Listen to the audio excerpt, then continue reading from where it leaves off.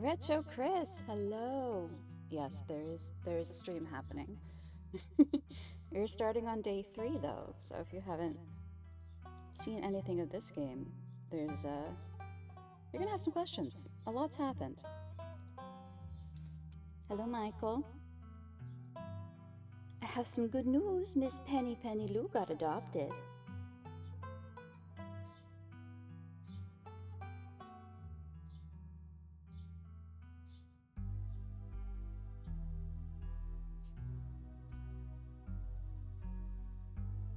Yeah.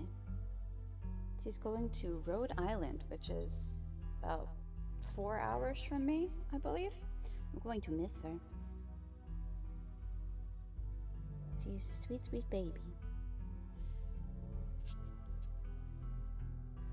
Alright, why don't we start day 3? Or episode 3.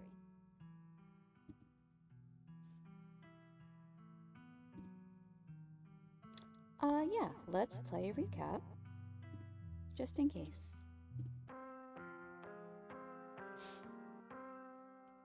The funeral of Pearl and Scarlet, your cousin's mother and your aunt, seemed like something you shouldn't ignore, even considering your own late mother's rocky relationship with this side of the family. We went up for a funeral. It's our cousin Tabitha. The humble estate is falling down, frankly. Yep.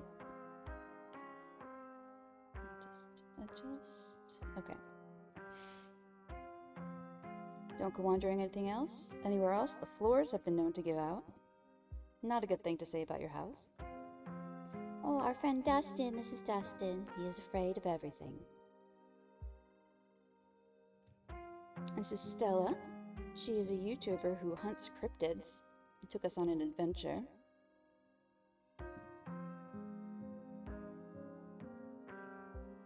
Oh, poor old Duke. Something weird going on with the wildlife. Can you hear the sweet whispers of new growth? So we had a choice here.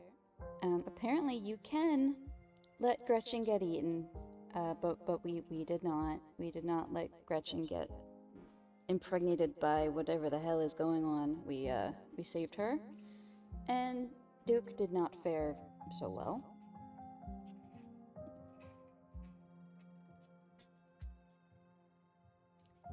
Creepy creatures. Creepy creatures. Deafening blast of Duke's shotgun. We call the cops is what we do because he shot himself, kind of. Okay. This is Wayne. We don't know anything about Wayne yet except that he used to work at the mine, and he dated our cousin.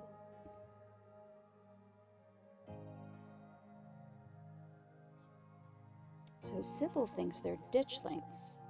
They're a terrible omen, a sign of suffering to come.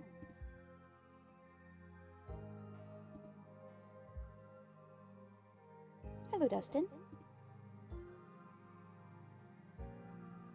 Okay, she wants us out of trouble. We did not stay out of trouble. We did have more problems.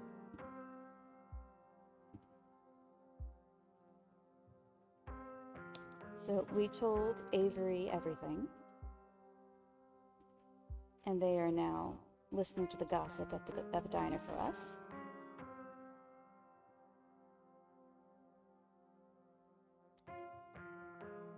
Yeah, so Oscar the librarian couldn't find his daughter. Stella's very alarmed by this. So Dr. Kelly is, I forget his name, oh, Reese. Reese's mother. She won't let Reese hang out. He's too sick. We're supposed to go meet him today. Wayne claims to be the only person in town who truly cares about our safety. Even if it's already too late to stop what's going to happen. Well, what's going to happen, Wayne? If you know things, you should really just tell us.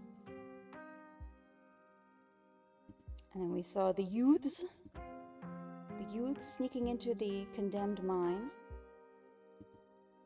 The audacity, right, Kanika? The mine's been shut down for 100 years because it collapsed? Mm-hmm.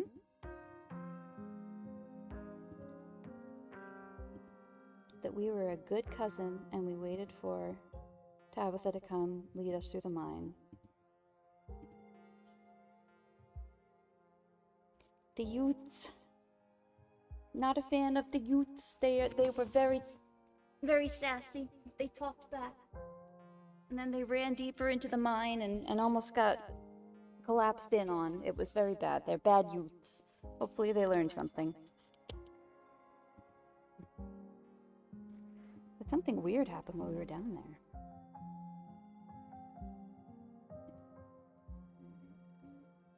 Always a grony Tony.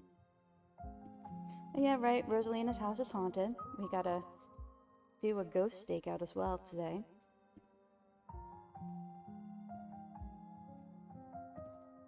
The children ran off. There's something in the darkness before you that's much louder, though you don't hear it. You can feel it in your chest like the deep growl of a predator.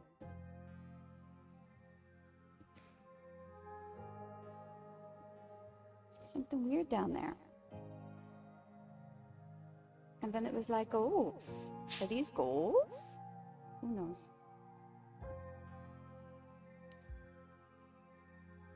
You can lose the children. I do remember my first playthrough, like 2 of them were just trapped somewhere and we have no idea what happened. Tabitha is not pleased by this turn of events.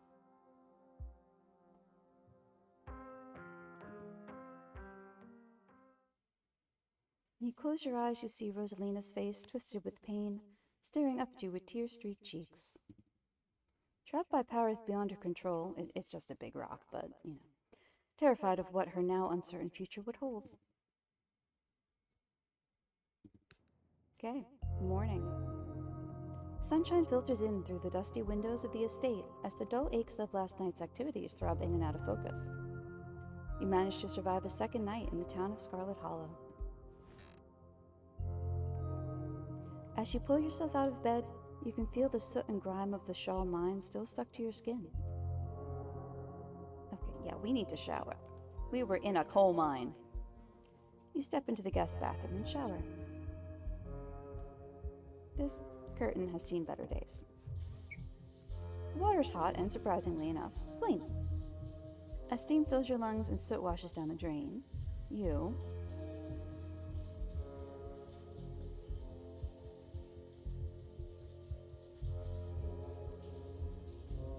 Every minute feels like another thread holding this town together starts to unravel. Thoughts of doom consume me. Every minute, yes, okay, thoughts of doom. You're done here. You turn off the faucet and dry yourself off. Time to start our day. We gotta check on Dustin. There's 2 of them! Morning, Dustin. Who's your friend? Her name Mom. She came to visit. Hi, Dustin, Mom. Got to stay with Dustin into a glass house empty. Thank you, human, for take care of my boy. What happened to your glass house? Asshole squatter move in. Get Dustin Mom out.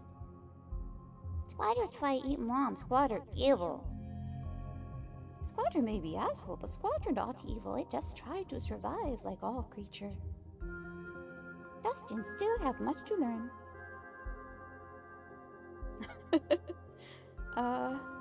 Let's see. Can you console me? Was it because of Cat Monster? Dustin was scared too. Oh, if Cat Monster want to eat Dustin, Cat Monster will have to go through Dustin Mom first. Dustin Mom will kill. And Dustin and Mom eat like kings. This is nature. Okay, I gotta go. Bye. Okay. Oh my god, they're so cute. Look at our little possum friends. We cannot have any of our clothes anymore, but the possums are happy, so that's that. Every time you see the doll, your heart skips a beat. It hasn't moved, right? No, it's still there. Gotta check on the doll. Look out the window. You hold your breath and approach the bedroom window. After finding that boot print and viscera in the garden yesterday, you can't help but anticipate something staring back at you. Looks okay, though. Same view. Okay, let's message our group chat. Ah, exciting! Morning, how are you guys holding up? Probably be a bit before you get a response. Text Stella. Oops, not what I meant.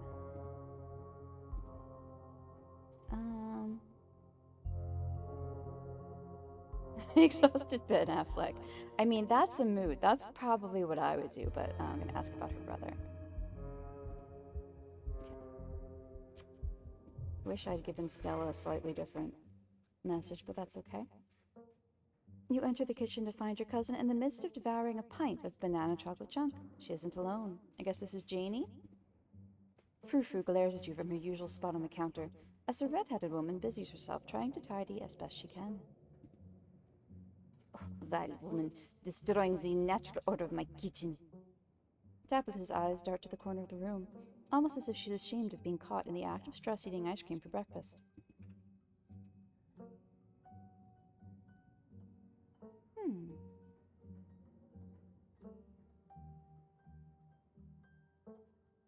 I don't think Frou-Frou will appreciate a bonjour, so... Hey, Frou-Frou, the possums in my dresser told me someone's squatting in the greenhouse. Ugh, place is infested with those things. Aw, be nice. I think they're cute. Anyways, nobody lives in the garden. Why are you even asking? Out with it, and I don't want any of this talking animals nonsense.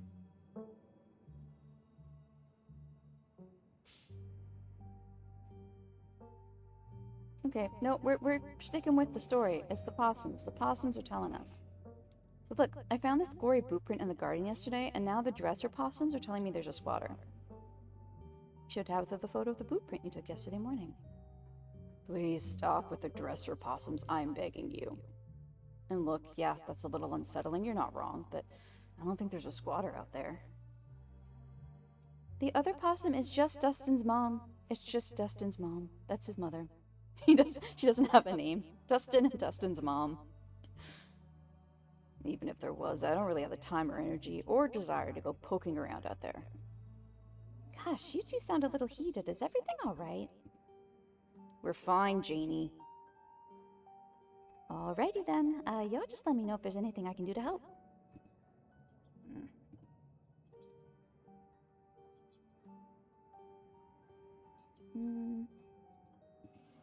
Bonjour, Frou-Frou. Ugh, bonjour, sacré bleu. Do not think you can just bonjour me just because I slept at the foot of your bed last night. I still despise you. 3 humans at once. This is abhorrent. Your stink will linger here for hours. How am I to bear it? I see you talking to my cat again. Are you sure you didn't get hit on the head last night? You don't say good morning to your pets? I always make sure to talk to my farm cats and alpaca like they're people. To me, they kind of are. Alright, well, how's your morning been? Aside from you trying to give me a heart attack about squatters in the garden, I had to take that little girl's foot off last night. So, I'm a little stressed. Tabitha takes one last spoonful of ice cream, then discards the empty container, turning to you with her trademark scowl. Let's get going. I've got an errand to run in town, and every time I've left you here alone, something terrible has wound up happening. So, you're coming with me.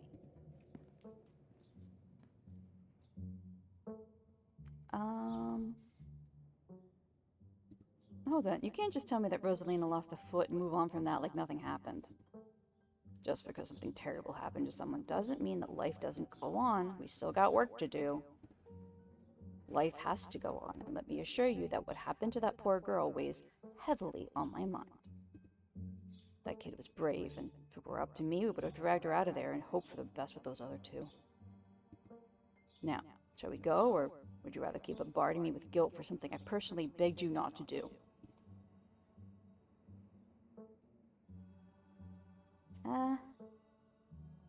I'll meet you outside.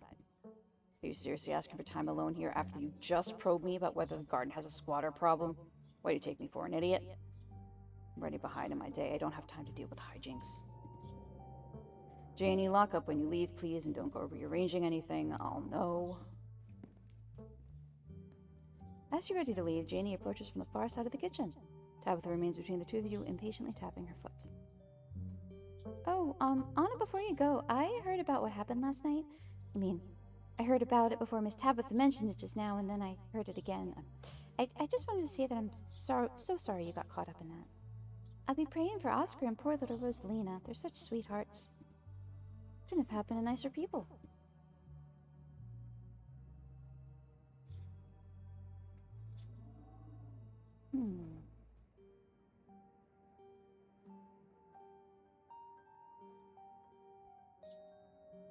I'm going to ask, have you seen anyone prowling around the estate?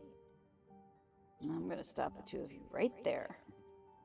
Anna, I'm busy and I'm not in the mood to stand around waiting while you play Nancy Drew with my cleaning lady right in front of me. We're leaving. Bye, Janie. Alrighty then. Be safe out there, you two. And Tabby's not letting us have an inch today. Tabitha practically dragged you from the estate, one hand clasped firmly around your arm. She continues to drag you all the way into her car and from there into town. The ride to town's uneventful, your cousin unsurprisingly more focused on the road than on making conversation. She always is. Alright, we're just popping to the general store for a few minutes. So, what are we doing at the general store? Picking up tea from Sybil. Oh, neat. What kind of tea? I don't know. The kind Sybil makes. She makes a bunch of weird stuff. I don't know what all of it's called. Tabby is sick of everything. Tabby is just like sick of life. She's nothing is fun. Nothing is good. She's just tired. Quit interrogating me about tea blends. Jeez. Okay, we're just gonna follow along quietly. You and Tabitha turn as the door to the general store bursts open. A flustered Kanika exits, shouting behind her. Fine, okay, keep coddling him. Keep letting him get away with stuff you would never let me so much as think about. Sick of carrying this family. Kanika storms off, the door slowly drifting shut behind her. Ugh, other people and their drama. If more people kept things to themselves, it'd be a lot happier.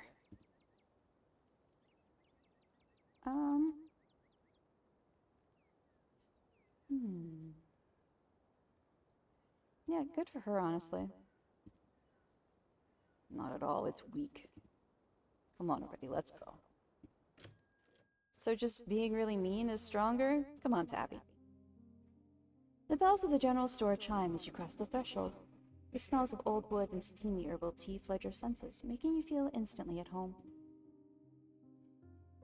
Oh, good morning, you two. Hope you're doing well after last night's activities. Hello, Bert. Thank you for the work lurk. Morning. Is a new blend ready? Of course. Anna, if you'd like to keep Miles company, Tabitha and I will be just a minute.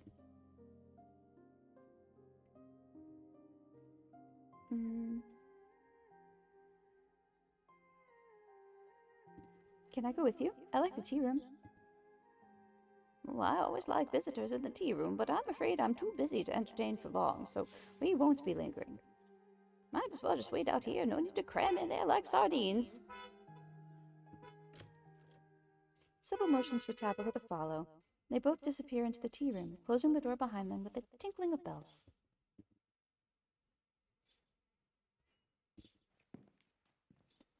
You walk up to the door of the tea room to listen in. Subtle. Longer than you hope, but... Sybil pauses a moment later. You hear her footsteps move to the far end of the tea room. If she and Tabitha resume their discussion, their voices are far too soft for you to hear. It isn't long before the tinkling of bells interrupts your attempted listening session to announce another patron. Oh, excuse me? Wait, you're Anna, aren't you? My name's Bo. I'm Duke's boy. Pleasure to meet you.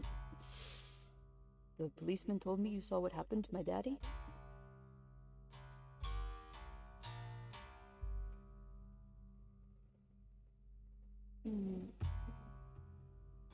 I'm so sorry for your loss. Thank you. The policeman said he might just be out hunting somewhere, but me and my mom both know he ain't coming back. Mom was pretty broken up about it. I'm trying to hold it together since I'm the man of the house now, but it ain't easy. Me and him was supposed to bring Big Betty to the state fair this week, but now he's gone, and as of this morning, so's she. So I suppose if I'm not going to the fair, I may as well make myself useful and get out in the woods to look for what's left of my daddy. He was there, right? Could you tell me where to look so I can try and find him?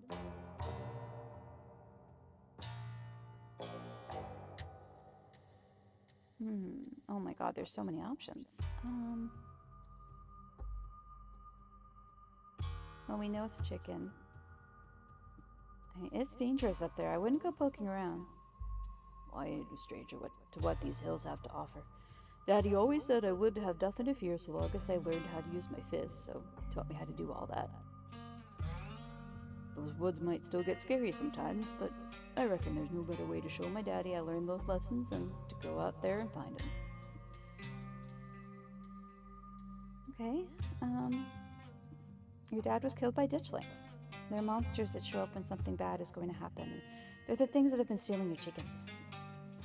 Well, I had never heard of a ditchling before, but whatever they are, they won't stop me from trying to find them. Okay, have you seen anything strange on the farm the past couple of days? Not really, no, but I've been awful busy, what with everything that's still been happening. Them chickens keep disappearing.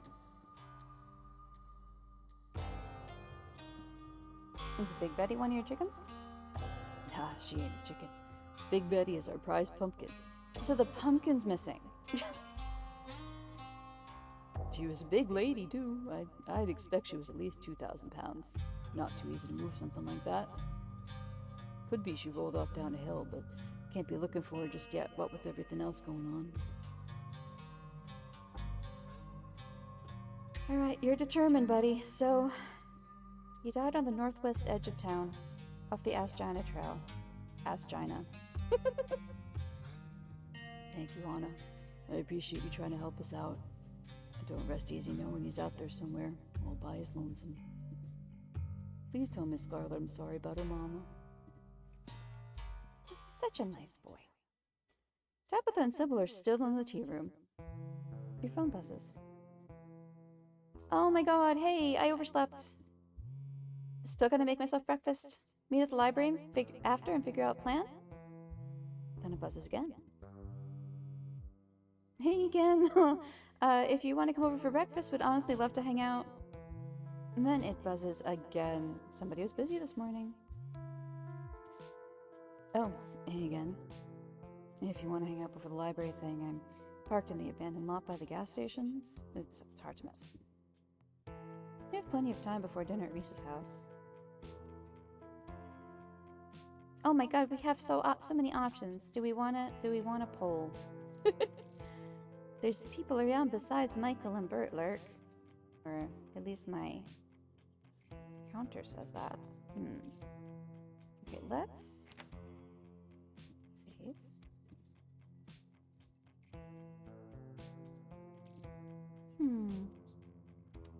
Kanika, Stella. I think Oscar's probably a bad idea. If we run away, Tabitha's gonna be so mad.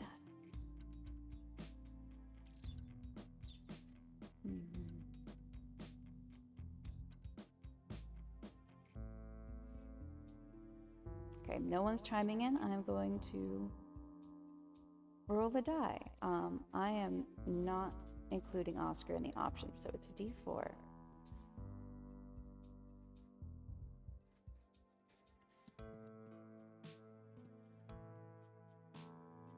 And we got a 4, so we're gonna go see Avery. Oh wait, no, that should be Tabitha. Now we're going to see Avery.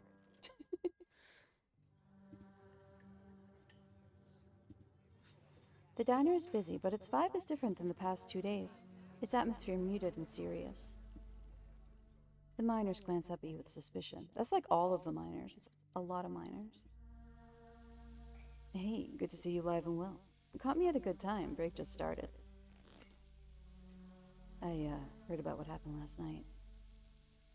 Diner's been buzzing all morning, so I've been hearing a lot of things. Seems like those fellas back there are getting pretty riled up. Might be a good idea to give them some privacy, especially considering, who you're related to. How about we take some biscuits to go? There's a little garden next door. I think you might like it. I like it anyway. As long as there are biscuits, I'm there. Let's go. Biscuits.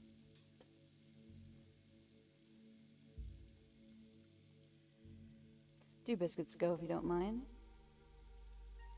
The sour-faced cook nods and sets a box on the counter. See ya, Winnie. Don't get my Avery into any trouble. I've heard about what you've been getting up to, and if anything happens to them, you'll learn the true wrath of a southern woman.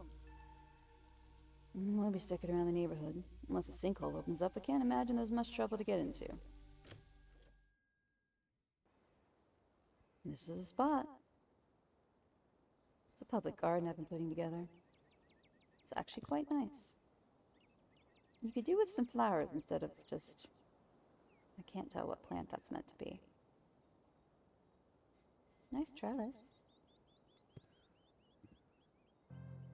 It's just an empty lot when I first moved here, but Winnie said it was okay for me to mess with it. So when I'm stuck in a rut, work, or music, come here and dig around in the dirt, just organizing chaos for a little while. But I don't think we came here to talk about my side projects. Been hearing some absolutely wild stuff about last night. I mean, I don't know how much you overheard in the diner, but it seems like the miners are planning a strike. Some of them would be saying that the old mine's haunted, too. Ghosts caused the collapse. And that there's some guy walking around claiming to be a dead man. I heard about what happened to Oscar's kid, too. What really went down last night?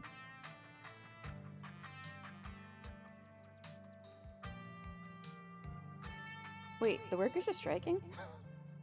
Yeah, no, it took was little Rosalina being hospitalized. Honestly, it was a long time coming. Strike, that is.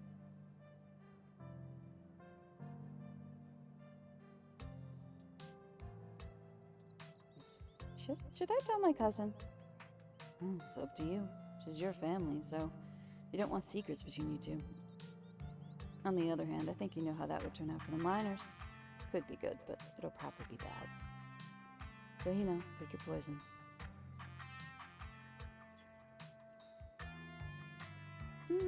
I don't think she needs to know, but we'll tell Avery what happened. You do your best to sound sane as you fill Avery in on all the details of what happened in the mines. The knocking, the ghostly figures of dust and light, the strange episode with the stone, and of course the violent way it all ended. Holy shit. Between this and all the stuff that happened in the woods, it's like this town personally has it out for you.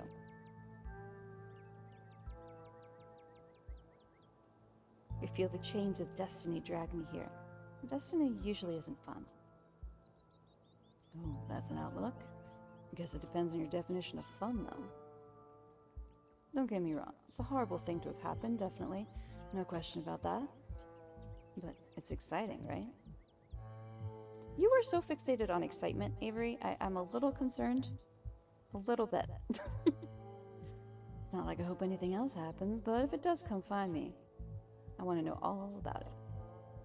I just wish I weren't hearing about it secondhand. Do you want to be in the collapsing mine, Avery? Like, I have questions. Seems that's how I hear about a lot of things in town. I guess I should be glad I haven't been in the middle of all that, but I kind of want to know what those ghost miners look like, I want to have seen those awful little things that live in the woods. It's not like I'm hoping anything else happens, but if you get the feeling that it might, drop me a line, okay? Wow, I must sound like I've got a screw loose, but I swear, this is just what boredom does to people. Anybody else would feel the same.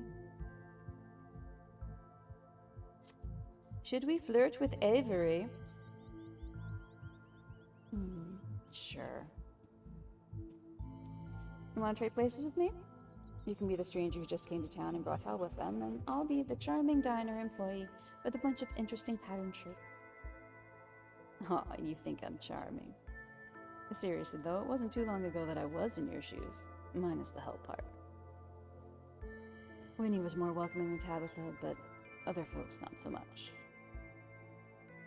Not like Charlotte was a huge city, but you'd think I just came from somewhere like New York. I'd trade places with you in a heartbeat. A quiet breeze passes over you.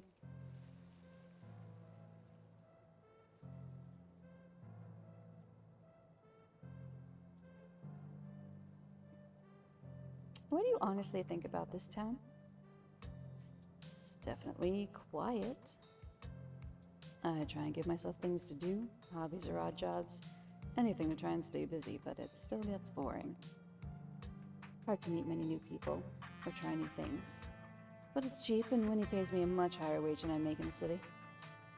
So I'm gonna stick around, save up, maybe eventually I'll move someplace else. I don't like to think I'd wind up stuck at the diner for the rest of my life. But I don't know where I'd move to either.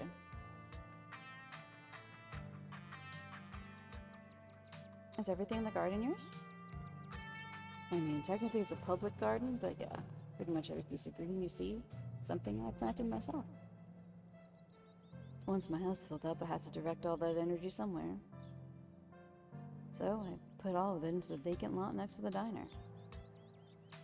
I didn't make the frames or the benches, that was Julius. Everything else was me. A lot of these are native plants that were already growing in the lot, though I couldn't help but add a few of my personal faves. Hydrangeas and begonias and that sort of thing. Plenty of beds for edible plants.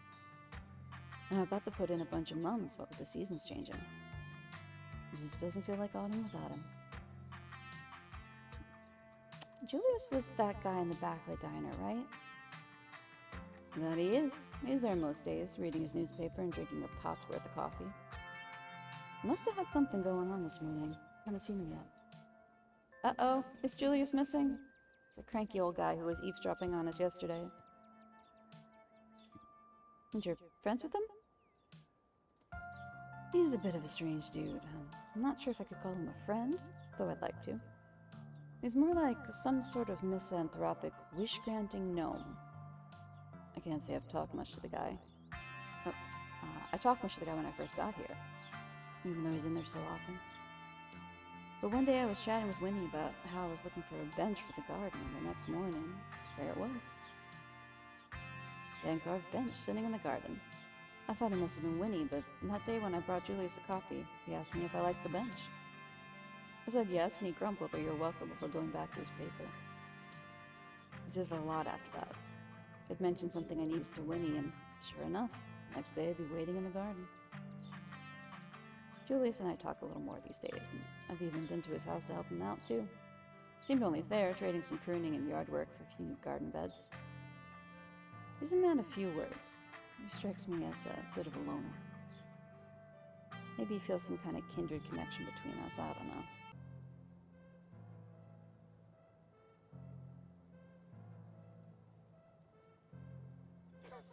That's rude. Guess I get what you see in him. I love a tough nut too. Nice, you get it. There's something about winning over a curmudgeon. Feels like an accomplishment. I count myself lucky to be one of the few people he's willing to be friendly with. Do lots of folks come here? I come here, and that's enough for me. A handful of other folks every now and then too.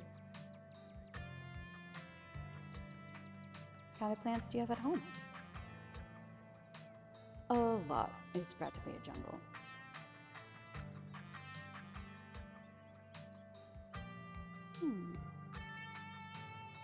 Why do you have so many, though? It's a fair question. It all started with a pothos. Pothos? I don't know. I'm not a plant person. I thought it would help make my apartment feel less lonely and empty if I could manage to keep it alive. Then I got adventurous, got a few more. Then I joined a few plant communities online. It became a way to connect with people, and plants became a way I could remember that there was someone out there who was thinking about me, even if they were just someone I swapped cuttings with. So yeah, it got a little out of hand, but still some space for humans in there. For now. You have a favorite? It'd have to be my dragon scale alocasia? I'll admit it's probably because it's called Dragon Scale, like it's some plant from a fantasy world. It's also a cutting from one of my online plant friends. Life got pretty busy, so we don't talk much anymore, but every time I look at the plant, it reminds me someone cared enough to package it up and send it to me. Plus, the leaves look like big puffy cartoons. Excellent quality in a plant. For, say, a gift, any plants I should avoid? A gift? You don't have to go to all that trouble. One thing, there's nowhere in town to buy any, unless you get them from me. Besides, I should probably get you something. You're the one who's in town because of family tragedy. But just in case it ever comes in handy. The only kind of plant that's never done it for me is succulents. I need something that reminds me it's a living thing with wants and desires, not a fancy kind of rock that I water every now and then. That's the only thing I've ever kept alive successfully, so we are opposite people, Avery.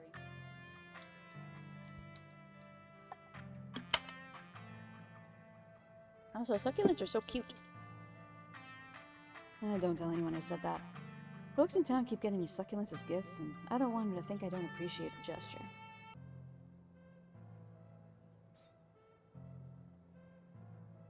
This may be too much flirting, so who's been gifting you plants? Oh, Aunt Winnie and Stella both got me succulents for Christmas last year. I've barely touched them. They're still sitting on a shelf with the bows on them and everything, looking exactly the same as the day I put them on there. Okay, it's been 9 months and you haven't even had to water them? That's not normal. I appreciate the thought, I really do, but I need more action than a succulent can provide.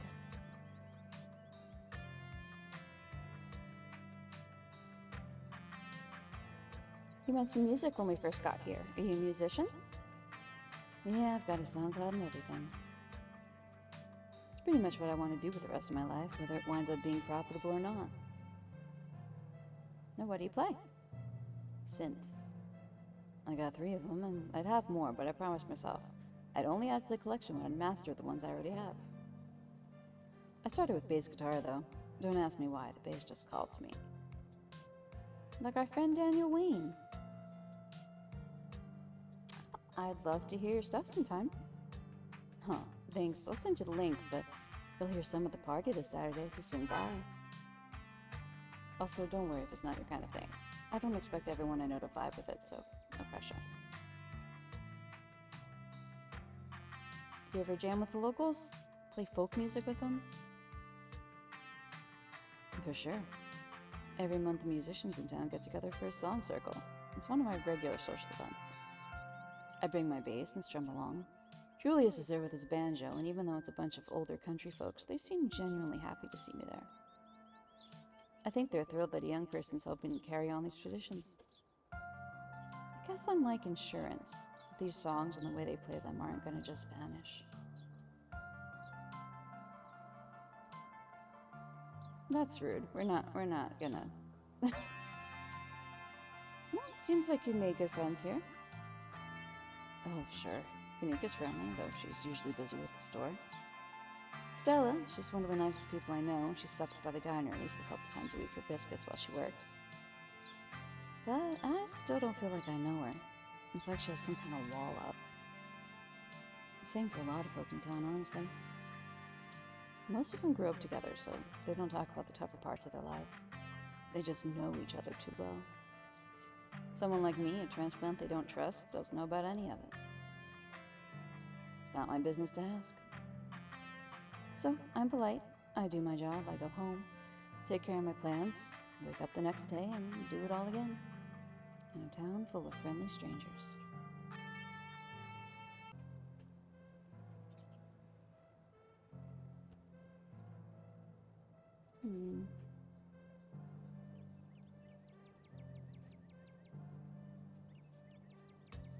You say you sound unhappy. I wouldn't say that. This is the happiest I've ever been. It's not like I'm all alone. I have Aunt Winnie.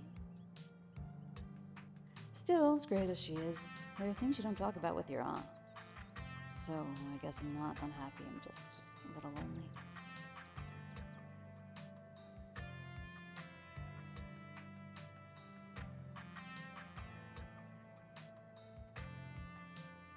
Have we seen him talk to Sybil? I don't think we have. Yeah, when we hung out with Kanika yesterday, it felt like she and Stella hadn't really hung out in a while. Yeah, she's usually either working or too exhausted from work to hang out. I think the fact she left her post for that long shows how serious things are getting around here.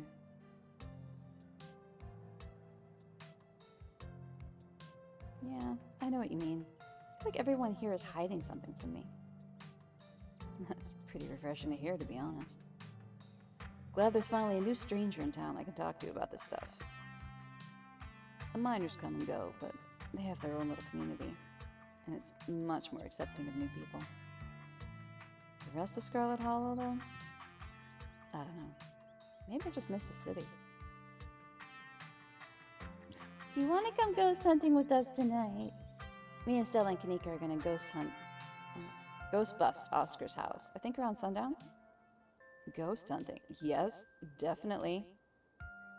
I didn't believe in ghosts before, but with the sort of freaky stuff Scarlet Hollow's been throwing at you this week, I'm prepared for anything at this point. Thanks for thinking to invite me. I really appreciate that. We can choose to enjoy a quiet moment or experience an awkward silence. Just ask when's your shift start back up. Before Avery can answer, your phone buzzes in your pocket. Almost forgot, it's Mayor Jimmy Day. Good excuse to head over to the library. We should check in with Oscar. Meet y'all there in half an hour. Ugh, totally blanked on that. Having a weird, foggy morning. Wild that they're still doing Mayor Jimmy thing even after last night. You think news has spread yet? But yeah, we should go see Oscar. See y'all soon. That's a lot of texts. It's Mayor Jimmy Day? Oh, it's Mayor Jimmy Day. He is one of the best parts of living here, honestly. I still got a little bit of time to kill before my shift starts back up, and I'm sure Aunt Minnie won't mind. Let's go over there before there's too much of a crowd. You and Avery make your way to the library. It's busier than usual. A small crowd has already formed in a corner of the main foyer. Oh, hey Anna, and Avery too. A human who smells of breakfast, but I see no bacon, no biscuits? How dare my senses be tantalized so and all for a lie? Hey, can't believe I'd almost forgotten about Mayor Jimmy Day. Oh, thank God we have something to do this morning. My family's been driving me nuts. Yep, the whole gang's here, and Avery too. I've been waiting to introduce Anna to the mayor for like the entire time I've known them. I've never gotten to introduce someone to the mayor before. It'll be worth it, trust us. Alright, shall we? He's a dog. The mayor's a dog. I love the mayor. I love you, mayor. Oh my God, the mayor's a dog. He's so cute. You can tell this dog is the mayor from his little sash and his fancy top hat. There's a regal air about him, almost as if he knows the position of authority he's been elected to.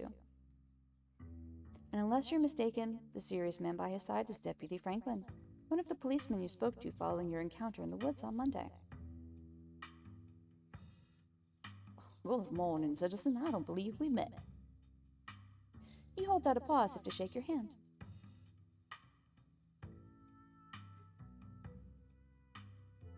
You take his little paw in your hand, but the burly security detail stops you. No paw shaking, only head pats and ear scratches allowed. Oh, we must apologize to my security detail. He has the best interest at heart, but he can be a little gruff at times.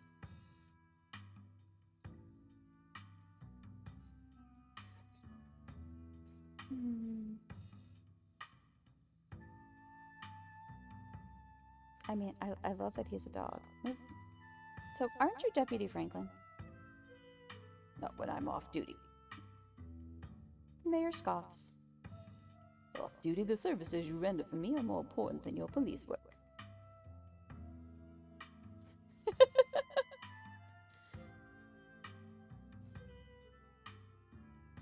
Mr. Mayor, there's something very serious going on in town. We need your help. Murmurs stir in the crowd behind you as you relay the danger to the mayor. Of course, the pet disappearances. I've been made aware of the situation. What do you expect me to do about it?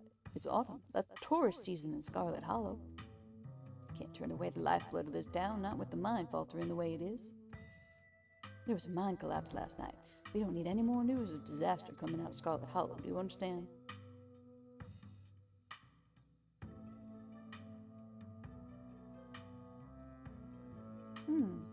Wait, how do you know about what's going on?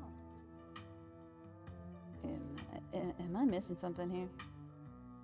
Just let Anna work their magic. They're good with animals. Yeah, just go along with it.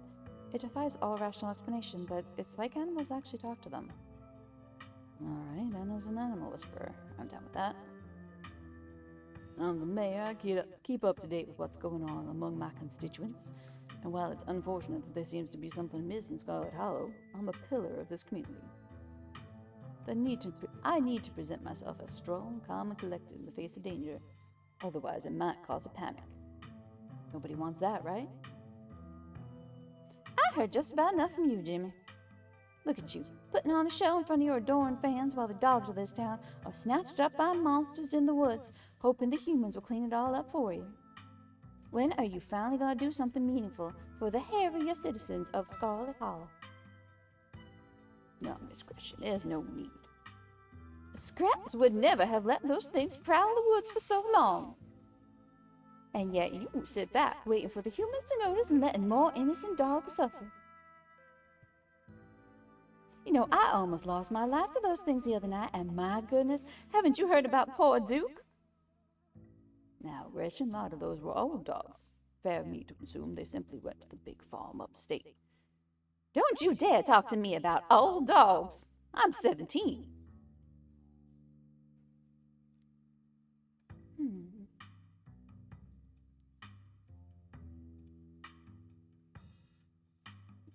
She's got a good point, Mr. Mayor. You're damn right I do. Scraps would have been out in those woods at the first sign of trouble, tearing out the throats of any creatures who dare threaten the dog of Scarlet Hollow.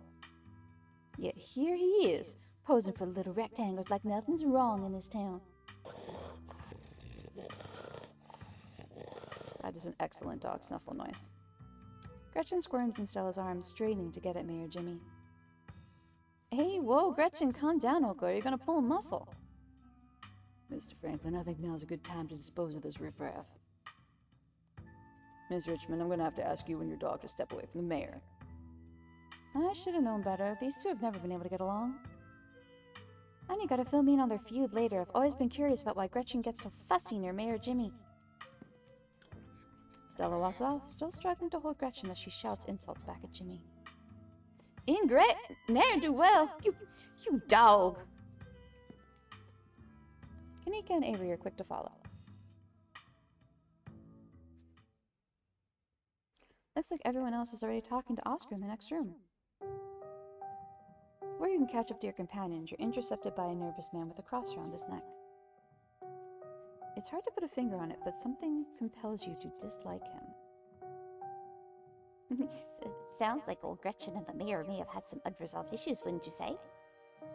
I'm Pastor Daniel. I take it, Your Honor, everyone's been buzzing about you. I'm so sorry about your aunt, but I'm sure she's in a better place now.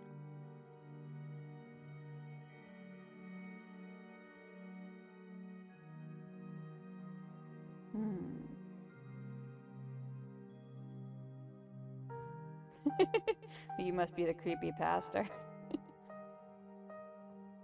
Okay, so, let's not kid ourselves. We both know Pearland's in hell. Oh, I'm sure she wasn't that bad. Most people are good deep down inside. It's best not to speak ill of the dead.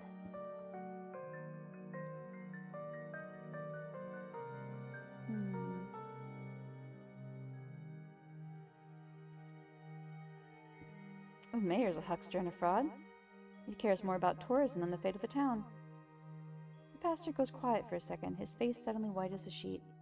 The smile fades from his face as he stares at you intently, studying your expression. You too? He glances to either side before continuing. I thought I was the only one. Please, come visit me at the church soon. Seems like we might have a lot to talk about. He hurries off, suddenly quiet and serious. Nothing to do now but catch up with your companions. That's interesting. Okay. I wonder if he can also talk to dogs? Oh my god. Poor Rosalina. I can't even imagine how scary this has been for her. She seems in high spirits right now, but they've got her on some pretty strong pain medication, so I'm not sure how she's going to feel when that wears off. And it was the whole foot? Yeah, it's bad, but she's alive. Both be able to move on from this. We just have to get through the tough parts first.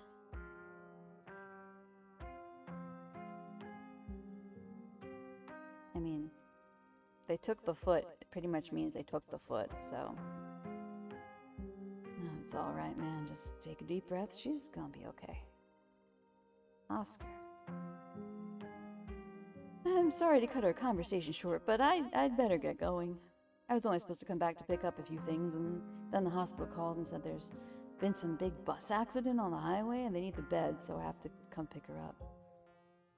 Even though her house is still haunted, the only place she can lie down until then it's a dirty back room that drove her away in the first place, and Mayor Jimmy days happen. Sorry. I'm just a little overwhelmed. It's okay, Oscar. We're here to help. Yeah, we're gonna get that ghost. If you'd like, we could cleanse your house while you go pick her up. It seems like a good idea to do it while the sun's up anyway, right? If only, but it doesn't come out during the day. So any cleansing attempts are gonna have to wait until nightfall. I'm still not even sure we can get rid of it at all. But I think I'd have to see for myself that it was gone. Mash tricked me a couple times, and I can't handle any more surprises right now. I've still got every ghost hunting device known to man. You're in good hands, Oscar.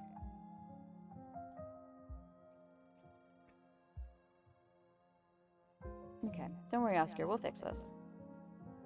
Heck yeah, we will. Yeah, whatever this is, we'll get to the bottom of it tonight. Thanks, guys. I really appreciate it. I'm heading out. Should be dark by the time we get back, so I suppose I'll see you all then. Oscar hurries off, car keys jingling as he jogs out the door. Let's set up Teresa's. Maybe we can get him to come ghost hunting with us. Oh no, you're not going to try to get Dr. Kelly to let him leave the house, are you? She'll kick us out for even asking. I wonder if he even knows what happened last night. I don't know how disconnected he is from the news around town. Geez, should we tell him? Always better to know about stuff like this. Withholding information and trying to keep people in the dark on purpose doesn't really help anyone. That's my opinion, at least. Anyway, you'll have fun at Dr. Kelly's place. Catch you tonight in the haunted house. See you, Avery. Anyway, shall we? Time to go. Oh, I want to ask all of these. Okay, so about the mayor. Right, is he gonna help us? What's he like?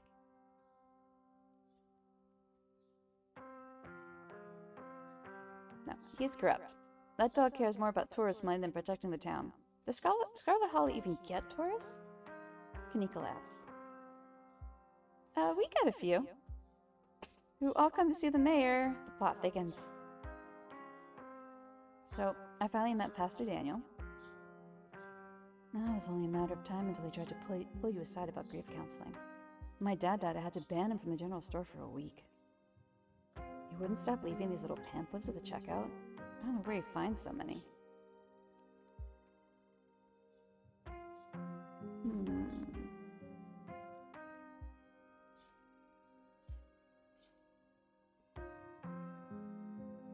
Yeah, I think he comes off as a little weird because he shares my gift. Wait, you don't mean... Yeah, he corroborated some of the things the mayor told me. Okay, assuming for a minute that both you and Pastor Daniel have magical power speaking to animals, I don't think that's enough to explain how weird the guy is. For instance, I like you, and I don't like the pastor. I wonder how many people out there share your gift. There's so many implications. I'm going to continue to pretend that Anna's just really good at reading animal body language. I don't think I can handle many more world-shattering revelations this week.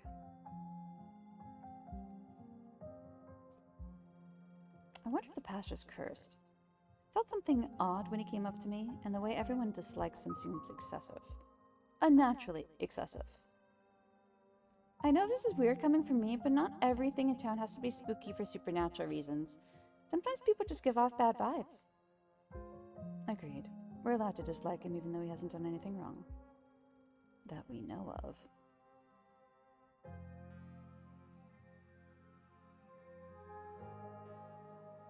Does Tabitha want to go ghost hunting? She probably would just think we're crazy. Do you mind if I invite Tabitha ghost hunting? Please don't.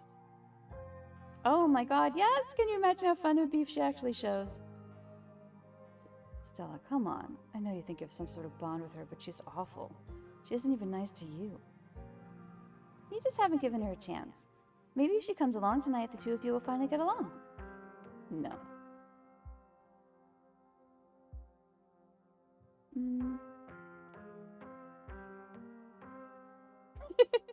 I invite her secretly.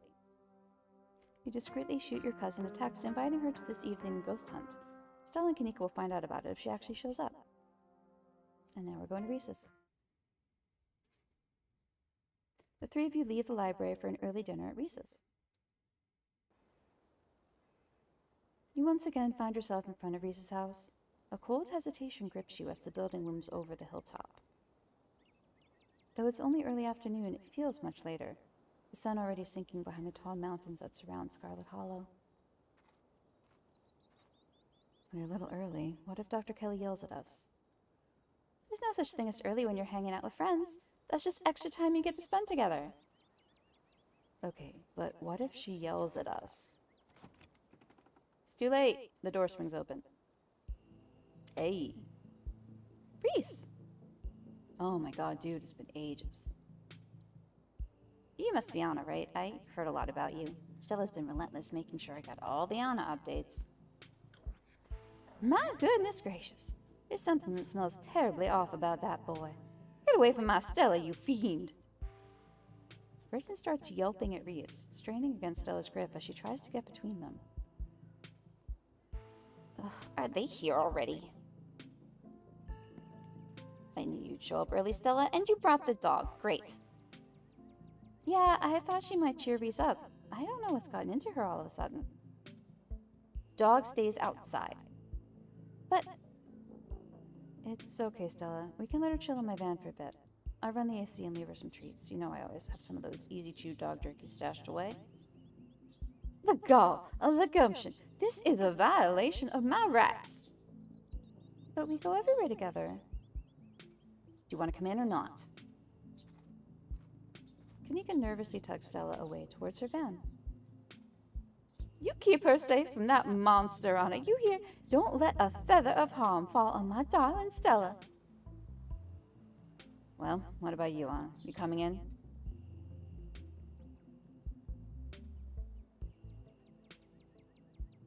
You know what? Let's just be the weirdest.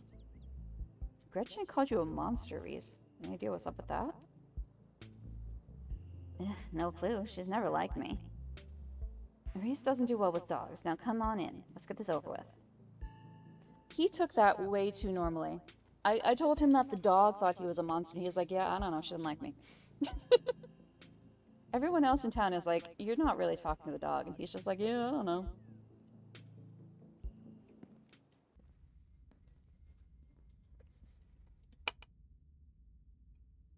The house feels cold.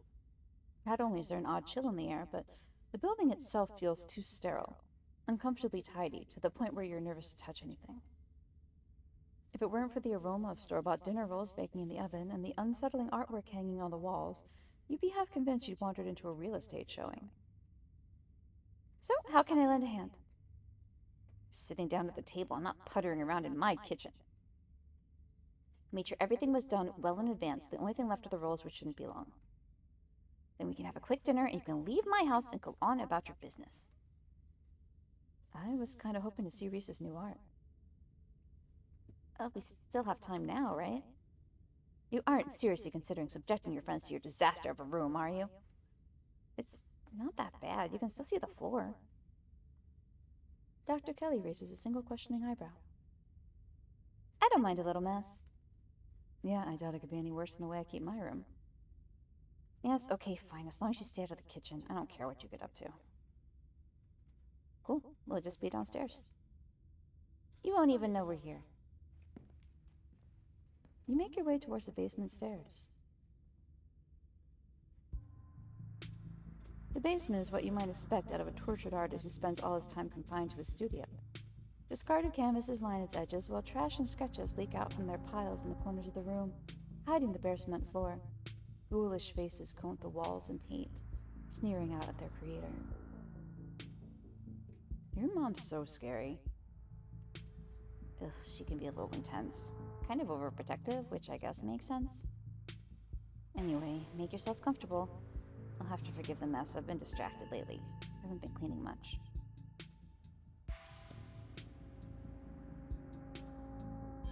Yeah, it's not bad. It is creepy, but I like that. Hi.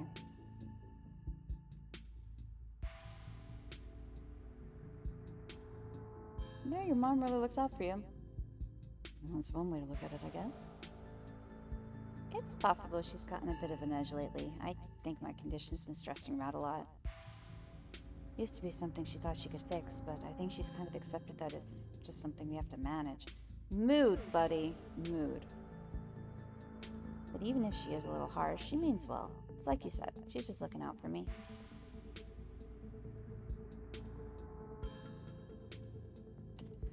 I guess I have to wonder if isolating you from your friends is really looking out for you. I don't think... Does she do that? She did turn us away yesterday. You came by yesterday? She didn't tell me. I was probably just asleep. She must have forgotten to mention it. I don't know if I would call that isolating. She didn't want to wake me up. I don't think that's her being controlling or anything. Not to cast any doubt on that, but she did say I couldn't bring you any food. She still knows that's how I show my friends how much I appreciate them, and she knows I can work around all kinds of allergies and intolerances. Not gonna lie, it felt weird. I don't know, my body's pretty particular when it comes to food. She just prefers to have full control over what I eat, so... Okay, maybe that does sound controlling. But it's for a good reason. If I eat the wrong thing, it could really mess me up, so she has to regulate my food. What are you sick with? Sorry, Reese. Anna's pretty direct. We don't have to talk about your in-laws. It's okay. I've come to terms with the way the rest of my life is going to be. You're so macabre, Reese. You make it sound like you've been sentenced to death. You haven't, right? Not exactly. No one really knows what's wrong with me, but it's been getting worse. I can barely keep most food down. My skin always itches like there's worms crawling underneath it. I could live for a long time or a short time. No one's sure. But I'm definitely not going to get better. Whatever time I have left is going to be miserable. So, I've done my mourning. My best years are behind me. My future is unknowable, but one day I'll wind up in a pine box, just like everyone else, and I'm okay with that. Damn, Reese. I may be a goth, but that's some real nihilistic shit. Well, make sure to come by more often from here on out. Friendship heals all wounds, right? Thanks, guys, but you really shouldn't worry about me. I have my art. I'm doing fine. Really. Okay, but what's your diagnosis? They're, really persistent, too. I'm afraid the answer isn't very illuminating, because it's not any one particular thing. Just a whole mess of nasty little things that add up to one big diagnosis of bad genes. Guess I pulled the losing card in the DNA lottery. Again, relatable. Hey, it isn't all bad. Some of it's just weird, like this. Reese pulls on the skin of his arm. It stretches unnaturally. Do we have the same condition, Reese? Hyperelasticity. Kinda cool, right? Whoa! Does that not hurt? Nope, feels fine. Like I said, it gets itchy under the skin sometimes, but I don't know if that's the elasticity of the medicine or some other part of my condition.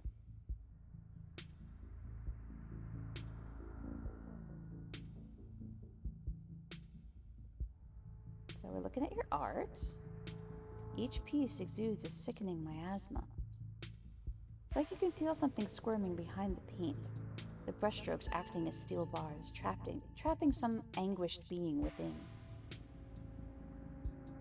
I feel the emotions you put into these. They're writhing just behind the paint, radiating pain and anguish. Yeah, I know what you mean. I feel it too. When I'm working on them, it's like I'm channeling whatever's plaguing me into the paint. And when they're done, I feel like I've been emptied out and all the vile things inside me have been sealed away in the canvas. That's why I make so many of them. Sometimes when I return to a piece, it's almost like I'm offering an invitation for those feelings to slither back under my skin. There are some pieces I can't even look at. I hide them until I forget they exist. Rather not let those particular feelings back in. Sounds kind of like therapy? That seems healthy, probably. Yeah, art therapy. Sounds like it does you good. Being empty must be better than being full of bad thoughts, right? I think so. Works for me, at least.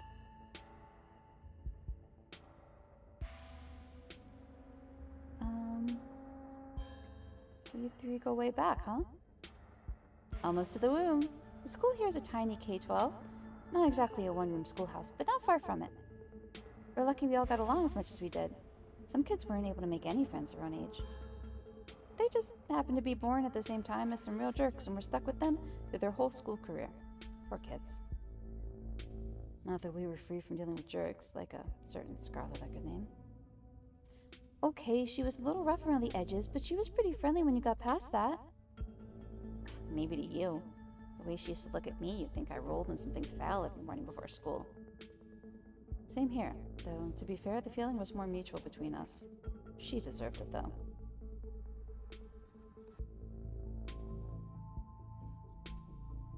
So, has Stella told you about everything that's happened the past couple of days? Every detail. I wish I could see some of it myself, but, you know. He gestures in futility towards the walls of the basement. Are you sure you can't just sneak out one of these nights? Doc isn't keeping me prisoner here, Stella. I'm sick, you know that.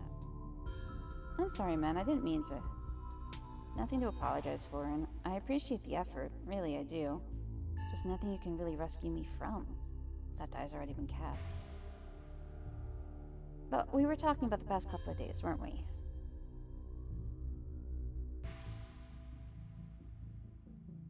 Do you have any thoughts on the ditchlings we've been seeing? Yeah, they've been coming up to my window at night. Wait, really? Is that why you texted me that they looked like something out of your nightmares? Yeah, I thought I was hallucinating. I hadn't put it together yet that we might have been seeing the same thing until just now. I've been sketching them, actually. Tell me what you think. He pulls out a sketchbook from one of the piles in his room. Yep, that is exactly what they look like, dude. Okay, that's exactly what I saw on my way home last night. What does it mean they've been lurking around here, though? I don't know, but I like the company. They're kind of beautiful in a sad way, if you ask me. Agree to disagree with you there. Those things are going to be stuck in my nightmares until the day I die.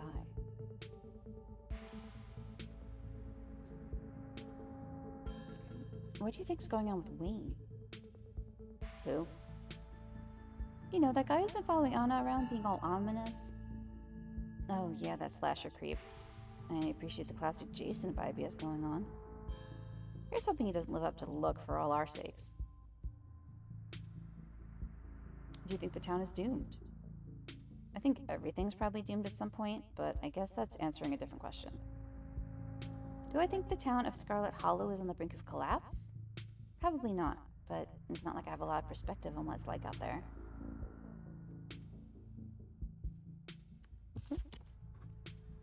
Oh, hold on.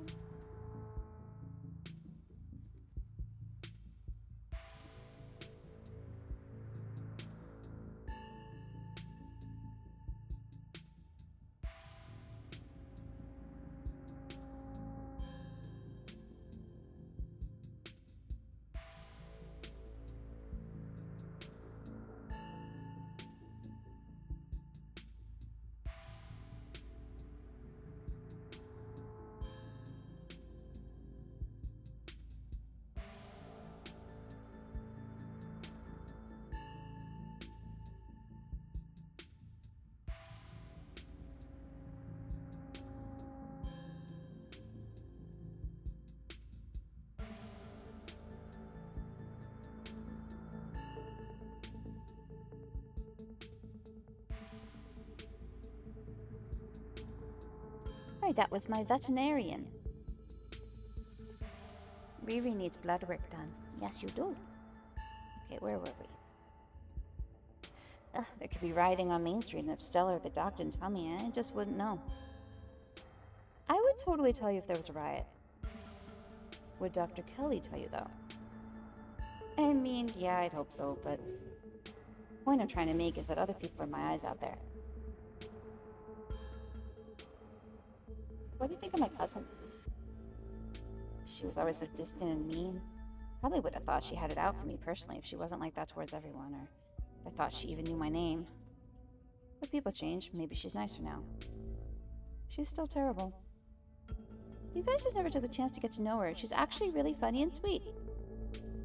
I'll pass. Thanks.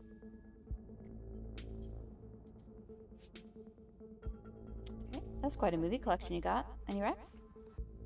Let me think. Oh, have you heard of Ch3 Deathblood? I saw that for the first time recently and it blew me away. Excellent example of both Japanese horror and found footage done right.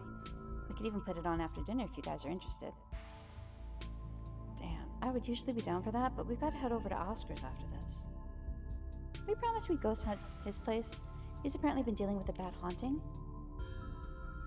And I feel like we should really be there for him tonight, considering everything that's happened. He and Rosalina both need our support right now.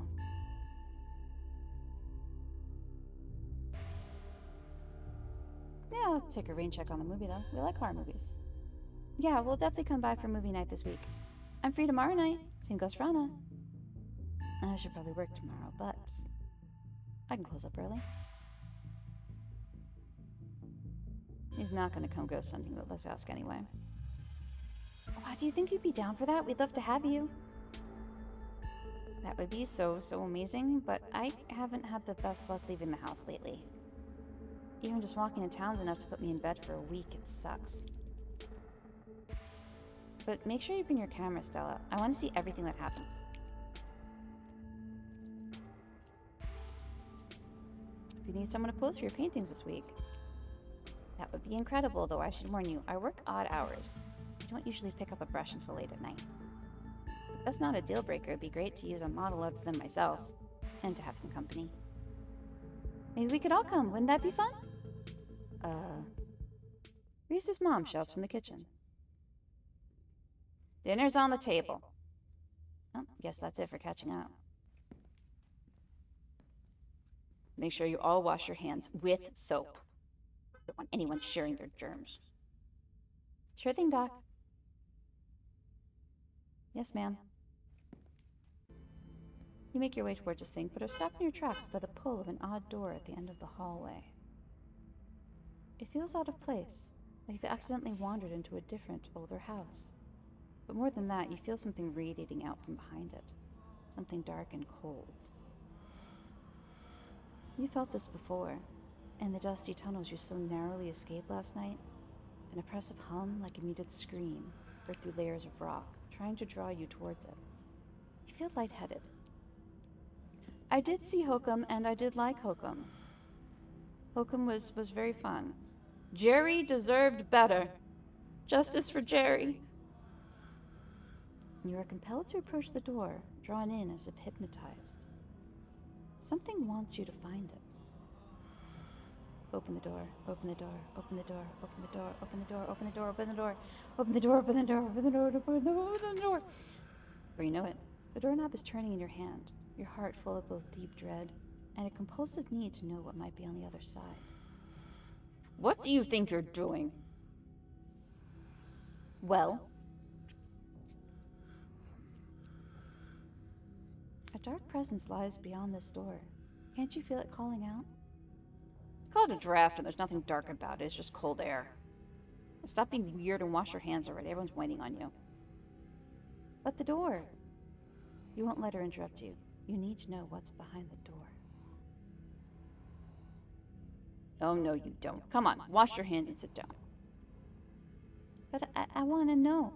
She grabbed us by the shoulder, yanking us away, but I wanted to look through the... Okay.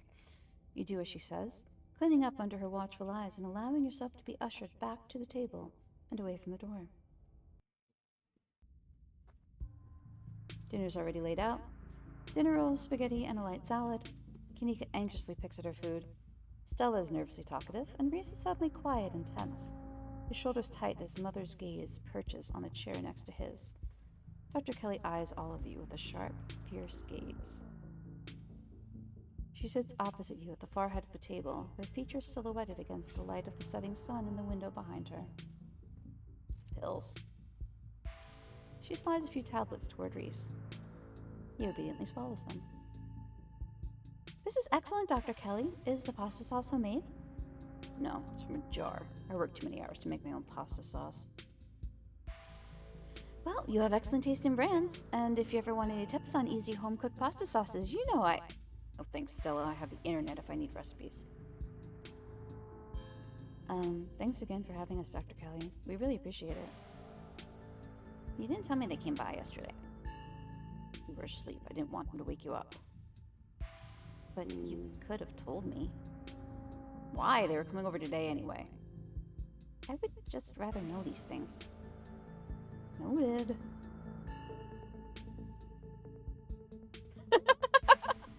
Oh my god, she's gonna kick us out if we do that, but... You know, I think I saw a video online about a family like yours. Turns out the mom was poisoning her kid for 18 years. Let's talk about Reese. Does no one in this town have two parents? We can be so rude if we want.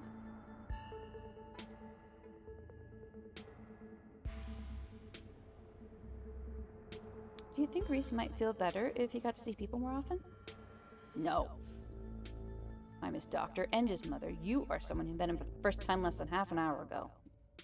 One of us is a little more qualified to make decisions about his life. You know, Doc, I feel pretty okay. I mean, it's okay as I usually do, so I feel kind of shitty. But I don't think having people over has been as rough on my health as you thought it might be. It's really nice. Hear that? Reese can hang out with friends again. If you're still feeling okay after dinner, maybe we can even come ghost hunting with... Ow, jeez, Kanika, what was that for? Don't push it, Stella. Just say that next time instead of kicking me. Your boots are heavy. Sorry, Dr. Kelly, we're totally respectful of Reese's boundaries, even though they might seem a little arbitrary and strict. Not arbitrary, these rules are in place for good reason. Tell me how great you feel in an hour when the exhaustion catches up to you, Reese. You'll be knocked out all evening and regretting every minute of this, let me assure you. As if I regret being able to see other people for the first time in months? I don't care what happens, it was worth it. You can feel the tension at the table start to rise. Reese is a talented artist. You must be very proud of him. He has a lot of skill, honed through practice and dedication. Can't say I understand a lot of his pieces, but of course I'm proud. Thanks, Doc.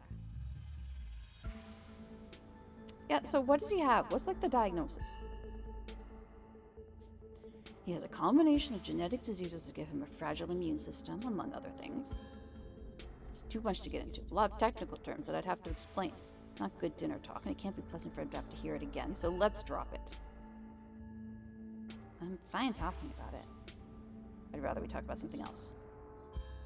Aside from Reese's mom staring down the table, nobody's making eye contact with anyone else. So, does no one in this town have two parents? Dr. Kelly's glare intensifies. Small towns are full of drama. People meet when they're young and reckless, and it doesn't always work out long term. Plus, these hills are dangerous, and the job's even more so. Things happen. Not everyone gets some fairy tale ending. You can still find happy endings anywhere, though. It doesn't have to be perfect, but people can still be happy, even if bad things have happened to them. I guess living in denial is kind of happiness, sure.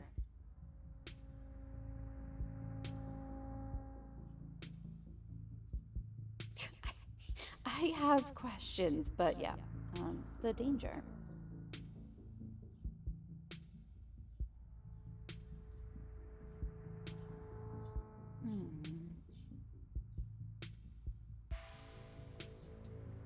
Do you know Sam Wayne?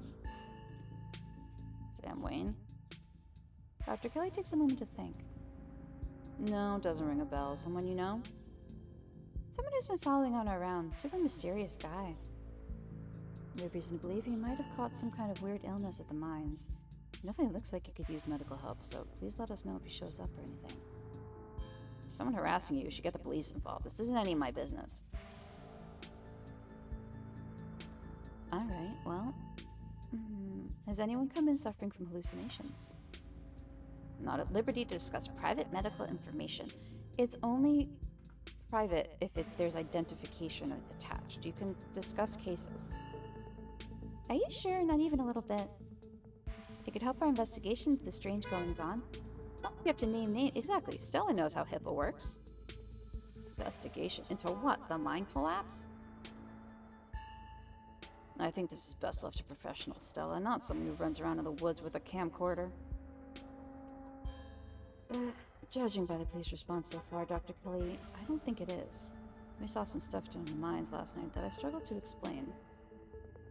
Maybe if we knew there were any miners suffering from hallucinations, we could just rule it out as a gas leak, but... You were in an abandoned mine. Chances are you were huffing something dangerous and hallucinatory or through the roof. Leave it at that and treat it as the tragic accident that it was, not like some kind of mystery to unravel.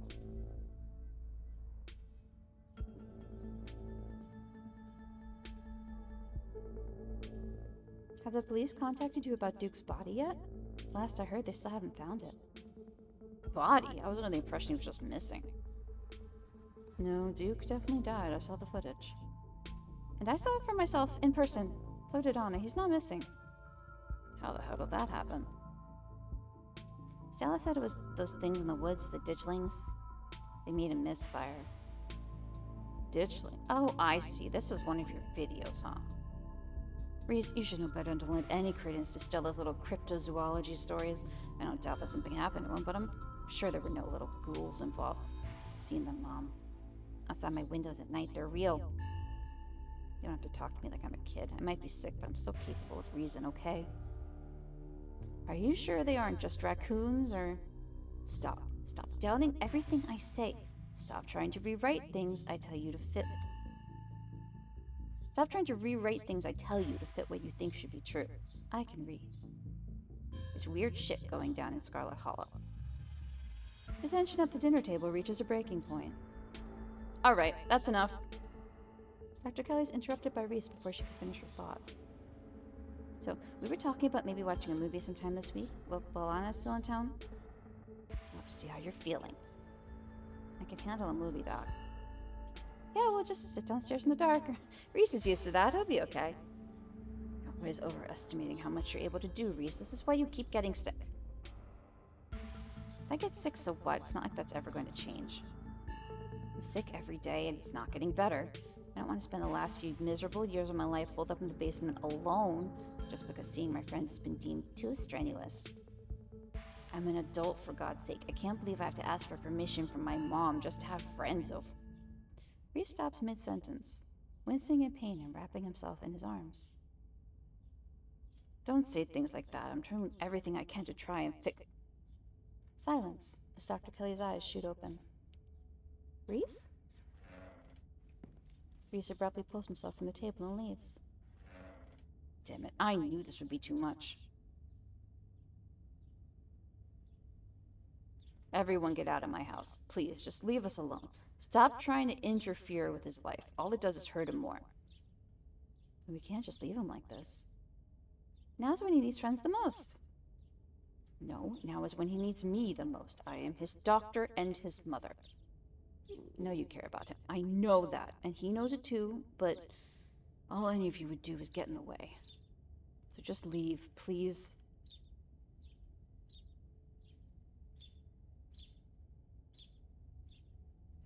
He seemed fine before dinner. It always comes in waves, and I can assure you that right now he's very much not fine. No, leave. You know, that whole poisoning thing, it was after she gave him pills. So, like, I don't trust you, lady. You and your creepy door. We'll be back, Reese. I hope you feel better soon. Dr. Kelly shuts the door in your faces. The click of a lock signals the end of your dinner at Reese's.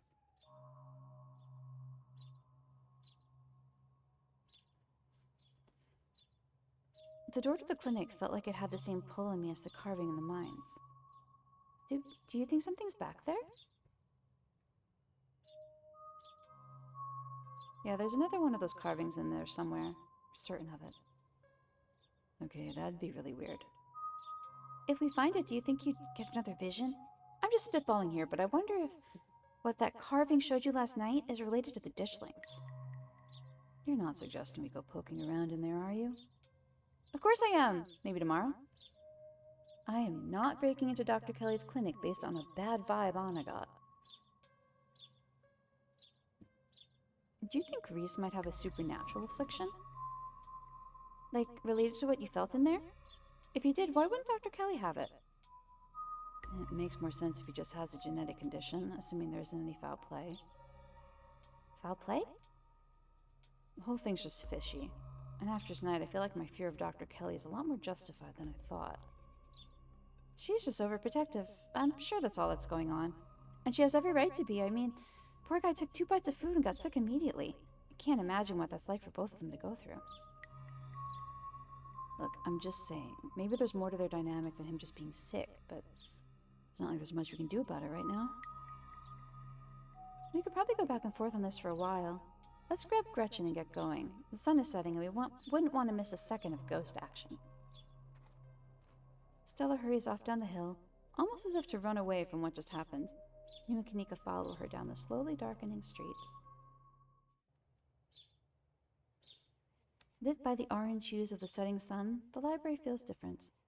It was once a quaint building in a small town, now stands as an imposing structure, its walls holding something that stares back at you with menace. Maybe Kanika's right. Maybe ghosts aren't real, and the rest of tonight is going to be a pleasant break from the events of the past few days. But you know it's not the case. There's something old and powerful in there. You can feel it stir as the sun sets and daylight fades away. Enter the library.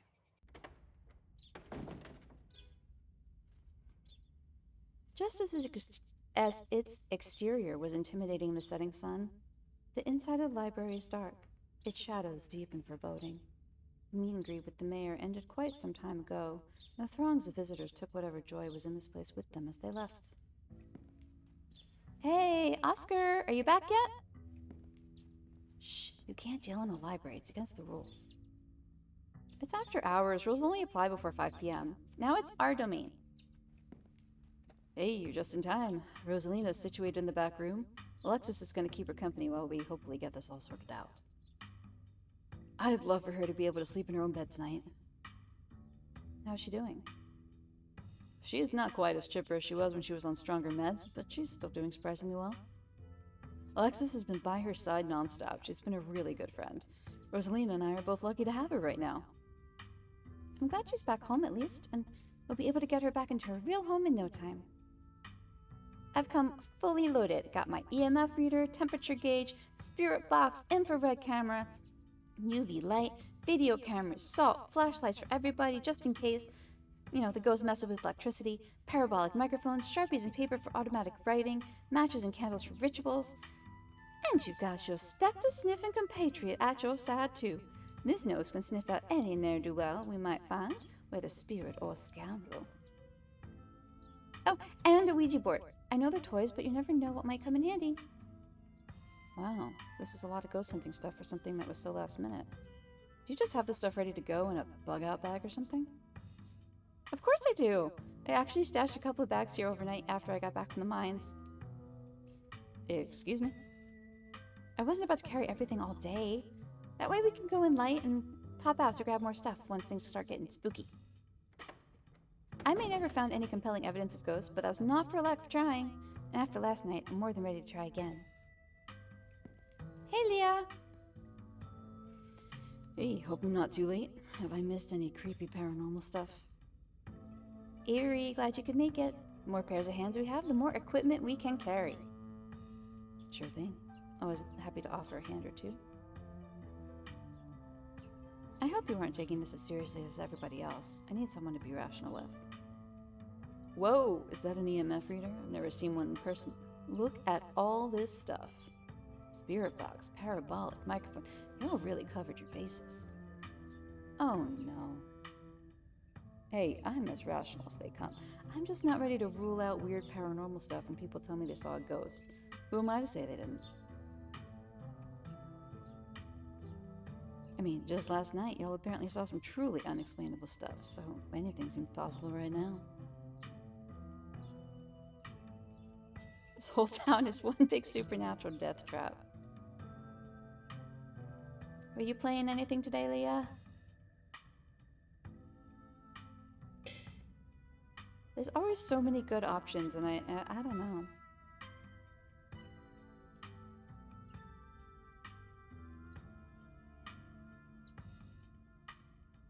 Well, it wasn't aliens. We're gonna be creepy. Ooh, yeah, crit roll episodes are real long, aren't they? There's something back there. I can feel it. Really? This is so exciting. I can't wait to finally see a ghost. Yeah, exciting is a word. Is someone here for the thrill of being terrified? It's the word I'm looking for. We'll see how you two feel about that once things get started. Yo, don't rush off ghost busting without Zane. No way was I gonna forget your promise, Stella. Zane, glad you could make it. Was confronted with my own mortality for the first time yesterday. Well, I'm desperate for answers about the afterlife to ease my troubled mind. Now, let's go mess with some ghosts. My, oh my, this certainly is a lot of humans for one little old ghost hunt. I do hope this means my dear Stella will be safe this evening, and whatever foul creatures lurk in the shadows choose to prey on someone else.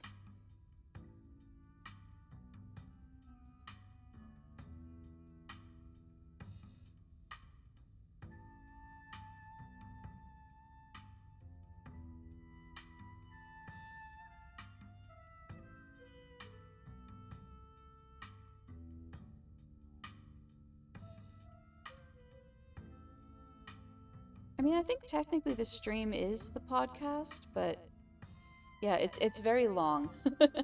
They play for like what, 4 to 6 hours? I think it's long. Oh, I hope my house is big enough for 6 ghost hunters at once, if this is everyone. We can go ahead and get started. It's through the back. Follow me.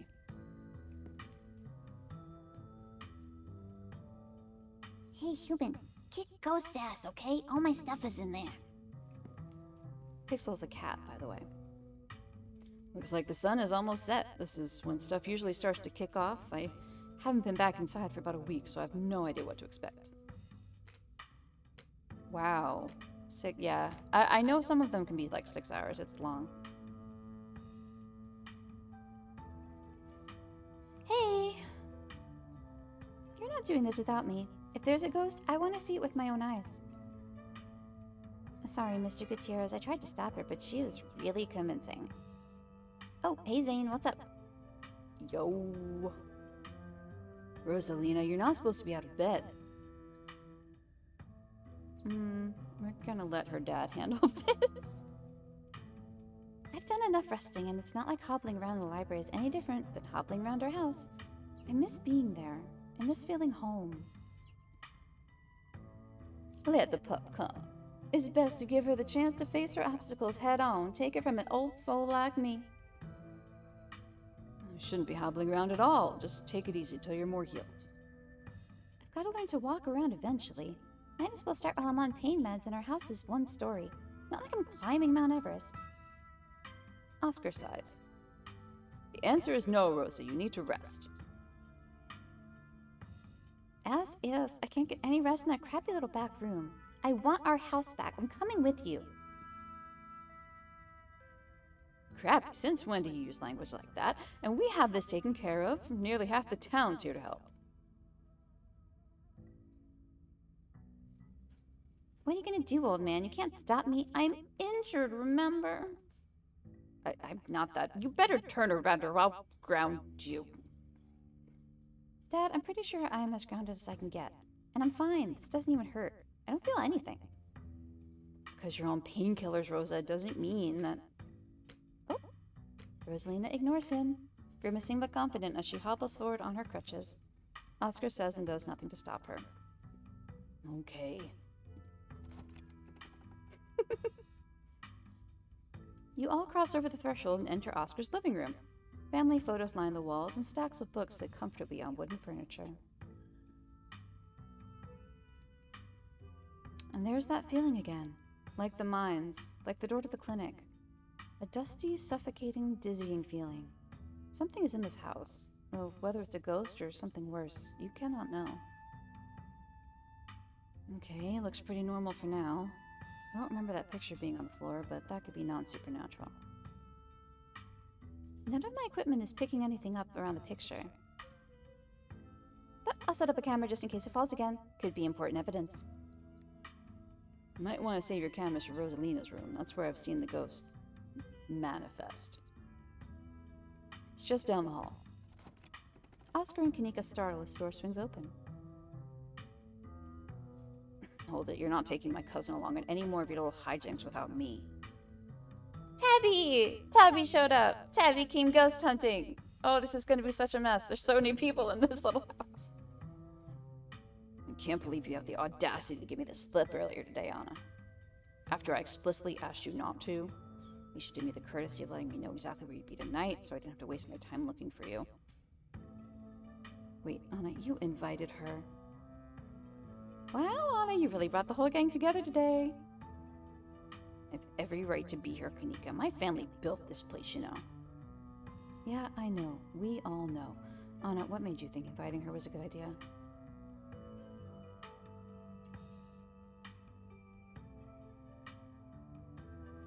She's my cousin. Yeah, we're trying to bond. Deal with it. It's so funny. She's so funny. You don't see me inviting Miles to stuff all the time. Just because your family doesn't mean you need to be friends. Oh, a lot's changed since high school. Maybe you two could be friends if you tried. Stella is super optimistic. Tabitha and Kanika eye each other suspiciously. The mutual disgust in their eyes tells you that Stella is not correct. But maybe for now you can ghost hunt on opposite sides of the room. Sounds like we're in for an interesting night. I'm glad I didn't stay in the same town with the people I went to high school with. No wonder small towns have so much drama. I wonder if the ghost will even show with this many people around. Oh dear, could someone please warm the air back up? My joints are creaking in this dreadful chill. Uh-oh.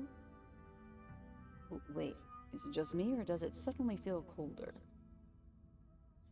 Oh, it sure does. I definitely feel that. Same, I've got chills. Temperature gun says it's actually a couple of degrees colder, but that's normal. Rooms and hallways are sometimes colder than other parts of the house. Whoa, a genuine cold spot. I gotta snap a pic for posterity. Is that it? This isn't very scary.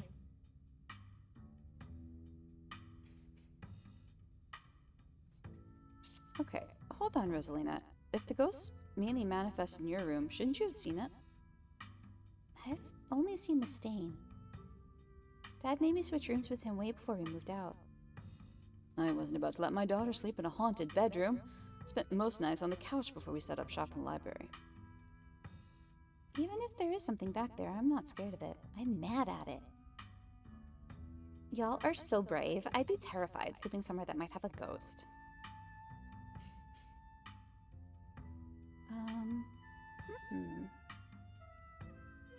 Great, we found the ghost. Yay. Okay.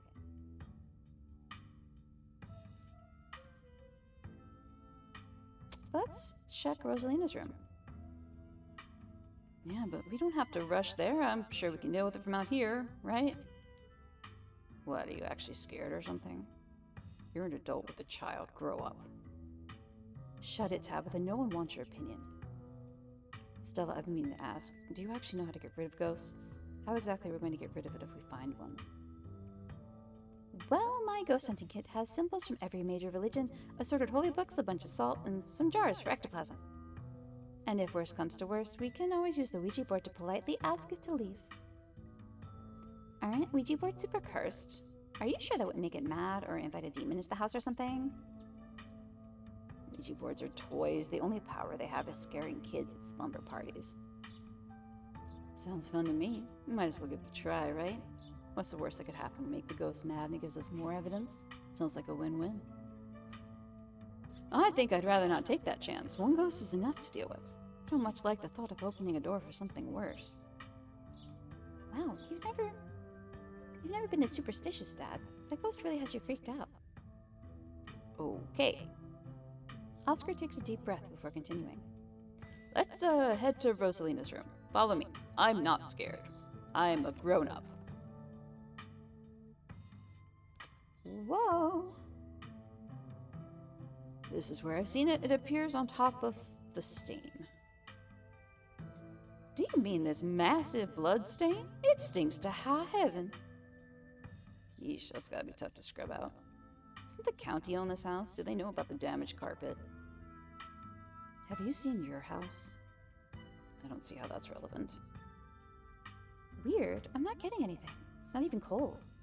The same temperature as the living room. Nothing on the EMF either. Then your equipment is wrong. The stain's definitely paranormal. I've scrubbed it out too many times to count, and it just keeps coming back. It's just a stain, Dad. Can't we just cover it back up? I don't mind sleeping in here. Maybe we have to scrub it out first. Could be that the paranormal stuff will activate if we give it a reason to. Oh, good idea. I've never heard of a bleach-activated ghost before. You don't use bleach to clean a carpet, Tabitha. Whatever, how am I supposed to know that? Not everyone gets to learn how to clean things. If y'all are offering free carpet cleaning, be my guest. The stain is an attempt at expression. There are no words, no decipherable patterns, but you can still feel it. A cry for help from something that has lost its voice.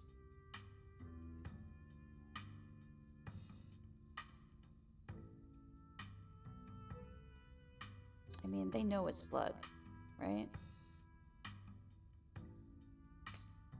So, something's crying out for help. Huh? You might be onto something, Anna. I wonder if the blood spells something out on the floor underneath. Have you tried tearing up the carpet? In a house owned by the government? Nope, I'm not messing with their carpets. I'd rather scrub ghost blood out of it every day than have the government take me to court for destroying their property. Don't worry, I'm sure they'll just take you to court for neglect instead. Did it not occur to you there could be a leaky pipe under the floor? I hate to agree with Tabitha on anything, but some kind of structural damage just seemed likely. Tearing up the carpet doesn't seem like such a bad idea. Only one way to be sure.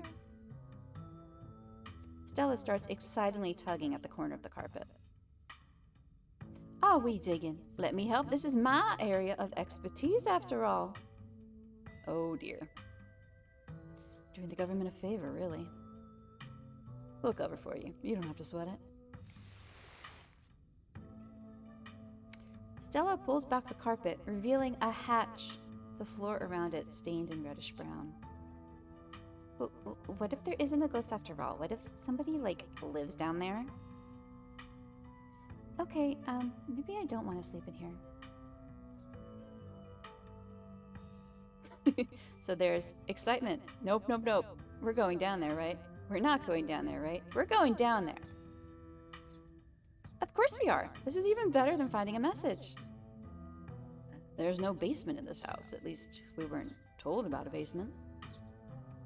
And look, all the red stuff is coming from underneath. Oh yeah, this is super haunted, alright. You've got a basement chock full of ghosts. I can just feel it. Still no readings, though.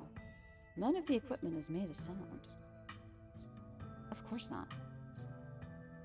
Y'all know last month was super rainy. Clearly it's just been a long time since anyone stepped foot in the basement or crawl space or whatever it is under the hatch. There must be a leak that flooded the whole area under the house. The water dissolved the caulk around the edge and leaked through the carpet, and it's red because North Carolina has red-ass dirt. Simple as that. It's not mud, it's blood. Human blood. I tested it. Well, you tested it wrong. It can't be blood, right? Kanika's right. You've got a muddy floor, and that's why it's so cold in here, too. There's wet dirt under the house. Congratulations, we solved your ghost problem. No way. There's an old hatch in the floor that someone tried to seal up. We're not leaving until we know what's down there. I'm with Stella. This is my room, and I need to know what's down there. Have you considered they may have tried sealing it up because it's unsafe? Oh, do you think the flooding could have made the house unstable? I'm all in on ghost hunting, but I don't know if I could, like, crawl into another dangerous crevice. I'm going for it.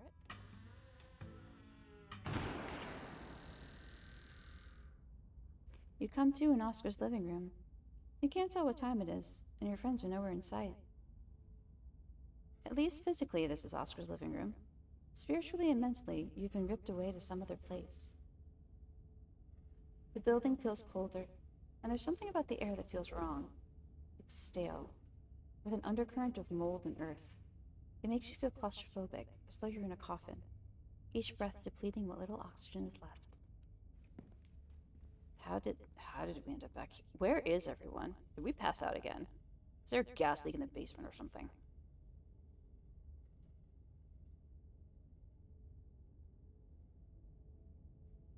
Is fainting some kind of weird family thing? Is there a genetic condition I need to be worried about? Not that I'm aware of. Nothing like this has happened before you got to town. Who knows what sort of nastiness was festering in that basement? Your cousin marches to the front door and opens it. Why does it look like Oscar's house is in front of us? Didn't we just leave? I must just be misremembering things. Let's go. No, you're right. There shouldn't be a door there. Clearly, whatever was in that basement is just messing with our heads. We just left Oscar's house. The library has to be on the other side of that door. Two of you cross the hallway and open the door. Something isn't right. It feels like a late summer afternoon. The air is warm and wet, and the scent of flowers drifts on the breeze. Oops. Like a greenhouse. This...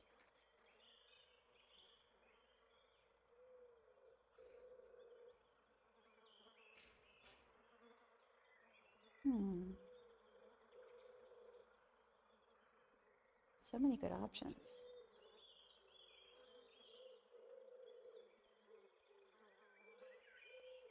Hey, Tabitha, please tell me I'm not the only one seeing that scratchy shadow in the distance. You're not. What the hell is that thing? Am I having a stroke? Are you having a stroke? Are we both having the same stroke at the same time? No, that creature behind the thorns, that's one of the bad omens Stella and I found in the woods. Yep, creepy thing. Ew.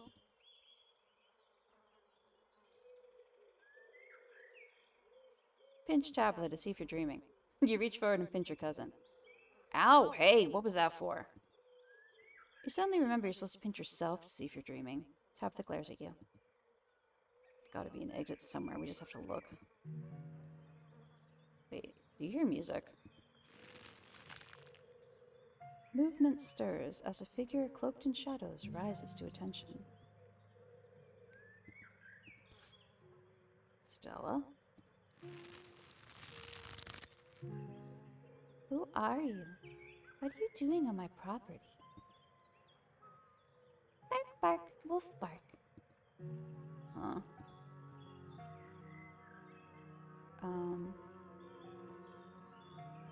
Eddie? It's Charlie. We are now the presence. What? Did you say Eddie? No one's called me that in a long time. It's Edwardine now. I'm not a child anymore. Edwardine? Ed? You gotta be kidding me. This isn't Stella. This is the lover? What are you talking about?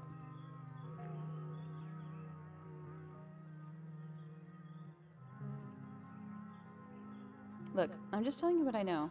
And what I know is this isn't Stella right now. This is, quote, the lover. Okay, fine. I'm just gonna pretend you didn't say anything then. I wish I could say the same. You should have stayed gone. You absolutely shouldn't have shown up here, of all places. If you were caught, I don't think you understand what Father might do. Oh, crud. I think I missed a line.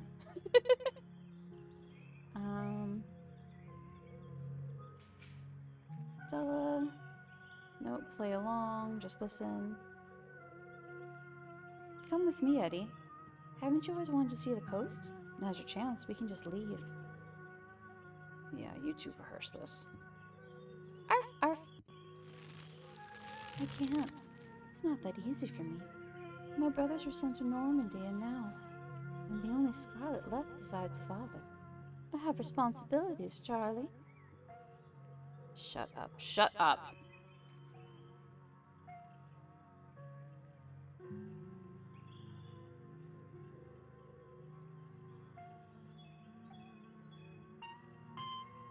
Edwardine Scarlet, do you know that name? Tabitha Tenses. Of course I do. She's our great-grandmother, and Stella knows that. But if this is some kind of possession, there's no way it's her ghost. Edwardine died in the estate. There's no reason she'd be haunting the annex. You should just get out of town while you still can. Whatever you came back for, it's not worth it. You're right. What I came back for isn't worth it. But you are. I won't leave the Hollow without you. If you change your mind, I'll be around. She's gone, along with the shadow in the corner of the room. Come on, we must have taken the wrong door out of the annex. We're getting out of here before anything else happens. No, we have to go after Stella. Nope, we're going after Stella. Come on. Absolutely not. We're not being drawn deeper into this weird garden, greenhouse, whatever it is. She yanks your arm, pulling you back the way you came. Where did the annex go?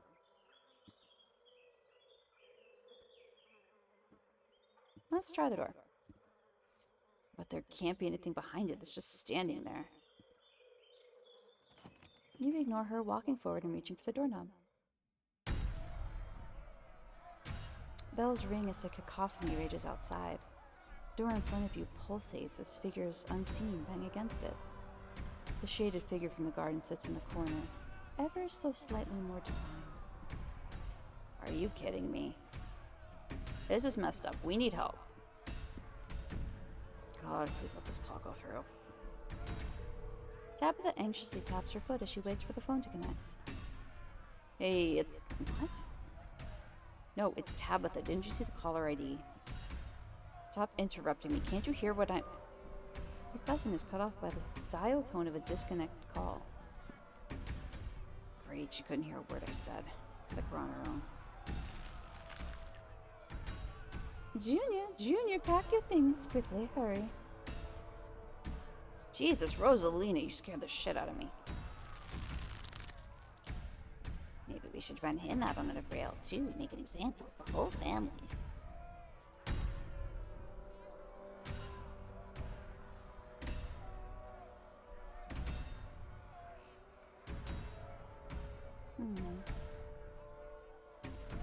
Mama, what's going on? Am I gonna have to deal with you doing this all night? Yes, Tabitha. Yes, you are. Please, he's only a child. We'll leave peacefully. Just give us a little time. They were only children, too. My boy was in there. Why should I give Junior here all the time in the world to gather his little toys and fancy clothes? My boy didn't have that kind of luxury. Oh.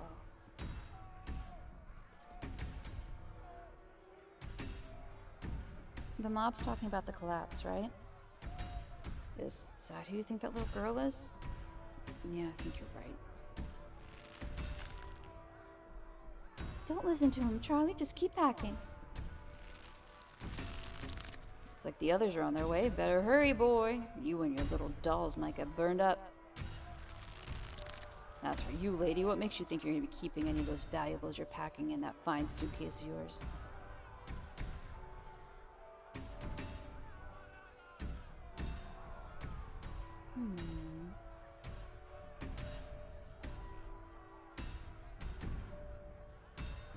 This is despicable. Charles Shaw wasn't even responsible for the collapse in the first place. Excuse me? Even if that were true, stuff that happened a century ago is irrelevant. You and I had nothing to do with it.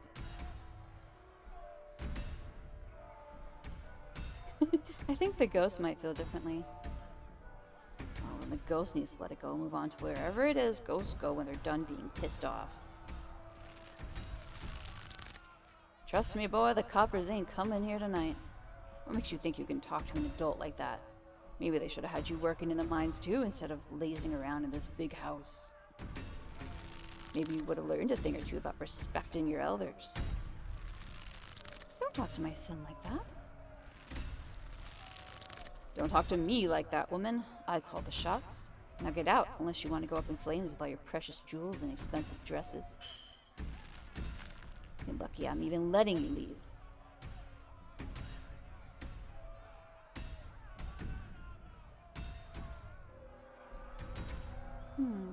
It wants revenge on our family. That's why we aren't possessed.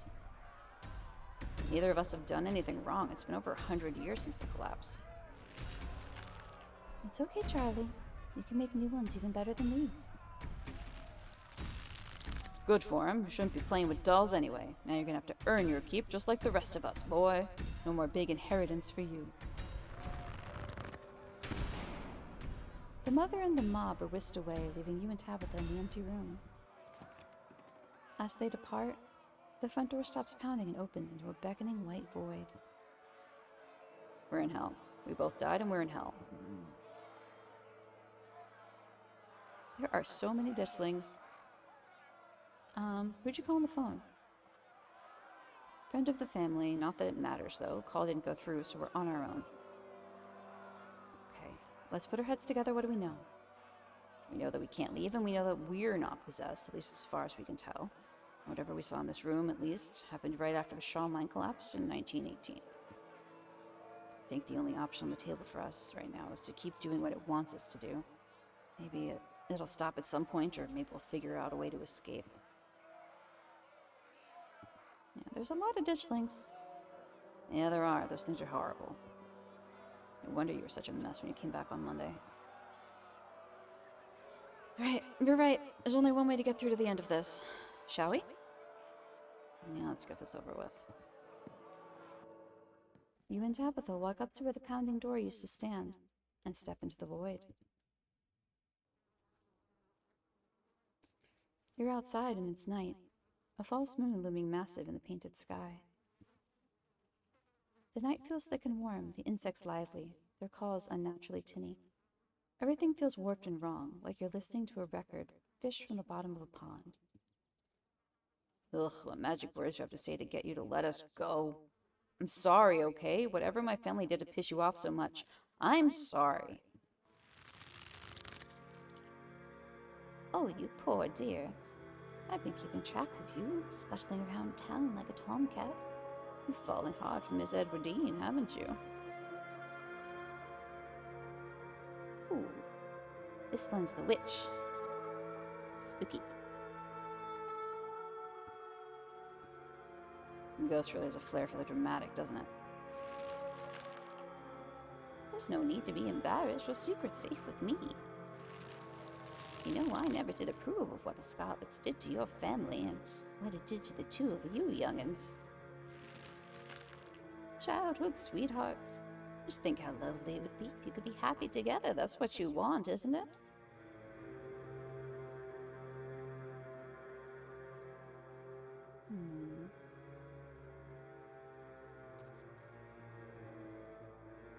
Yeah, that's all I want. What should I do? She said youngin, so I guess we're talking to an old person. Okay, someone who's been dead for a really, really long time. Maybe. I'm sure by now you've realized the young lady doesn't plan on leaving with you, but it's not for lack of desire, as you well know. It's Enoch. Even if you dragged her over the town limits, his hold on her would make sure neither of you were ever happy again.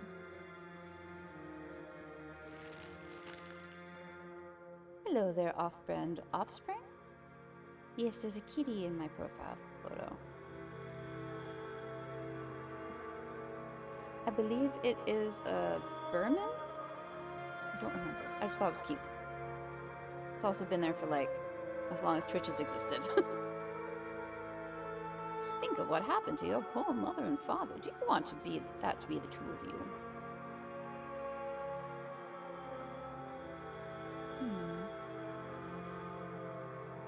What do you know about Enoch, Tabitha? Great-great-grandfather. He was in charge of the mines when they collapsed. I don't know much besides that, so don't bother asking.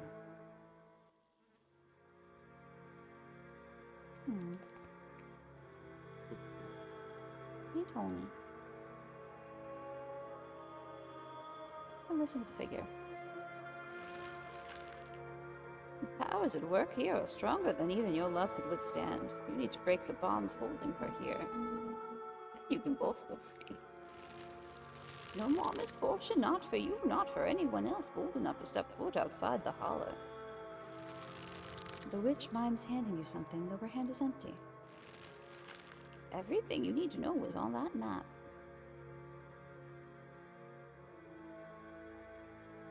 I don't understand. Is this a map and some kind of home? Well, that's where you'll find them. You need her there. And be careful.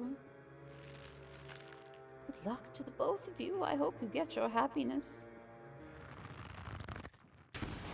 And then she's gone. Tabitha sighs. Okay, let's find the way out. Unless you have any ideas, I don't think there's anything else we can do until we get to the end. Or until we die, whichever. Before the two of you can leave, a smell hits you. Sweating, suffocated flesh with a tinge of the saccharine and stomach-churning scent of decay. There you are. I would have found you sooner, but the resident clearly doesn't want me here. Doesn't seem to have the same issue with these miserable little parasites.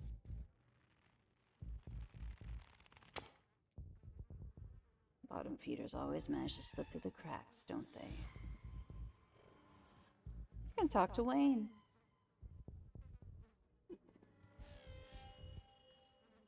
Hey, Wayne, you want to figure this out with us? Don't talk to it. Let Thomas speak. I'm no enemy.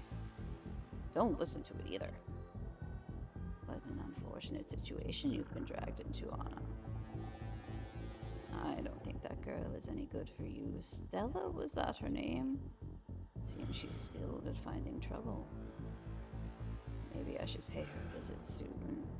She makes it out of here alive. Tabitha bolts for the underbrush, desperately pulling you along. Stella?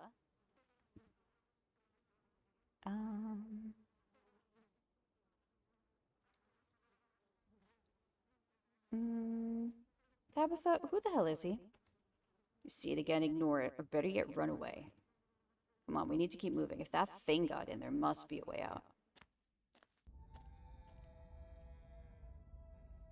The two of you step out from the brush and into a long wooden corridor lined by bottles and rails. A figure rises to attention, blocking your way. I'm afraid he doesn't have long. If there's anything you need to say to him, I'd say it now.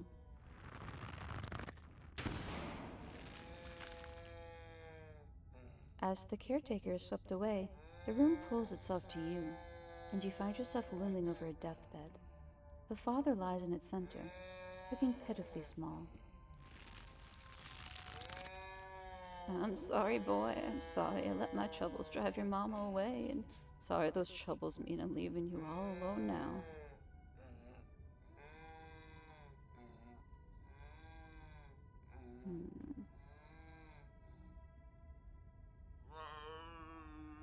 Gotta play along. It'll all be over soon. This looked especially painful, like on an emotional level. Even if everyone else could understand what we were saying, I wonder if he can even hear us. Damn it, Junior, how many times do I have to tell you? I tried to stop it from happening, but that damn snake Enoch went behind my back. Oh, what bullshit.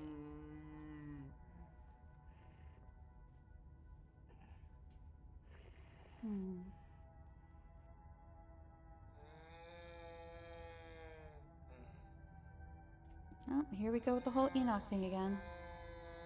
Even if our family's hands weren't entirely clean, that still doesn't exonerate Shaw from the blame. But I could spiteful to the end. Right, I've been using that excuse for too many years. At a certain point, a man has to accept when he's dug his own grave. They may have rung me out, but they didn't put the bottle in my hand. Still. They destroyed our legacy, boy. Both our names are cursed with that history. I'll be dead and gone soon, but I won't be able to rest. Not until our name is cleared, not until you can pass on this name with pride. This is my only request, Charlie. Go back there. Tell people the truth. Try to find proof. I don't know what you'll have to do, but please. I know I ain't been the best father, but I'm no murderer. Hmm.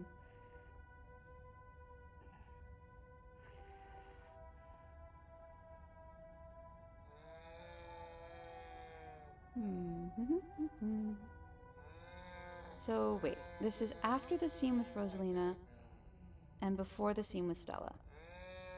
That sounds about right. Then the scene with Kanika. Wonder how many more of these there are gonna be. Damn it, boy, I may not have till morning. Promise me. Promise me you'll go back and at the very least show that Enoch bastard what for. I promise. I'll go back.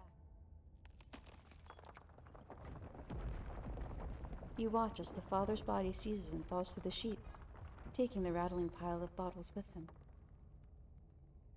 Ugh, this ghost is so full of it. Your cousin steps forward and disappears through the hole left in the bed, leaving you to follow.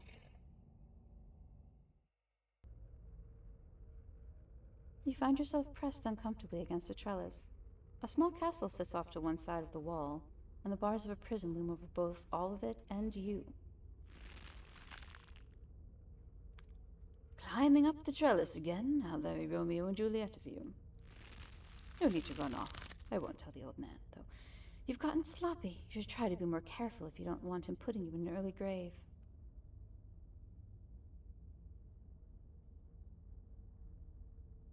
Who are you? Are you one of Eddie's brothers? I thought they were dead. No, not one of her brothers. I'm a prisoner. Another victim of the Scarlet lies, like you, Charles Shaw.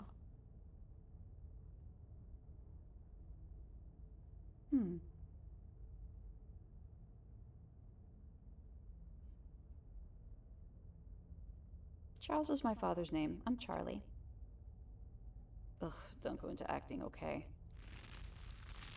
Generation makes no difference. His blood runs in your veins, does it not? And now it runs in hers. Yes, it seems your little tryst bore fruit. And oh, would you ever be in trouble when the old man finds out? Tabitha's eyes go wide. How do you know that? Who are you? Shh, let it talk. I think this might be important. Oh, you know you don't have to keep dangling there. Come inside. You'll be able to hear me through the door just fine.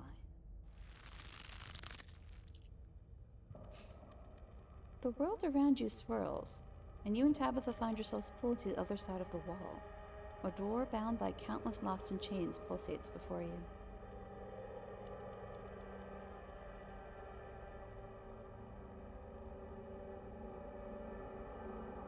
There are so many locks. I can't free you if that's what you're after. Stop talking, we might miss something.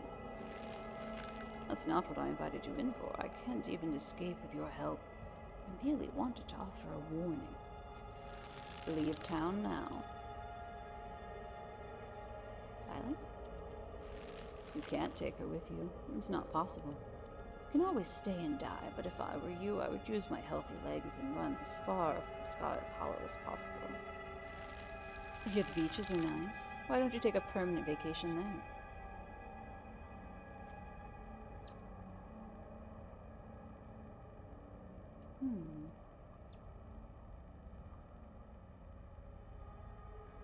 You're wrong. I know it's possible. I have that weird map.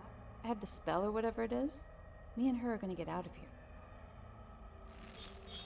Ah, you've been talking to the witch then. How very interesting. Charlie, get away from the door. Don't listen to it. Stella.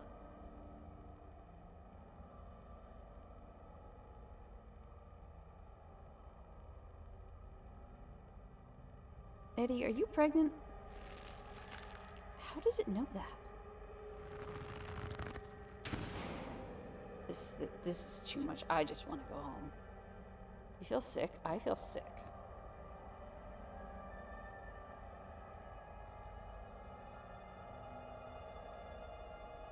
Do you know where in this state we're supposed to be right now? This is even a real place and not some sort of garbled mess of metaphor and memory. It would probably be the Forbidden Wing, at least going off the location of the windows. It's sealed off for at least a decade, though. No point thinking about it, okay? I don't want you getting ideas and sneaking around and falling to your death through a hole in the floor. Come on, the quicker we get through this, the quicker we'll be out of this ghost place. Hopefully. You and Tabitha walk after Stella and into the darkness. You and your cousin find yourselves crouched under a large table. The lover stares through you as indecipherable murmurs and shuffling feet echo from the ends of the table. Ugh, I don't know why, but this feels so much worse than the last room. Yap, yap, yap. They're so lovely. Are you sure I can keep one? You must have worked very hard on them.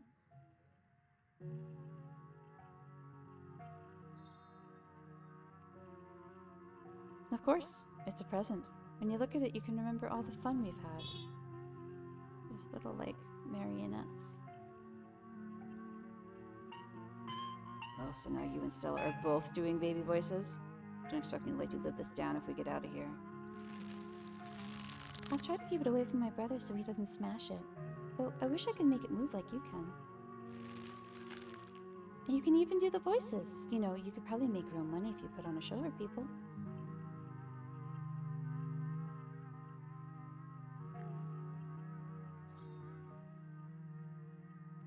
Oh my god. That's creepy.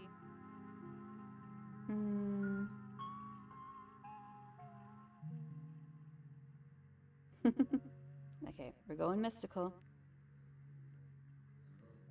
That's the plan. I want to be a traveling performer.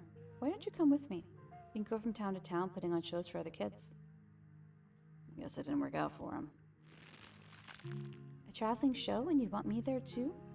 Oh, we could go to towns along the beach. I've heard the Outer Banks are the most beautiful place in the world. Of course, we can go anywhere you want.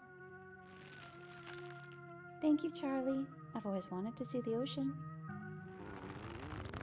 Oh, Tony's distressed. There, are you done now, Charlie? Can we leave?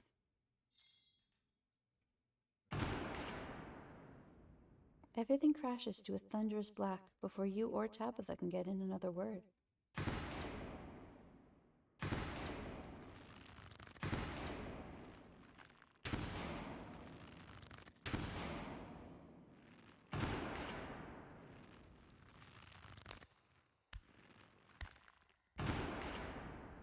A single spotlight remains, illuminating a trapdoor in the center of the stage. You feel drawn to it.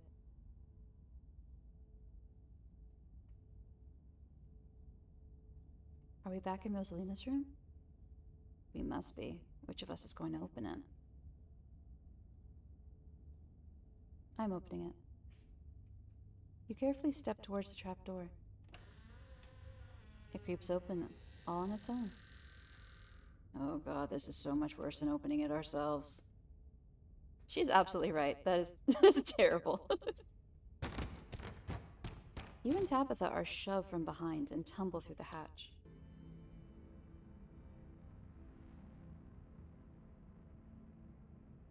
It took some digging, but it's there. Map was right.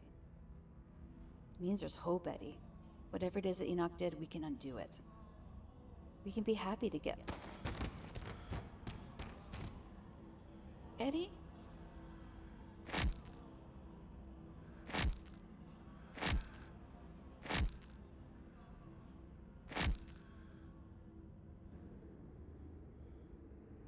Oh god, I'm actually going to be sick this time. Your cousin violently heaves into the void, but nothing comes up. There's nothing here. This place is completely empty.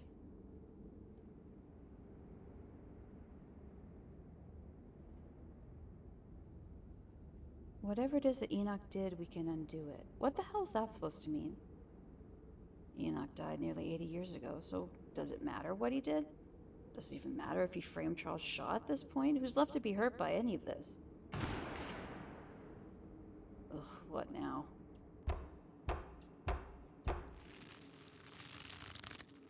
Do you repent? Do you repent for your crimes?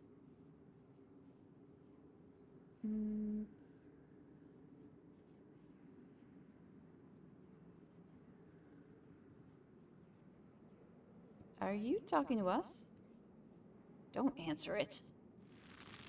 You must answer for the crimes committed by your scarlet blood. Are you kidding me? I hate it here. I hate it here so much. Until you do, I cannot die. I want to die, please. I've been alone in the dark for so long. All I ask is for some of your years. To pay for the years that were taken from me. What are you saying?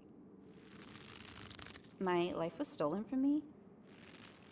I want some of yours. It's only fair. No, it is absolutely not fair. You've got to be kidding me. Neither of us had anything to do with what happened to you. Sins of the father. Are to be laid upon the children.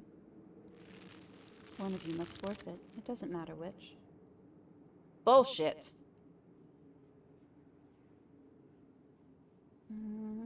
I don't understand.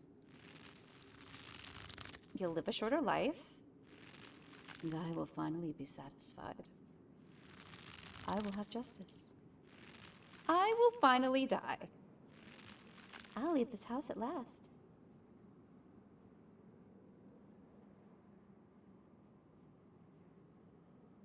You can't actually make either of us do anything, can you? I can keep you here. And I can do whatever I want with them. You can refuse. But if you do, then I will stay. I'll stay till I get what I'm owed. How much shorter would my life be? You aren't seriously entertaining this thing, are you? That isn't for you to know. Just as it wasn't for me to know. One day, sooner than you'd like, you will die. Oh, I hope I didn't come too late. Mom? All of you had better get out of here before the spirit regains its composure.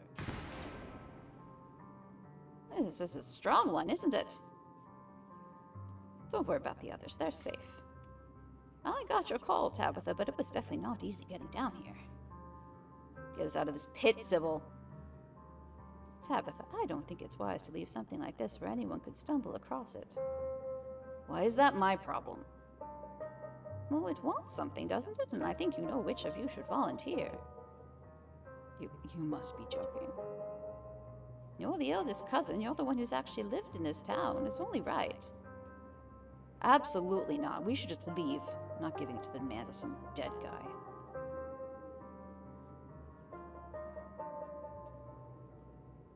I mean, I'm not leaving before I put this thing to rest. You take a step towards the spotlight. As you move forward, you feel Tabitha's hand on your shoulder. What are you doing?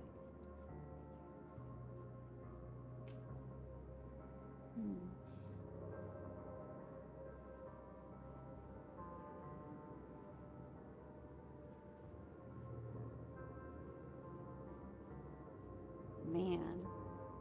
We didn't do it, but you know.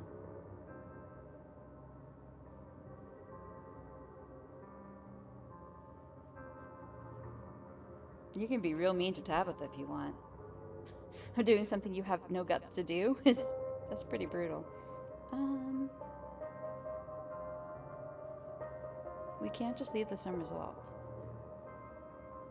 Sybil is right here. Please don't do this. You wordlessly step into the spotlight.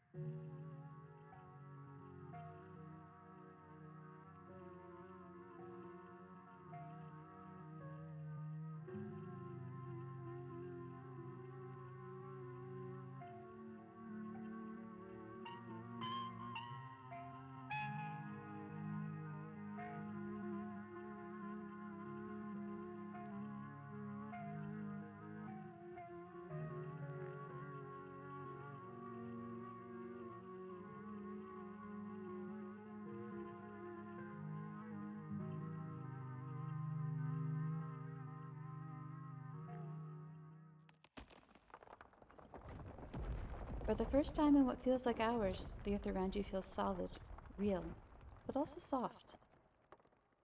You feel it pressing in on all sides, growing colder and tighter by the second as the soil settles. Claw your way out. Your arms tear at the earth until they break through into air. Look back behind you. As you gasp for breath, you take a look into the pit behind you. Charlie's mummified remains stare up at you, sad and broken at the bottom of the pit. You're only able to maintain your gaze for a moment before exhaustion overwhelms you. With the last of your strength, you hoist yourself from the pit and collapse on the floor.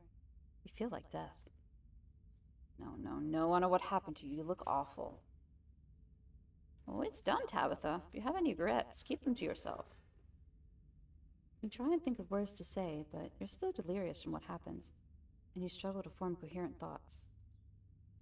Come along, Anna, let's get you home. You quietly walk towards the stairs. Sybil lends you her arm and guides you out of the library, Tabitha trailing close behind. You're outside. It's real this time. The cool breeze chills you deeper than it should, and you realize just how drained you feel. Your legs are heavier, harder to lift as you make your way down the steps of the library. Your lungs wheezing as if you've run a marathon. You can almost feel how pale your face has become. Your lips dry and thin, your hands almost trembling with the effort of raising them to your face to trace the new lines and furrows that have formed there. I'm gonna go wait by the car. Just let me know when you're ready to go home. Your cousin walks off before you get the chance to respond. I'm gonna peace out too. Back-to-back encounters with my own mortality. I've got a lot to ponder. See you, Rosalina. See you, Alexis. Zane walks off down the road. Oh, I'm so sorry I wasn't there for you earlier in the night. I had no idea what y'all were planning to do. How is snow would end like that? Things have been strange around town, sweetie. Now's not the time to be poking around in the supernatural. I thought you learned that lesson yesterday. But magic isn't real. I mean, it's not supposed to be. God, that hurt. Everything is so... Kanika stops mid-sentence as she realizes what happened to you. Oh my god, I mean, poor thing. Oof, my bones weren't meant to bend like that. I'm gonna be hurting for a few days at least. Poor Rosalina. I'll make sure to bring them both some tea later. I think I have just the thing. Mom, this is no time for tea. Jesus, the girl's lost a leg. She needs real medication. Real medication comes from natural ingredients, doesn't it? What I have to offer is no different than what Dr. Kelly would prescribe. And besides, after all you've seen, are you really so sure you have that much of a grasp on the real and unreal? Anna, did you?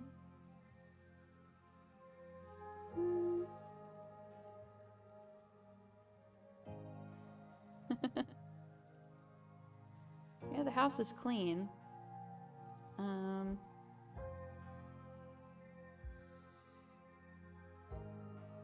Yeah, it's taking responsibility for something that should have been dealt with decades ago. Is our house safe? Well, there's nothing there now. Anna took care of it. I'm sorry. I'm so sorry. I had no idea. Never been like that before. So that really happened then. That ghost really did take away years of your life. Well, I'm afraid so. Everything in this world has a price, and those years were unfortunately what it took to put that spirit to rest. I can't believe Tabitha let you do that. It's outrageous. If anyone should have paid a price to put that ghost to rest, it should have been her. You don't even live here. You're barely even a Scarlet. It's just, ugh, so unfair.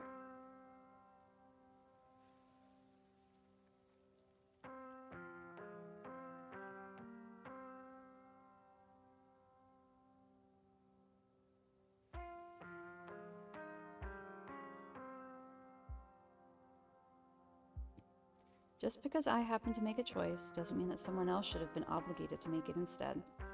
Kind of the whole point of having free will. Doesn't make it any less unfair. I agree, it is unfair, but I did my best to sway her, and what's done is done. There's no use dwelling on things. Kanika takes a deep breath and sighs. I can't believe I let Rosalina go in. How could I have been so careless? After everything she went through in the last day, how could I have let this happen?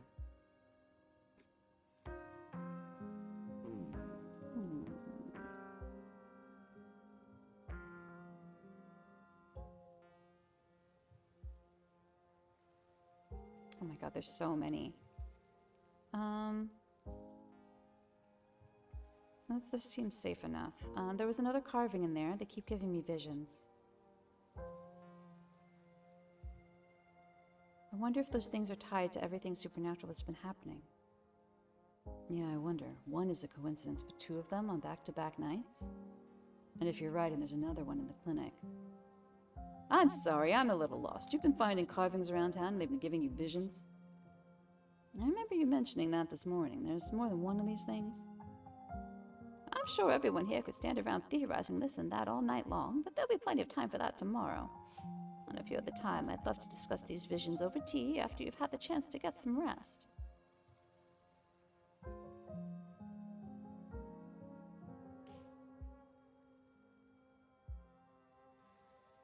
Is Stella okay?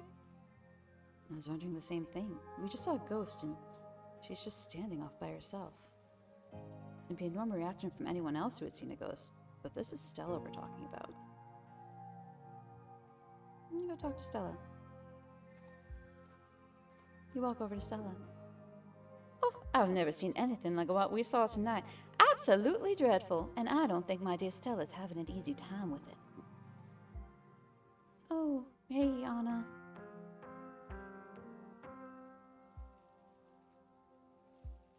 So you seem shell-shocked. I'm so sorry. I don't think I can talk right now. I'll call you, okay?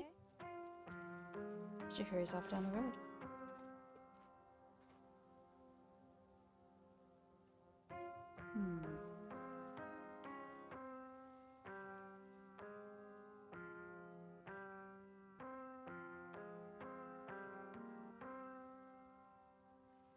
She didn't seem okay. Stella.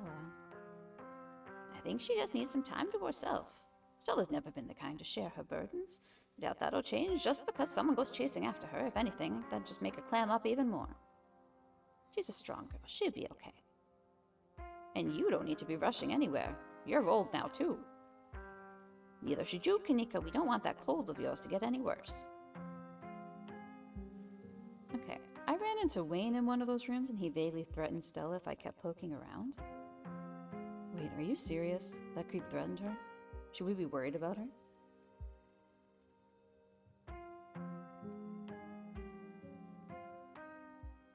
He also crushed a ditchling with his bare hands. It was pretty scary.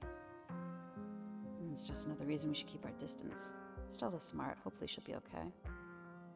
There was someone else in there? But that's my house. Rosalina and I live there.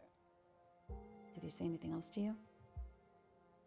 Oh, we don't need to trouble Anna for any details. No one pay any mind to that man. Don't worry about Wayne. He's just a drifter. He'll be gone soon enough. In the meantime, steer clear it. He won't make trouble.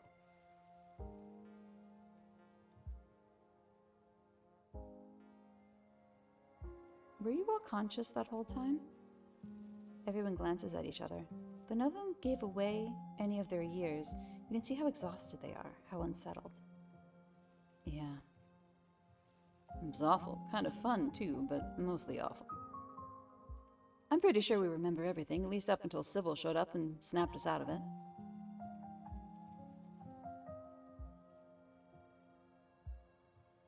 Do any of you know who you're supposed to be? No idea. Word just came out. No context, nothing. Okay.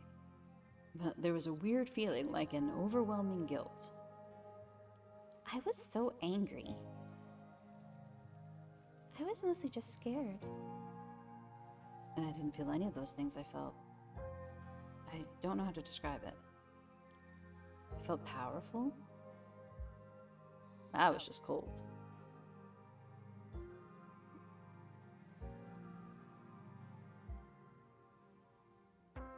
You actually tried pretty hard to warn us about things, Oscar. None of us took you seriously enough. Well, I should have done a better job warning you. I should have known how bad it could have gotten in there. I shouldn't have let Rosalina come with us. Dad, what did I tell you? Stop blaming yourself. You shouldn't. You couldn't have stopped me. I'm very stubborn. I'm 13. If you tried, we were just gonna sneak in after you. Yeah, Rosalina was gonna make us go in there, like, no matter what. You didn't put a ghost in our house. This is not on you. I know you've both had a difficult time with this, but the storm has passed, and things will start getting better from here. We're not talking about that. We're gonna go back with Tabby. I should probably head back inside. It's starting to get chilly out, and there's still work to do to get Rosalina set up for the night. Don't be a stranger and let us know if you need anything, Oscar. I will, thank you. All of you, again. I believe it's time for me to get my daughter home as well. But, Kanika dear, you haven't been feeling well. You need to get some rest. Okay. Kanika wearily treks back to the general store. Before I go... Sybil places a hand on your arm, holding you back for a moment. I'm sure you have questions after everything you saw tonight about what's happened to you, but let's not get into it here. I think everyone could use a little rest and relaxation right now, yourself included. We swing by the tea room tomorrow, say early afternoon, you and I can have a little chat. Till then... Sybil leaves you and catches up to her daughter. I guess it's just the two of us now.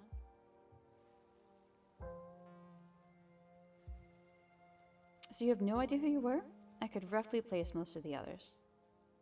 None whatsoever, but I remember everything I said, and I remember that cold feeling. Prisoner of the Scarlets.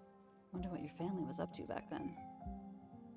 Guess we can add it to the ever-growing pile of mysteries. What do you remember? As far as I know, all of it. I might start forgetting soon, but for now it's all fresh. That twisting wasn't the most pleasant, but even though I feel like I got tossed in a blender, it honestly made me feel so alive. So you don't regret coming along tonight? I can't believe you're the one being apologetic right now. These bruises are temporary, you know?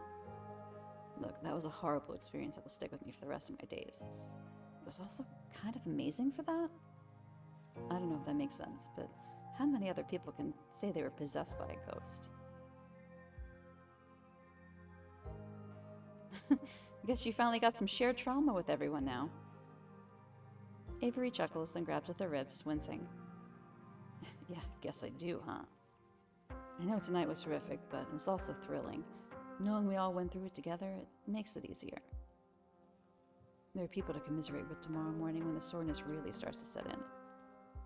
Which reminds me, I better get back home. I'm supposed to have a shift tomorrow morning, and I might have to call in sick, but here's hoping a good night's sleep is enough to heal up. And, I hope you feel better soon. Let me know if there's anything I can do for you. Avery heads off, leaving the square in front of the library empty. Time to wrap things up here.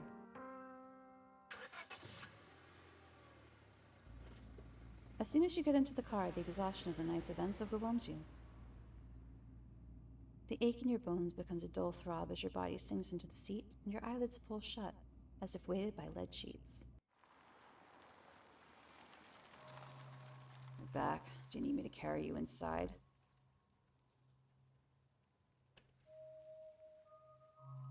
Did I dream I gave up years of my life to get rid of a ghost, or did that actually happen?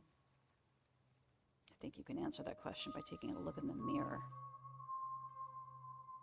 You do as Tabitha suggests and look into the passenger seat mirror. Your face looks so much older than the last time you saw it. The cracks and furrows of age line your skin, and streaks of your hair have turned stark white.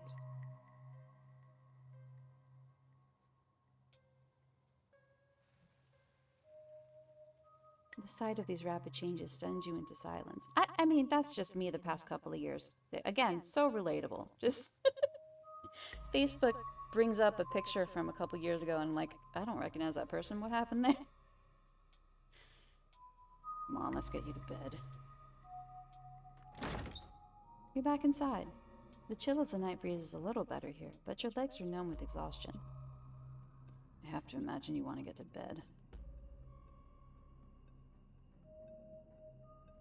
I want to talk about all of these things. All of them.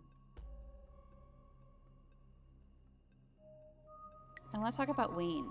Really talk. If you really have the energy to keep talking.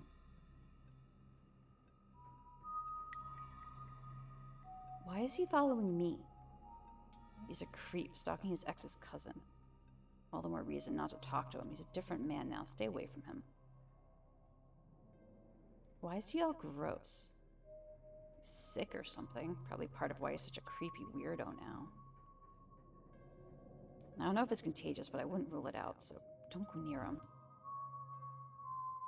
Talking isn't doing much good for your condition. If you keep going, you might just collapse on the floor.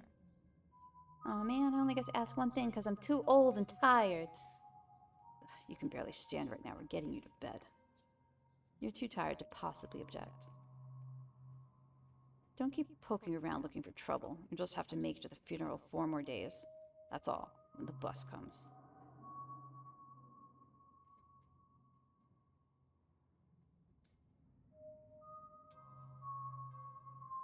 You know, I don't have to leave the holler. I could get used to this place. You're delirious. Anyway, night. See you tomorrow. Time to go to bed. You don't even notice yourself entering the guest room and falling into bed. Suddenly you're just there, buried under your family's musty covers. It's Wednesday night. Nearly half a week passed since you first arrived in town, and little over half a week remains until the bus comes to take you home. The spirit of Charles Shaw Jr. has just been put to rest, at the expense of unknown years of your life. The specter of the night's events will linger over you every day you have left, a grim reminder of the price you willingly paid for the crimes of family you never met. Maybe it'll be easier in the morning. Maybe your joints will ache just a little less than they do now. I don't count on it. Maybe you can still right the capsized ship of your now broken life. Or maybe things will only get worse from here. Episode 4 awaits. If you'd like to save before continuing, please do so now. We are going to save in a different slot. And I think I might take a completely different path from here, because I've never finished chapter 3, and I haven't played 4 or 5, but they're out, and I would like to explore and maybe take you guys with me.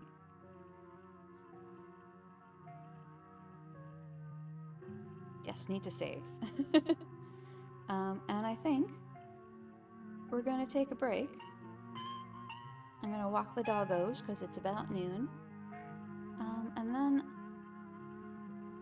anybody here, I don't know who is here. There's a number, but I only see Michael talking.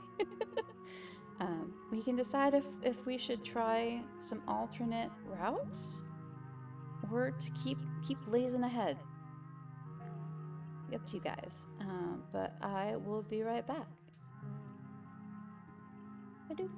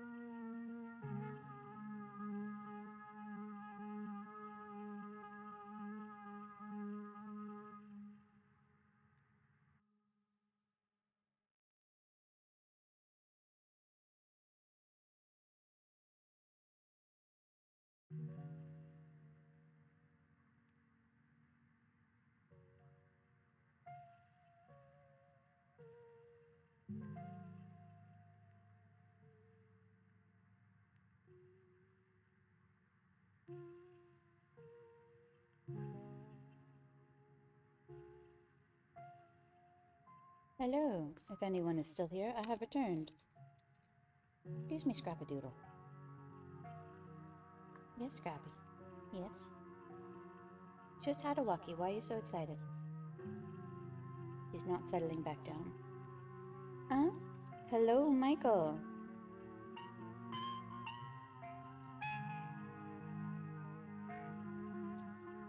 I think if no one has any strong opinions on the matter,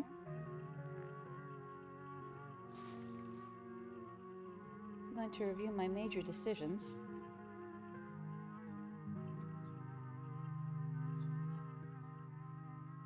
Monday, Tuesday. Where's Wednesday?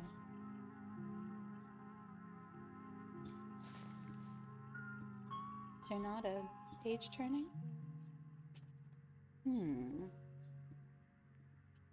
What were my major decisions on Wednesday? Well, either way, I think I'm gonna try something different.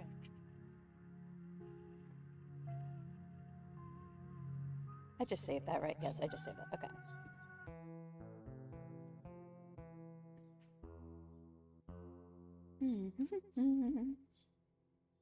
What happens if we wait for Tabitha? My cousin will probably be back any second. It's best to just stay put. You and Miles share an uncomfortably long moment of silence as Bo continues to shop.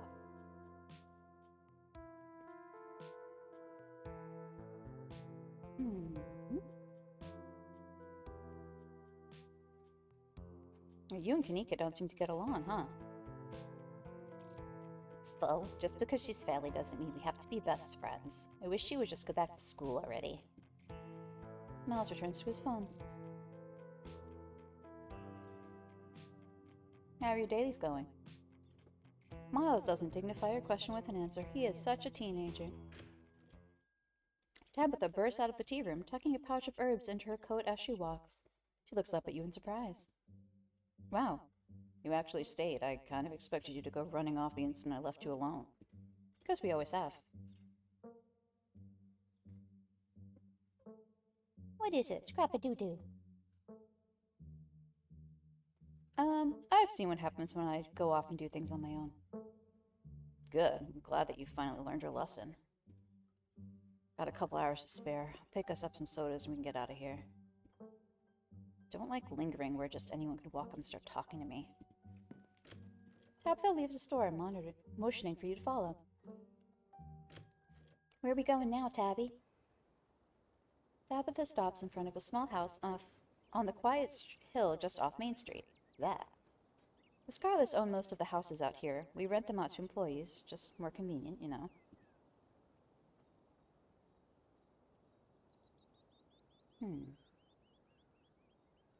That does seem sinister. It's just easier this way. Now, come on, let's make ourselves scarce before we're spotted. You rent them to employees. That's just... Why don't you just give them housing? Cousin pulls out a heavy set of keys from her pockets. She picks out one marked with a bright strip of green tape and unlocks the door. Rio, stop. The dog is all riled up now. Come on in, don't worry, it's empty. You follow your cousin into the model home. Haven't rented this one out for years. Come here to get away from it all. Does that make sense? Kind of like a vacation home, but I don't have to travel. Anyway, make yourself comfortable. Have a soda. Tabitha hands you a cream soda before settling in on the couch. Though this home gives the appearance of being lived in, with its furniture and lack of dust, it feels nearly as empty and barren as the estate. There's no soul in this place, only the dream of one. We get to bond with our cousin.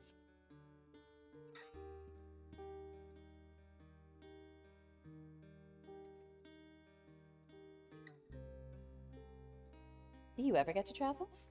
I saw your Blowing Rock mug. My what? Oh, must be one of Janie's. She's always saying we didn't have enough cups. There are 3 cups, that's plenty. 1 for me, 1 for Perlan, and 1 for the occasional guest. Janie said her husband has a ton of dumb little souvenir mugs from his travels. Not that I asked, she just tells me stuff about her family. Anyway, she said they have mugs to spare, as if I needed her charity. I guess she must have snuck a few in under my nose. I'll have to remember to toss it when I get back. And to answer your question, no, I don't travel. Too much to do. Sure, I'd like to see the Outer Banks one day, but head of the company, it's not like anyone can cover for me.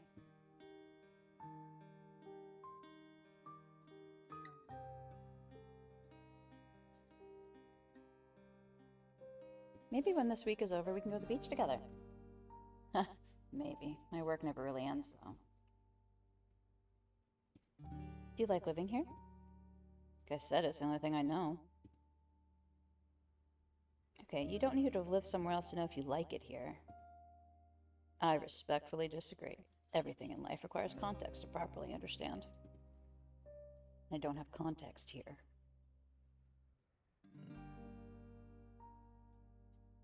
You don't need context to know if you like living somewhere. Are you happy? Generally, no, I'm not. Do you actually like running the mines? Of course not, but that doesn't really matter. Had years of Perlan drilling that into my head. Can't trust anyone else to do my job, and if I don't do it, this entire town falls to ruin. It's my burden to bear. I'd be lying if I said I haven't thought about running off.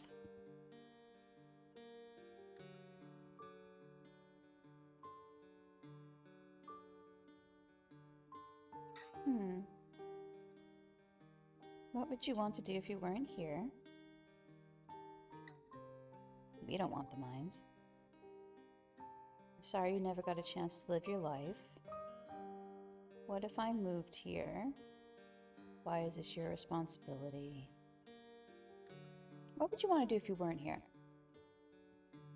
Honestly, I'd like to be a bank teller, something like that. My entire life has been defined by my obligations. I'd like nothing more than to just go somewhere, do a task, and go home.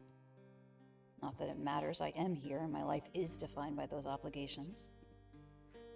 Dreaming about some other life only makes the one I have more difficult. Appy! Hello, Appy! Welcome in, Raiders. If anyone... we're in episode 3 of a game, so... you are welcome to stick around. This is our very grumpy cousin who hates her life, and maybe we can get her to have some tea with us. Can we try some of that tea you picked up? It smells nice. Nope, sleepy time tea. You don't want to drink it in the middle of the day. So why do you come here? Tabitha sips her soda, her expression suddenly heavy. I guess the estate has a lot of history. This place is so new by comparison. It's like the estate is full of ghosts, pressing down on me all the time, pressuring me to do what they want.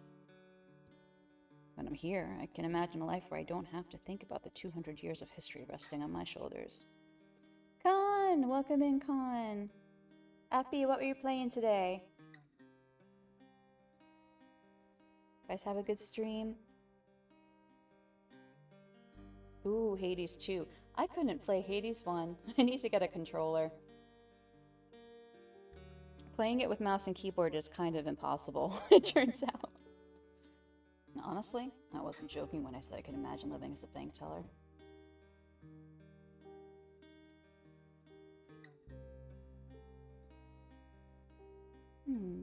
What kind of things did Perlan tell you about me and my mom? It does seem like she had a grudge. All sorts of terrible things. She loved to talk about how destitute your mother was after leaving for New York. You're always a poor student and troublemaker, constantly getting taken in by whatever terrible counterculture of the week was hip and trendy in the city. For what it's worth, I don't think any of it was true. Well, except for you being a troublemaker. She's right, we have been a troublemaker here. But what do you think of me now? You're better than asking me for validation, I'll say that much. I was just curious. I'm really glad I came up here. Yeah. Me too. Her smile looks like she's in pain. What can I do with your 5K, Appy? Hopefully you'll actually be able to get there. Scrap-a-doo-doo. That hurts. Thank you. Ask about people in town. Okay, so I'm supposed to have dinner at Reese's place. Do you know him? Reese? Oh, yeah, the dude that used to hang out with Kanika and Stella. I kind of remember him. Why? It smelled kind of weird. He does smell weird. But that's a thing that everyone's noticed, even Gretchen. Stopped coming to school at one point. I guess he got sick or something. I know his mom better than I know him. She's been everybody's doctor for as long as I can remember. She's intimidating. I always liked her.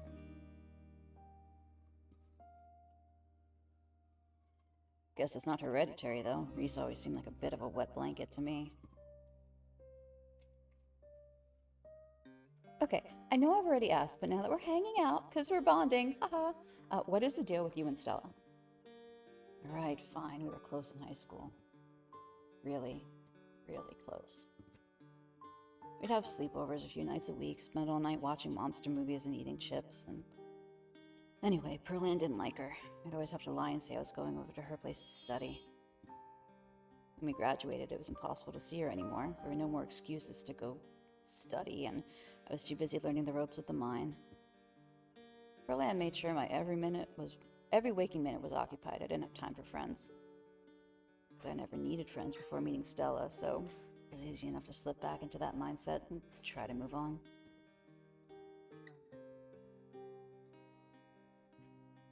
You should hang out with her again.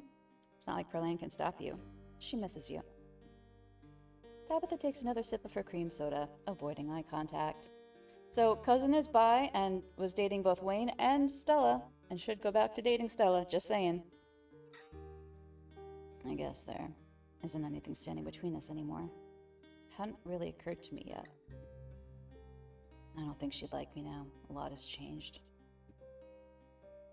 Hello, Volros. Welcome in. You had a good time with Appy's Hades too. Seems like such a fun game. It's on a 45-degree angle, and keyboard is at a 90-degree angle, and it doesn't really work. I gotta get me a controller. I haven't been very kind to her, and I don't think I can fix that. Still, it'd be nice to try.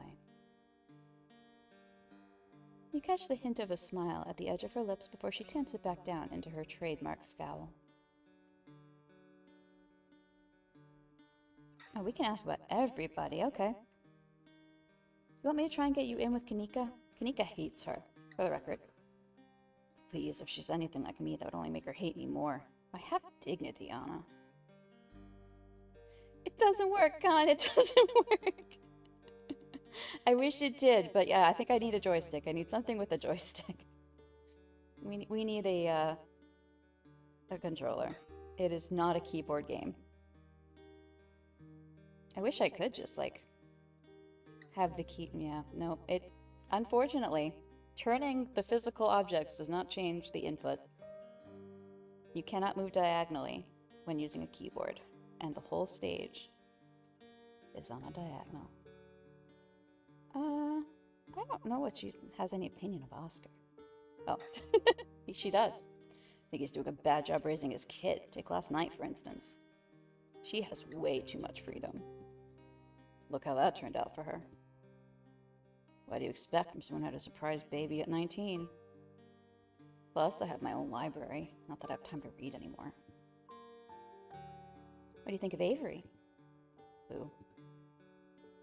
Avery works at the diner, wears plant shirts. I have no idea who you're talking about. Unsurprised. What's going on with Wayne? He's been following me. I think there's something wrong with him. Wayne? As in Sam Wayne? I don't know who you think is following you, but it can't be him. Sam Wayne wasn't a creep. Sorry, it's a bit of a sore spot for me. I'd rather not talk about it.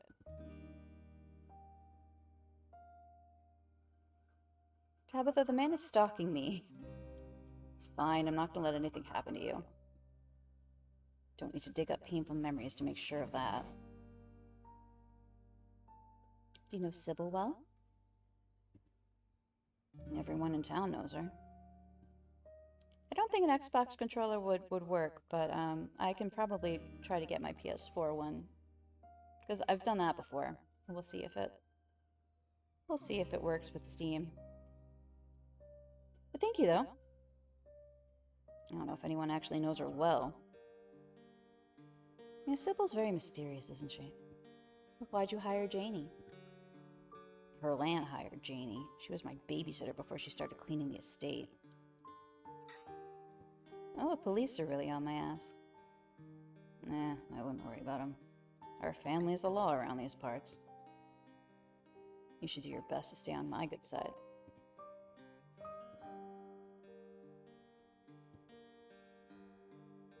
What was Perlan like? This is good prep for the greenhouse drama that we're about to get into. Oh, she just drinks. Okay, I guess you should know at least some things about the woman whose funeral you'll be attending. She was my mother. She was your mom's twin sister. Fraternal, they didn't look alike.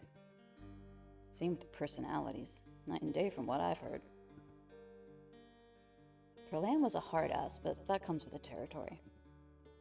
I mean, what else do you want to know? Did you two get along? No, the woman was a monster. How'd she die? Sleep apnea. Okay.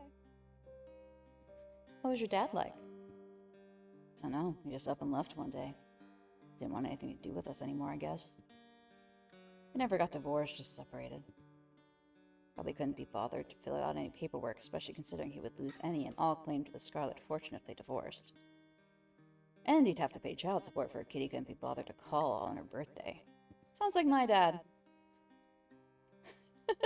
Does no one in this town have two parents? Janie's kid does for now. This town will take its toll on her eventually. What do you think of Silas and those other old-timers? That's complicated. They built the town, they built the mine. They're the whole reason you and I are here today.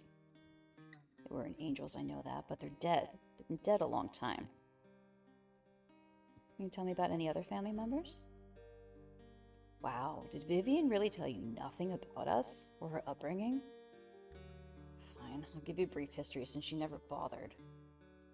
Perlan and Vivian were raised by their grandmother because our grandmother died in childbirth. Our great-grandmother, Grandma Eddie, ran the mine before Perlan, then Perlan took over. And now here I am following in their footsteps. What was Grandma Eddie like? Did you know her? Tabitha's quiet for a moment, her eyes distant. Kind of scary. I think being in this town just cursed one of Janie's parents. Or Janie's daughter, rather. Cursed Janie's daughter. Her voice is quiet. She takes another sip of her cream soda. What happened to the rest of the family? Silas had a lot of kids. I read about him in the library yesterday. What am I, an encyclopedia? We have documents on this stuff and some kind of fancy family tree somewhere in the estate, but I don't have any of it memorized. For what I can remember, our grandmother had a kid sister that died of some childhood illness, then she died having our moms. I think Grandma Eddie had some brothers, but I vaguely recall something about them fighting in World War II. Yep, Normandy. One way or another, they clearly didn't stick around. As for anyone who came before the turn of the 20th century, damned if I know. It's ancient history. A matriarchal mining company does seem unusual. Past couple of generations were all women, that's just how the cards fell. And we never let some stranger jeopardize the company, it stays in the bloodline.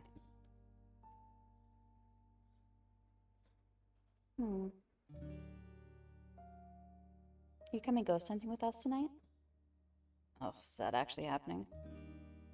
Stella will be there. So will Kanika.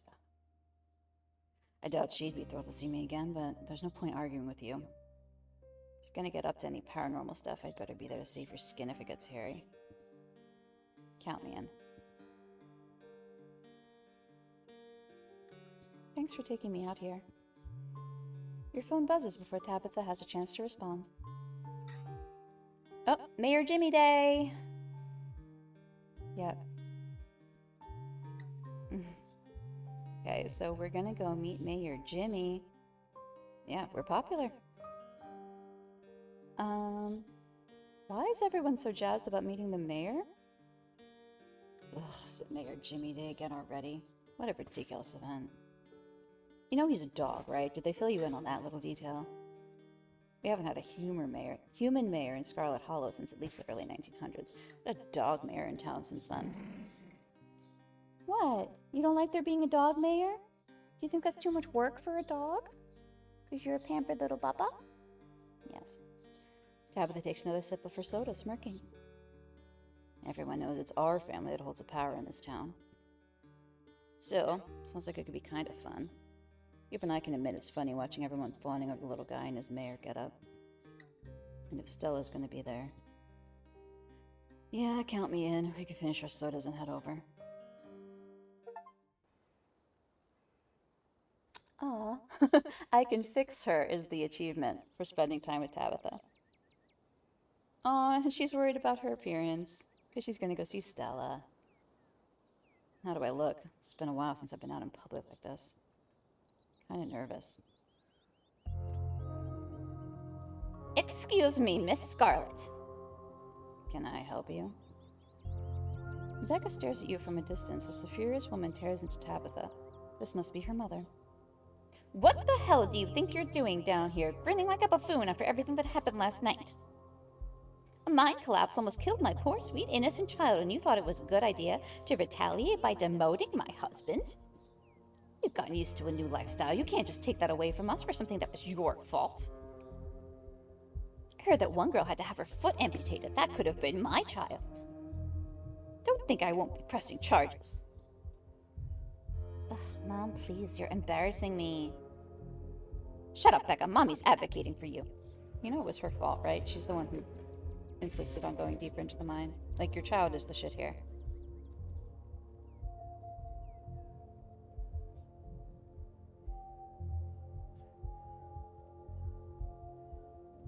Your husband told your daughter it was safe to go into that mine. Of course he was demoted. I'm right here. Even if he did, it wouldn't have mattered if the entrance to that mine was actually secured. They'll be held to pay, Tabitha Scarlet. What legal grounds do you think you even have? There are signs, the place was boarded up. I did my legal duty, and you don't have a leg to stand on, so don't try and threaten me. Mom, can we just go, please? If I were you, I'd listen to your brat. You haven't heard the last of us. You'll see. The woman storms off just as quickly as she stormed in, Becca following at a distance. God damn it, she's right. You can't just hang around town the day after something like that. It doesn't look right. I should be up there, even if it's just to oversee what's going on. If I'm supposed to run this place, I gotta get my head in the game. I can't slip up like this again. Tabitha sighs, straightening up. Her scowl returns. Stay out of trouble. I'll see you at the library tonight. Okay, so no matter what, she goes back to work. And we go to the library to meet the mayor. Yes, we're here.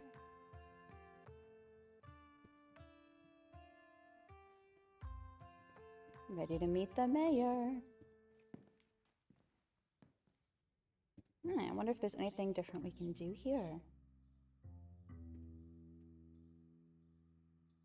Yes, that is the deputy. Oh, good morning, citizen. I don't believe we've met. Oh, that is part of Shake. We're gonna say, I knew he'd be a dog. He's a dog. And you're Renee, and yet here I am, the big dog in charge. He's the mayor. I'm so glad no one ruined the surprise. Town has had a dog as mayor since the early 1900s. This is just how we do things around here for some reason. Best part of living in Scarlet Hollow, besides the nature. And all my friends and Winnie's Biscuits. Oh, and the close-knit small-town community, of course. But having a dog mayor is a close fifth. No contest. Now, is there something I can help you with? You're not one of my constituents. I'd like to make sure I spend plenty of time with the voters.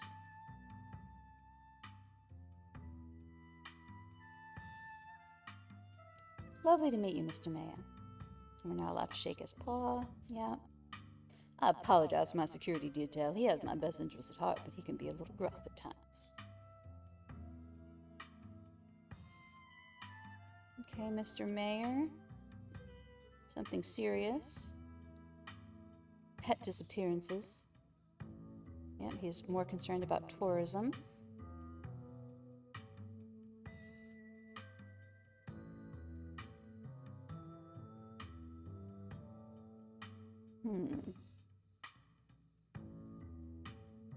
So you know there are monsters laying eggs in the local animals and you're just going to let it happen? Laying eggs? Don't be ridiculous. I'm sure that whatever's causing these disappearances is just a bear or mountain lion. We've all smelled them up in those hills. They'll move on soon enough. This is a southern town. Plenty of people are armed around these parks. They'll take care of the problem before it gets out of hand. It's already out of hand. It is so far out of hand that you can't even reach your little paw over there. It's gone. And in the meantime, it's best not to cause a panic. I am a pillar of this community. It's my job to project strength to my constituents. I've heard just about enough from you, Jimmy. Look at you putting on a show in front of your adoring fans while the dogs of this town are snatched up by monsters in the woods, hoping the humans will clean it all up for you. When are you finally going to do something meaningful for the hairier citizens of Scarlet Hollow? Now, Miss Gretchen, there's no need. Scraps never would have let those things prowl the woods for so long. Oh, you sit back, waiting for the humans to notice, letting more innocent dogs suffer. You know, I almost lost my life to those things the other night, and my goodness, haven't you heard about poor Duke? Now, Gretchen, a lot of those were old dogs. It's fair me to assume they simply went to the big farm upstate. Don't you dare talk to me about old dogs.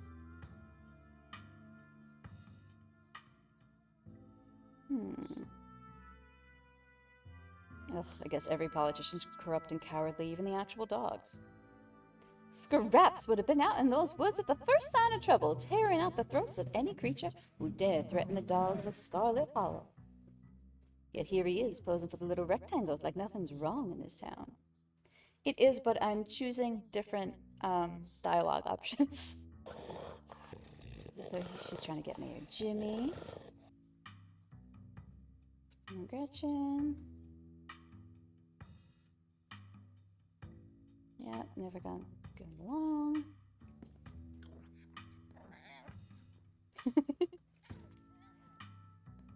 Alright, yeah. So this time I don't even get to say that she would have voted for Scraps. Ooh, I can try something different with the priest. Sounds like old Gretchen and the mayor may have some unresolved issues, wouldn't you say? And Pastor Daniel, everyone's been buzzing about you.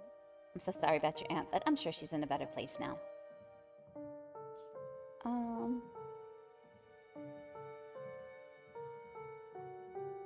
Yeah, Gretchen says she didn't vote for the mayor. Yeah, he talks to animals. Okay. Alright, well, we'll see what that is. Maybe in part 4 we can actually go to the church. Okay. So...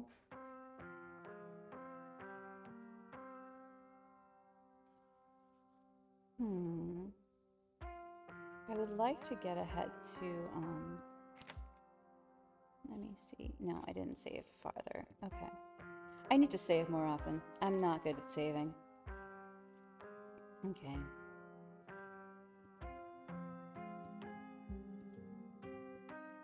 Okay. Yep. We're gonna go to Reese's. Come on, I want to go to Reese. Oop. I have no idea what I clicked.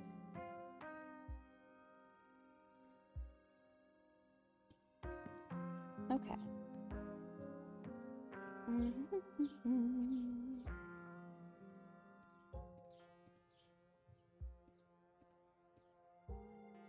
Okay. Go straight to Reese's because we've done this.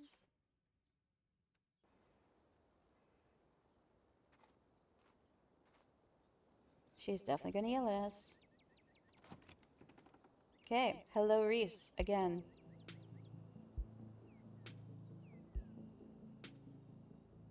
Stella's been relentless about making sure that they get all the updates that we're here. See, Gretchen says something smells terribly off about this boy. I don't know why everyone thinks he smells weird.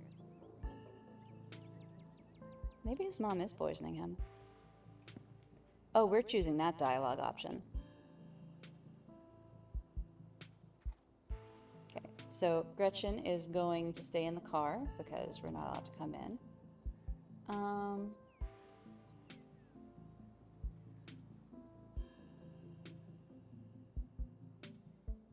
Oh, yeah, let's come in. Follow Reese and Dr. Kelly inside. Stella and Kanika catch up. Yes, the house is cold. If it weren't for the store-bought dinner rolls. Okay, she won't let us help, of course. We have a quick dinner. We can leave the house. We want to see his art. Again, she's bullying him about his room. We don't mind a little mess. Let's go down to see the art. We just want to see the art. Make our way towards the basement stairs. The basement is what you might expect of a tortured artist. His ghoulish faces. You can take a look around. There's actually some kind of fun, if very tormented, artwork happening. Mom's a little intense.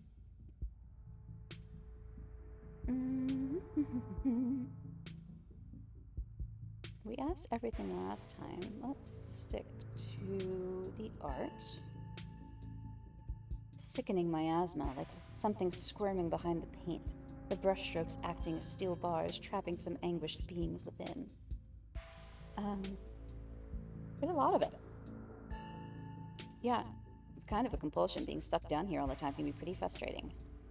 My emotions have nowhere to go, so they just writhe and grow inside of me and pick me apart from within. You need to get out, buddy. I'm sick and all, but like, get away from your mom. I can trap them somewhere outside of myself, at least for a little while. They come back over and over again, so I keep painting. You know, you could gain a real following if you ever posted these online, just saying. I think I'm okay sticking to sparsely populated late-night live streams. It's all the social media I can handle. I don't know how you do it, Stella, having to exist in front of all those people all the time. Knowing some version of you lives in their heads. Knowing they expect something out of you that you might not be able to give them. Okay, but the only time you ever put your art on display is the live stream during ghoul hours. When am I going to be able to see what you've been working on? I tell you what, when I die, I'll leave you my paintings, and you can see them all. Maybe they'll be worth millions since I'll be dead. Be able to rest easy knowing someone had retroactively given my life value.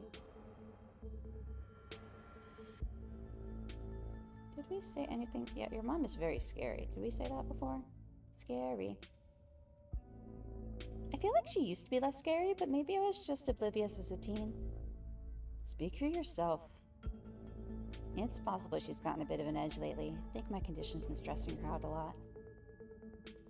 Yep, she can't fix it. We just have to manage it. She's just looking out for me.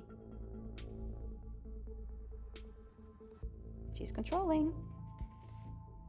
Yep, she turned us away yesterday and she didn't tell you. She's trying to isolate you. Not good.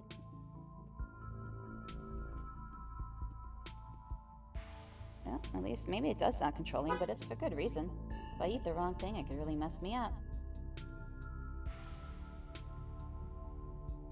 Okay. I mean, I don't really want to do all of these again because we did these.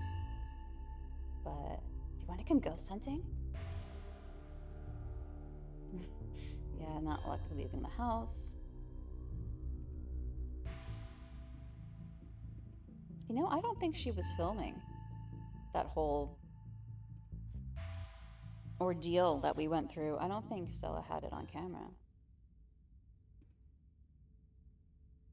Dinner's on the table. Okay, we're going to put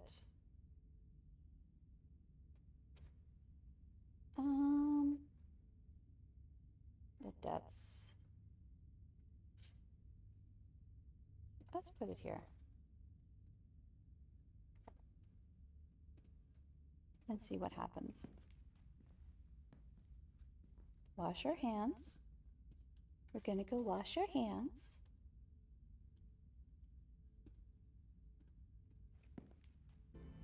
Okay, door. The door. We're opening the door. It feels out of place, like you've accidentally wandered into a different, older house. More than that, you feel something radiating out from behind it. Something dark and cold. You felt this before, in the dusty tunnels you so narrowly escaped last night. An oppressive hum, like a muted scream heard through layers of rock, trying to draw you towards it. You feel lightheaded. You are compelled to approach the door, drawn in as if hypnotized. Something wants you to find it. Now, I don't think there is any option that does not open the door, but we're going to scroll all the way down this time. Oh, we can snap ourselves out of it. I really want to open the door, but that didn't work out last time, so let's snap ourselves out of it.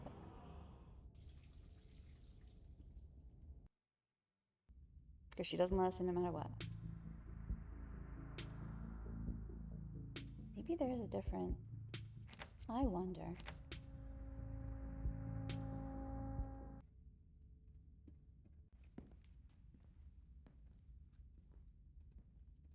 Okay, door. Door. We're opening the door.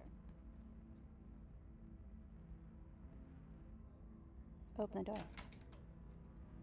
She's gonna try to stop us. Return to the door.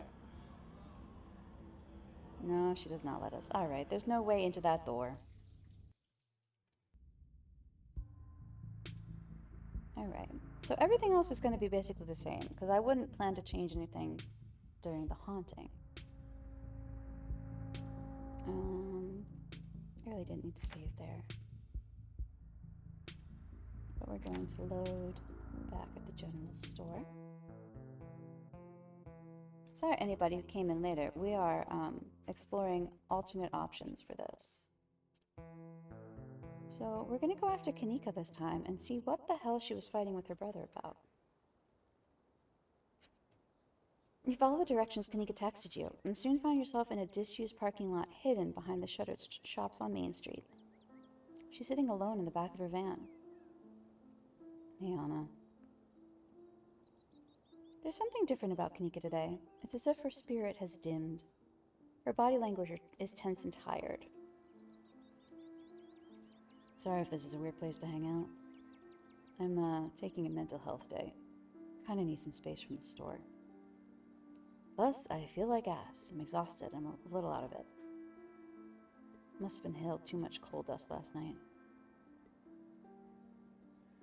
Okay, so that's what Sybil was talking about later on, that she was sick. I guess she is sick. Okay.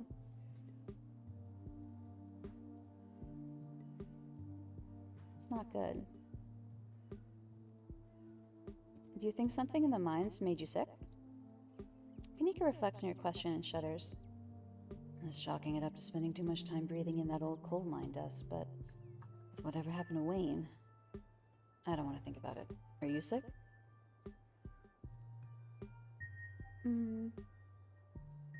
How does no one know if they're sick? What even is sickness? I'm tired, but I don't think I'm sick.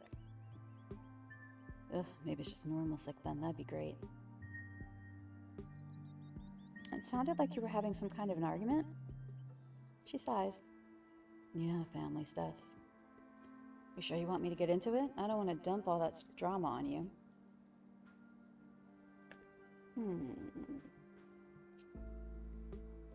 Only if you're comfortable sharing.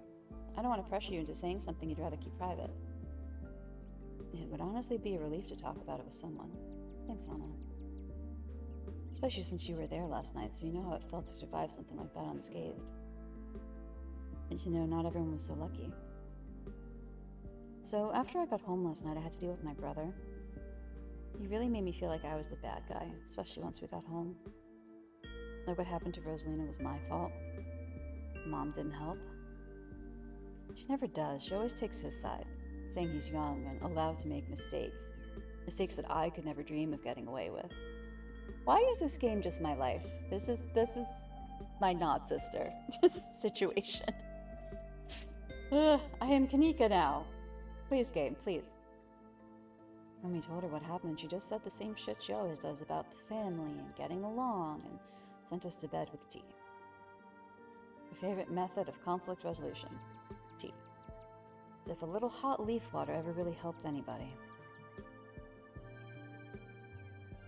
So what's the deal with her and tea, anyway? I don't know if you've seen the sign in the tea room, but apparently tea is life. It's like she thinks she's some kind of witch. Kind of boiled over this morning, though. She wound up blaming me for letting Miles sneak off into the mines, saying that if I'd been working like I was supposed to, he wouldn't have gotten into trouble. Like I'm supposed to be in charge of a sullen teenager every second of the day? While working? It's not like I don't care. I'm always stressing out about the kid, or the store, or the million other little things I'm supposed to deal with. None of this should be on me. These are the best years of my life, and I'm wasting them in this dying town, keeping a store afloat while my mom just messes around with her little herbs or whatever. I'd made it out of here, damn it. I'd gotten into grad school. I was good at it. I was going to graduate with honors and everything. But Dad died, and I came back for the funeral. Then I had to stick around just to help Mom sort out a few things. First it was a month, then 2. Now here I am, over a year later, and those few things became my life. I don't want to be this person. If I could, I'd just drive this van all the way back to the coast, lie down on the beach, and never come back.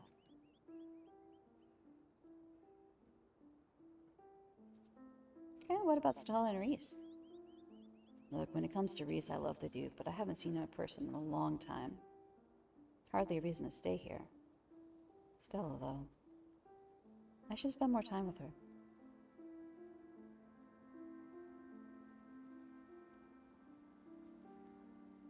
It must get lonely out here. It really does. Should I just leave? I shouldn't, right? I just don't know what's left for me here other than a bunch of responsibilities that other people don't even seem to care about.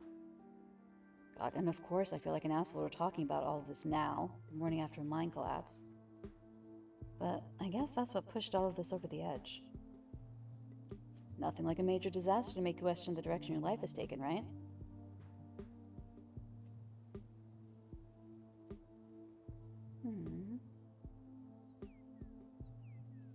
How are you doing after last night, aside from the family stuff? Not great, if you couldn't tell by now. At least I was able to get to sleep once the adrenaline wore off, even if I barely feel like I got any rest at all. Before things got heated with my folks, Mom gave me some more of this tea that's supposedly good for, I don't know, recovery, rejuvenation. Must have been caffeinated or something, because it did not help me fall asleep. But it's kind of helping with the headache, and at least it tastes good. What about you? I feel guilty. After everything that's happened the past couple nights, I just feel guilty. Like I don't deserve to be doing okay when other people have suffered so much. Me too, but that's just survivor's guilt, right? We shouldn't let it get to us. You haven't done anything wrong. Well, except for snitching to Tabitha about those kids, but hey, nobody's perfect.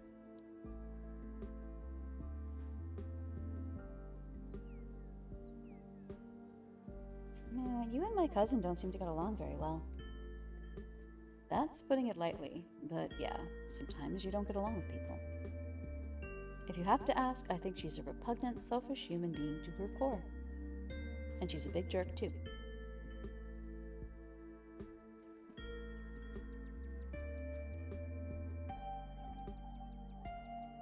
Did she do something to you? This seems personal. Besides her general bad attitude, no. She hasn't necessarily done anything to me. But her mom tried to buy the general store out from under my dad more times than he could count. She was an absolute snake of a woman, and the apple didn't fall far from the tree, judging by how Tabitha treats the miners. If I weren't here, I'm sure the store would already belong to the Scarlets. There's no way my mom or Miles would have the backbone to stand up to her. Just another way this town managed to keep its nasty little hooks in me.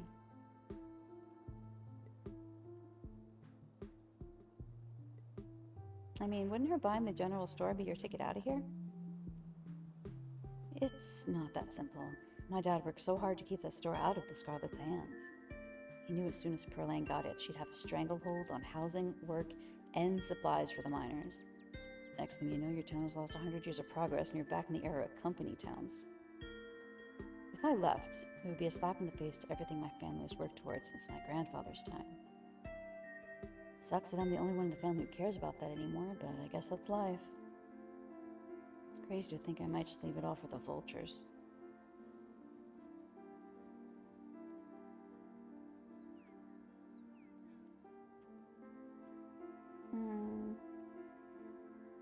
She is not an asshole, actually. She went after those kids in the middle of a mine collapse. Yeah, because she didn't want to get sued by their parents. You were there when she said those exact words. When someone says who they are, you should listen to them, even if it's inconvenient for how you'd like to see them.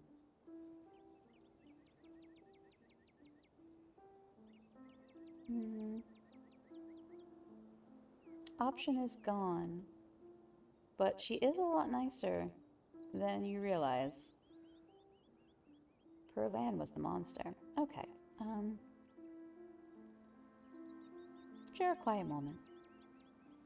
A soft breeze blows across the lot as you and Kanika share a quiet moment.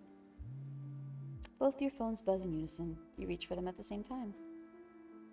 Oh, Mayor Jimmy. Okay. Well, we have bonded with Kanika now. Wonder who is left. Those are two.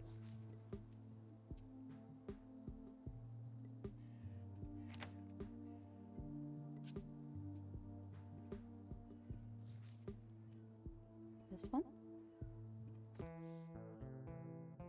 So the only option we haven't done, Stella and Oscar. Let's go to Stella. Doesn't take long to make your way to Stella's house. Take a deep breath and yell at the top of your lungs. Hi, Stella! Your shout is immediately met by the yelps of an excited Gretchen. They're here, Stella! They're here! An exhausted Stella groggily stares at you from her doorway. Hey, sorry I'm a bit of a mess. Guess I slept in. A lot. Give me a minute to finish getting dressed so I can make us some breakfast.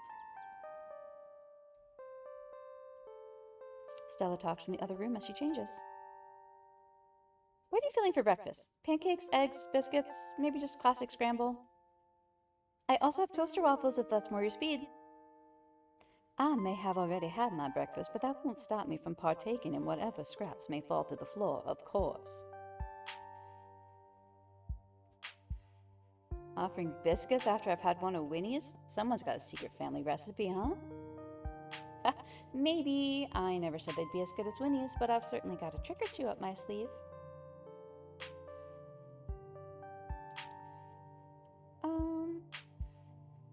You pick something for me. I don't want the burden of free will. Okay, biscuits. Oh, we can make them together. That's cute. She's gonna teach us how to make biscuits. I used to have a jumpsuit just like Stella's, but I'm afraid mine has been torn to shreds from years of use. Alright, let's get started. As a jumpsuit because we're ghost hunting later? Yep, this used to be my lucky getup from back when I did ghost hunting videos. Though, I guess you might call it unlucky since I've never actually seen a ghost. But hey, after a past couple nights, maybe we could use a bit of bad luck. The kind of bad luck where we don't find anything, of course. Don't want to jinx us. Should we start on food? I'm starving. Biscuits from scratch seem to intimidate a lot of people, but once you get it down, they're super quick and easy. How about you mix the butter into the dry ingredients while I get everything else ready? What else is there to get ready? That's the whole... That's all the biscuit is, right? Am I missing something about biscuits? She hands us a bowl. Oh no. You gotta get in there with your hands. Just squish the butter into the flour until all the big chunks are gone. Okay. You get to work and start kneading the mix. Oh, she's making biscuits and gravy. Okay, yeah, I don't know how to do that. I'll get started on the gravy while you're at it. Anyway, seems like you got an earlier start than I did today. Anything interesting happen while I was asleep? Tabby give you a hard time. And have you heard anything from Oscar?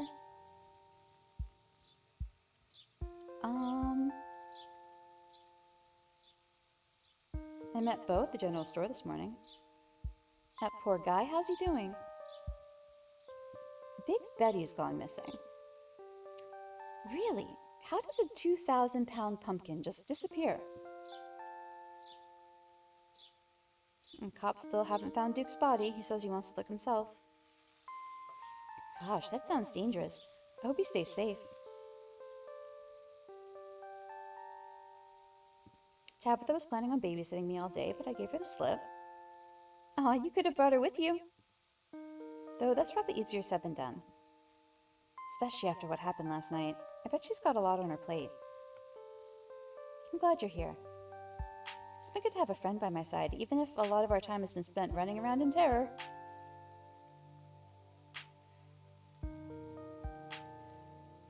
I haven't talked to Oscar yet, but apparently they had to amputate Rosalina's foot.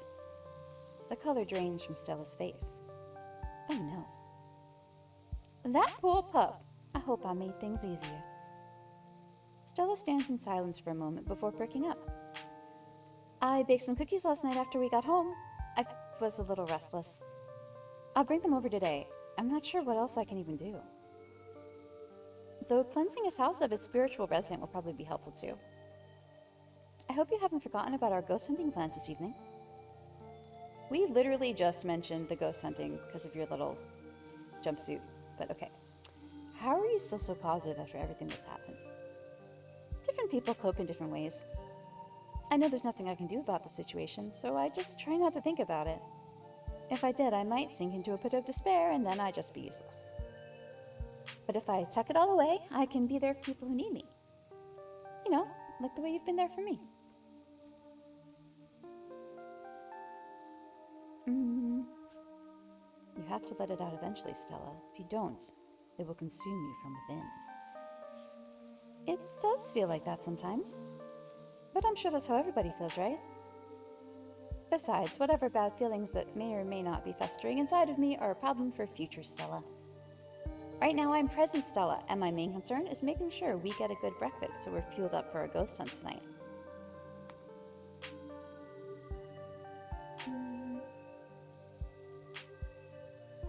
It can be worse. It's going to be worse, actually.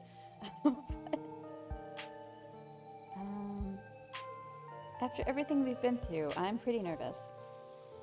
What if it's as bad as the last couple nights have been? Yep, see? I think ghosts are usually pretty harmless. Not this one. As long as you're not adventuring in an abandoned mine. I don't see how even a legit haunting could be anywhere near as bad as everything that happened to us yesterday or the day before. I think we're in for a chill evening. She just cursed us. No. Oh, that's wonderful news. After all the excitement of the past 2 days, these old bones definitely need a break.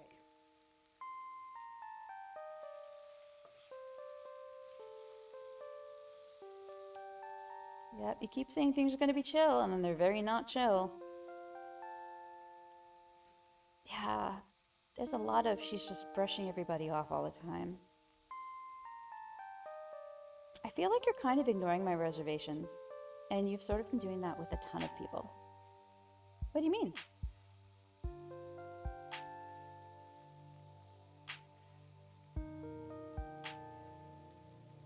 Every time someone pushes back on something dangerous, you roll right over them. Me, Tabitha, Kanika, it happens a lot. You're right. I'm sorry, I guess sometimes I get lost in the moment. No, I know that's something I do. I know that's probably part of the reason I film most of my videos by myself. I'll try and do better, but that doesn't change the fact that Oscar needs our help, or that something terrible will happen to my home if we don't get to the bottom of things. Are we good?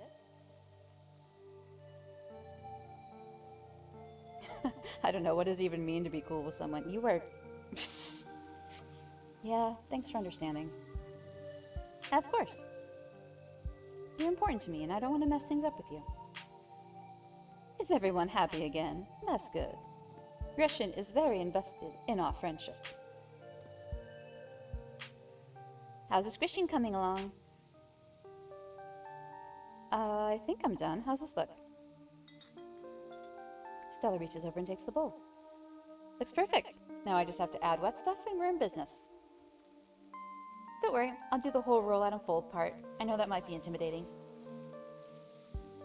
You wash your hands as Stella adds her milk concoction to the flour mixture, stirring a few times before turning to the counter for the final steps. Our little babies are ready to go in the oven. And if you don't mind, I'm going to make an egg for myself while we wait.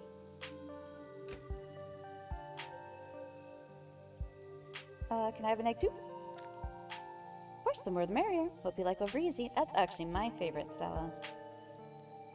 Stella cracks an egg into a fresh pan and gets back to work on the stove. Thanks for coming over, by the way. It gets lonely here sometimes. I'm surprised to hear her say it, but it's true. It's so nice to finally see her have a collar again.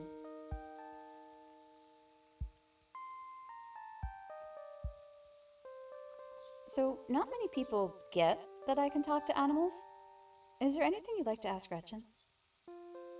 Stella stops what she's doing for a moment to reflect on your offer. Now, isn't that a most fascinating prospect? What would I even have to say? And about what? You know, that's an extremely generous offer, but I don't know if I want to pass my relationship with my dog through a translator. It's definitely not that I don't trust you. We've only known each other for a few days and you already mean a lot to me. It's just, I almost wonder if diving into this too deeply would permanently change my relationship with her.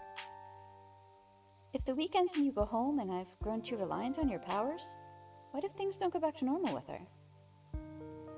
I definitely want to hear her input on current events. I just don't know if I want to rewrite anything else. Oh, I must admit, after hearing her thoughts, I very much feel the same way. I can't imagine permanently changing something so fundamental to my relationship with my dear Stella. I know it's probably wild coming from your resident supernatural hunting friend, but Gretchen holds a special place in my heart. And you in mine, Stella. Okay, tell us about dating our cousin.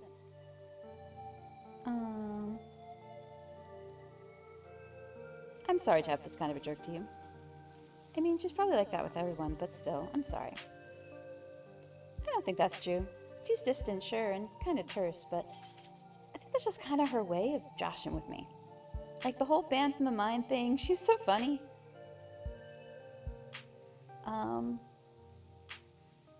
This is the same boundaries thing I was talking about earlier. You're probably right. You're giving me a lot to think about with that.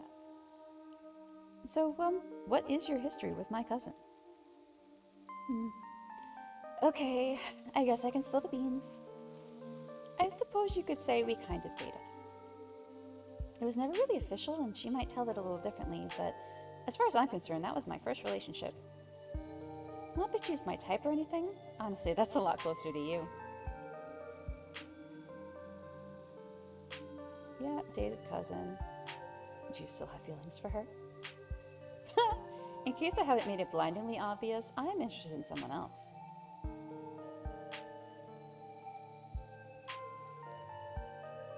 I mean, who are you interested in? Whoever you're interested in sure sounds lucky. Oh yeah? Well, if that's the case, maybe I'll have to make a move soon before someone else snatches them up. What was it like dating Tabitha? Oh, she's hilarious. And I don't know, it's hard to explain what draws you to somebody. I like the challenge of breaking down all those walls she built up around herself. It was kind of like taming a wild animal, you know? But it all just kind of stopped after high school. I guess we didn't see each other every day, and she was always busy at the mines, so there wasn't much of a chance to hang out anymore. I wish we could have stayed friends. Like actual friends. I could have used someone like her after the big accident. Kanika was at school already, Reese was sick, and Tabitha wouldn't even return my calls. It was, well, it's ancient history. Can't change the past. I mean, we kind of know what happened to your parents, but you think you'll always live here? You ever thought of moving away? Hard to say. This house means a lot to me. This town means a lot to me. I haven't had to think about where to live or where to go. But I guess I could see myself leaving for the right reasons. Or for the right person. So what happened to your parents? Stella tenses. Car crash. They were taking me to college. I didn't wind up going to college. Not much more to be said.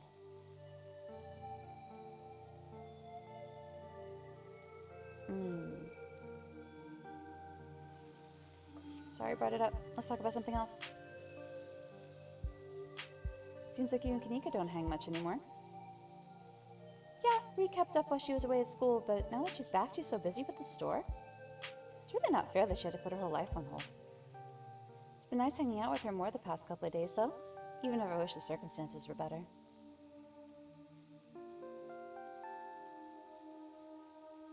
Did you ever hang out with Avery? Oh, it's a good question. I guess I just don't know them very well. I grew up with Reese and Kanika and Tabby. Even you don't seem like a stranger, what with who you're related to. Avery moved here a few years ago, kind of close on the heels of all that stuff with the accident, so I guess I wasn't really in the right headspace for making new friends. I did go to their parties, but now that you mention it, it's weird I haven't thought to try and hang out with them outside that. I should text them sometimes. So we're gonna meet Reese today, right? Heck yeah, we are. Dr. Kelly tries to turn us away again, we can just sneak in. Nothing will stand in the way of us and friendship. I really don't like his mom. She's definitely a little controlling, but I think she means well. Her whole life is taking care of him at this point, you know? What's he like? I am not about to ruin a cool and mysterious introduction by telling you. I think you'll like him, though. Okay. Wait for breakfast. It isn't long before a timer goes off and Stella excitedly pops open the oven, pulling out a tray of delectable biscuits. Looks like we're all done. And with that, breakfast is served, and I need you all to appreciate Queen Gretchen over here. Her little face. Her little face. If the two of you wouldn't mind saving me just a couple of scraps, that meal smells absolutely delectable. Oh yeah, that's a fresh biscuit, all right. Still not as good as the diners, but if I could capture that kind of perfection, there'd be no mountains left for me to conquer. Better to have the thrill of a challenge. I'm so glad you came over today. I'm having a little bit of a hard time sleeping the past couple nights. I'm sure you can relate. I think I needed a nice slow morning like this, just hanging out with you. As you and Stella start to dig in, you're interrupted by a phone alarm sounding off. Oh shoot, I almost forgot. It's Mayor Jimmy Day. They're even still doing it after last night. I wonder how far the news has spread. Yep, okay, we're gonna go see Mayor Jimmy. Gretchen is not pleased about Mayor Jimmy. Oh no, I voted for Scrap, Stella. Mayor my rear end. I certainly never voted for him. Gretchen says she didn't vote for him. Well, of course she didn't. Gretchen's a dog. Dogs can't vote. Stella falls silent. Maybe they should, though. Especially now that I know they can talk. Sort of. How would that even work? Little paw prints? Never mind. I'm getting ahead of myself. Let's finish up and head over. I'll make sure to bring some biscuits for the mayor. Biscuits? I can't believe Stella's bringing the good stuff for that lowlife. Gretchen doesn't seem to like Mayor Jimmy very much. Wait, really? She has opinions on the mayor? What's she saying, other than her not voting for him? He says he's a lowlife who doesn't deserve biscuits. Whoa, okay, you have to tell me what Mayor Jimmy is like. I need to know if she's right. I've been giving him biscuits for years, if it turns out he's a secret scumbag. Shall we?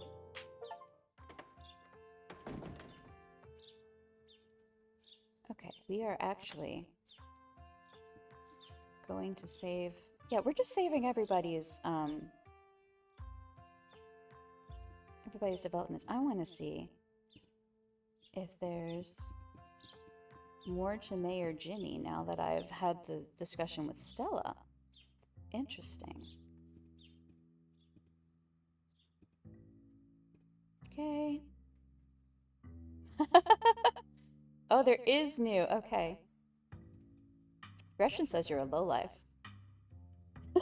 Watch it.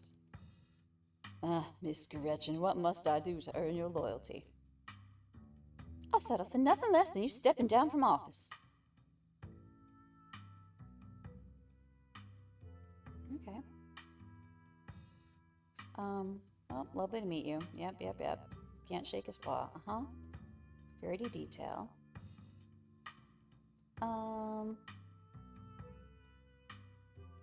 We're doomed.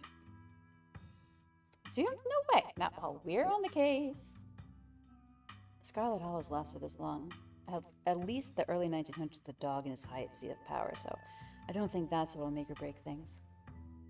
Maybe a dog mayor's good luck, who knows? You'll hear about the pet disappearances. I've been made aware of the situation. But what do you expect me to do about it? It's tourist season. Yeah, we can't do anything when it's tourist season. Okay, you're very well spoken. I can see how you got elected. Not just the fancy words that get you elected, human. It's hard work, dedication, and that unspoken charisma that carries a true leader to victory. Scraps and Daisy put up a good fight, but I just had something they lacked. The humans knew it, the dogs knew it. Well, most of the dogs. Still a few hearts I never won. His gaze falls briefly on Gretchen, who huffily turns away. I've heard just about enough from you, Jimmy. She's gonna rant. Rant. When you gonna do something for us? No. Scraps! Scraps was the one I voted for. Scraps would have been a better mayor. Yep. I am so mad, and now you're going on about old dogs.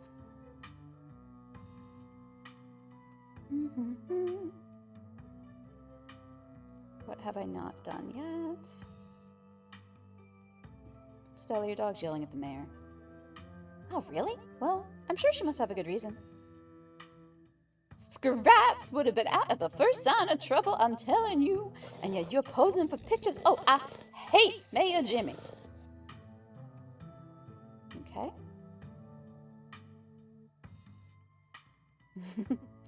Yeah, I will fill you in on the feud, but you gotta ask. Ingrate, ne'er do well, you dog. I guess there is no follow-up, at least not here, because we're directly gonna go into the... Okay, one more with you, sir.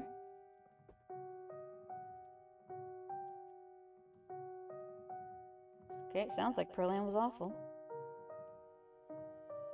She really was that bad.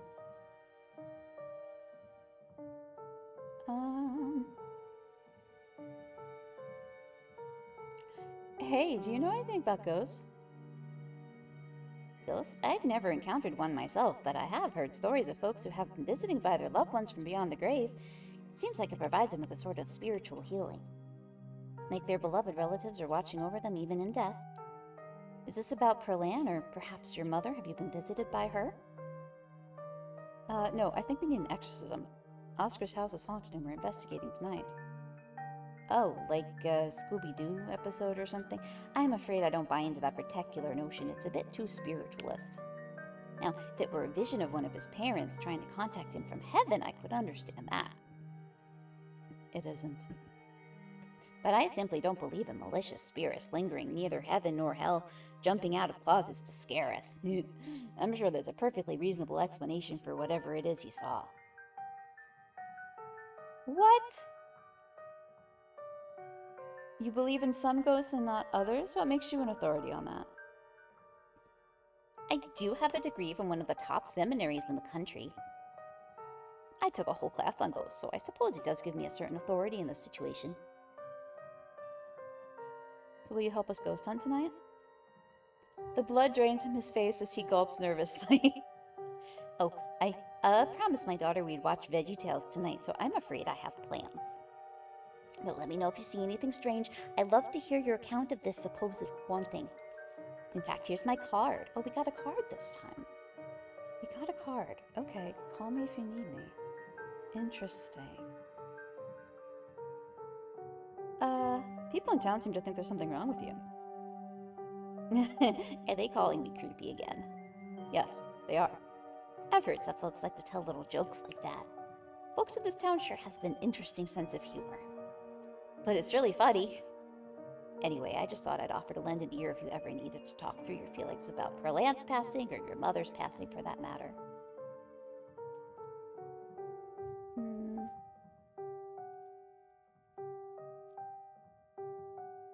I'm not really religious. There's no need to have a religious background. Counseling is much more about giving people an opportunity to be heard. I'm not going to try and convert you or anything. I just want to help support the fine folks of this community and their families in any way I can. That includes you. No pressure, of course, but if you feel like you're ever struggling and could use a good listener, you know where to find me. Lovely to meet you. Have a blessed day. Okay. Interesting. I'm going to save after that too, because I got a card.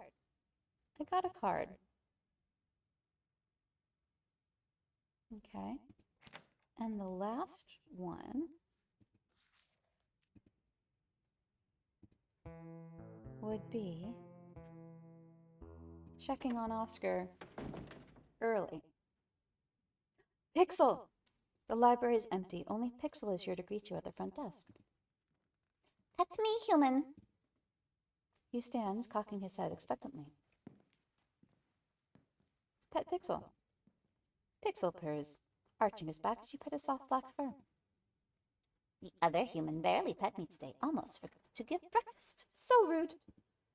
But I made sure to yell a lot. Then he remembered. He's in the back room, sitting in the dark, talking to little Rectangle.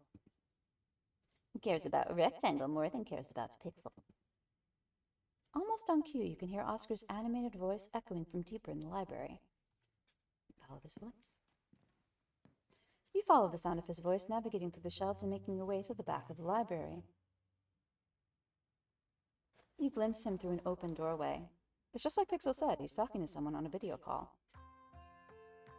I hope the food isn't too bad. It's been okay. Rosalina doesn't seem to mind. They keep bringing me Jell-O. I love it here. But Dad, I miss you. When are you coming back? Oh, the nurses just need me to make sure your living situation's all squared away. Then I'll come get you, Rosa. Just a few more hours. Hey, is that... Oscar practically jumps out of his skin as he turns and sees you. Oh, hey, Anna, I didn't hear you come in. Oh my gosh, put them on! I think she wants to talk to you. Oh, sure. Hi, Rosalina. You saved our lives last night. You're like a hero. I owe you big time. I should bake you a cake. Oscar turns to whisper to you. She's on a lot of pain meds right now. She's been talking about baking you a cake all morning. But for real, thank you so much for coming back for us. I don't even want to think what would have happened without you there. Well, I can tell you, Alexis, you and Becca get trapped. I think you might be dead. I think that is a possibility. But I'm not sure. I haven't played that route completely. I could. I certainly could if people would like to see it. Dang, Doctor stole my foot, but don't worry. I'm gonna get it back. That's my foot. They can't just take my foot. Take care of her for me, okay, Alexis? I'm gonna be back in just a few hours. Rosa, be good while I'm gone and get some rest. I want to go home. They give me unlimited Jell-O. It's great here. And I can't leave till they give me my foot back. I need my foot. I'll make sure to stock up on Jell-O. I love you, Rosa. Bye, Mr. Gutierrez. Oscar sighs as he hangs up the phone before looking up at you with a tired smile. Hey, Anna, you're here early. Anything I can help you with? What? You're asking me if I need help? You're the one going through it right now. That's true. I guess it's a force of habit. Or asking people if they need help, that is. Let me try that again. What brings you here, Anna? Yeah, have a hug, sir. This is a moment where words are meaningless. What can you even say about what happened last night? You step forward and hold Oscar in your arms. It smells like fresh coffee and old paper. A librarian. Thank you, that was nice. You want to stick around for a bit? I wouldn't mind some company while I get the room together. I was hoping I'd be able to deal with our ghost problem before Rosa was discharged, but they apparently need her out of there today. Suppose it gives me something to do to feel useful, but this isn't a place for a child, and especially not one recovering from a traumatic injury. Okay, so why are they discharging her so soon? There was a bus accident, right? I thought it was odd too. It just doesn't seem right. Not after the kind of trauma she went through. But it sounds like there was some big bus crash last night, and they need the beds, and supposedly there's not a lot they're doing for her at this point that can't be done here. It's not what I would have done, but I hope they're right. I'm sorry, did you say bus crash? Yeah, we didn't talk about that earlier. That's all I know. There was some big accident north of here, and it's pushing the local hospitals to capacity. What a week. Yeah. All the more reason to get to the bottom of your ghost problem tonight. Exactly. The most important part of her recovery is providing her with a safe, comfortable environment, which I should have been doing in the first place. Your cousin thinks I'm a bad father. But better late than never.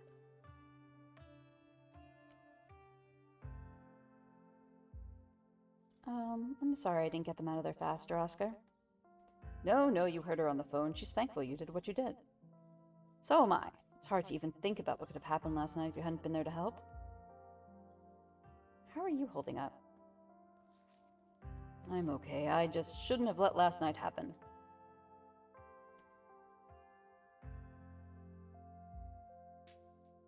Yeah, I mean, all of these kids have parents. That's a bit of a harsh way of putting it, but fair point. I shouldn't put the entire burden of what happened last night on myself. But just because there were a lot of moving pieces doesn't mean that I don't share at least some of the blame. I think, honestly, it's mostly Becca, right? It was really Becca. But Rosalina sounds like she's doing well, all things considered. I don't think she even realizes what's happened yet. I'll have to see how she takes things once the painkillers wear off. I don't know how I'll be able to comfort her, when or if it finally sinks in. How can I? I have no idea what that's like. They didn't put this in the How to Be a Supportive Dad manual the hospital hands out after every birth. Yeah, I really did think she'd just have a broken leg, but couldn't save it. They said it was too damaged. Doctor said I shouldn't blame myself. The teens do all sorts of risky things. But I'm her dad. What good am I even for if I can't keep her safe? If it's not rude to ask, where's Rosalina's mom? There's a lot of folks around here with dead parents.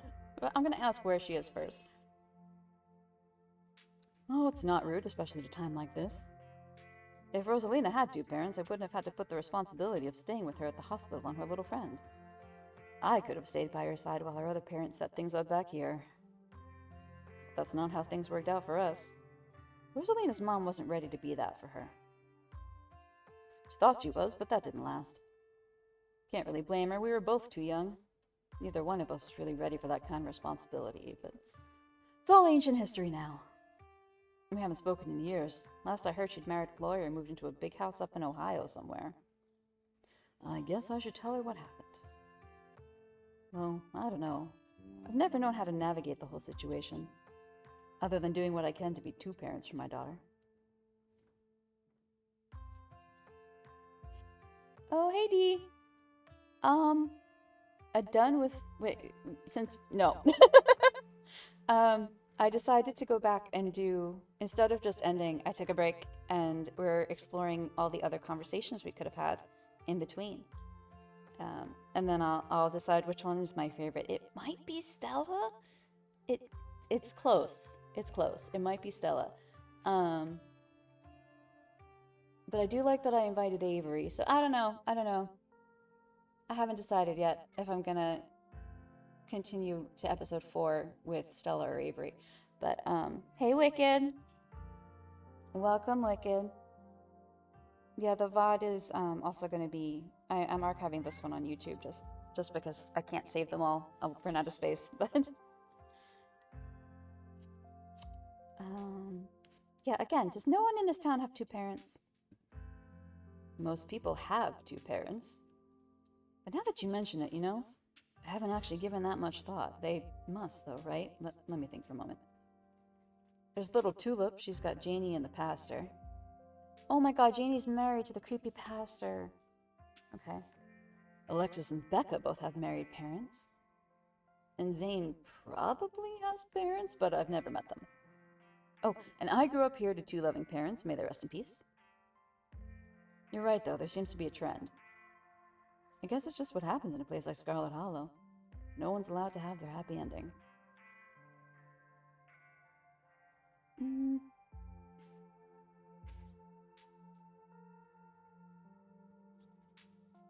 Oh, this is tough. Eh.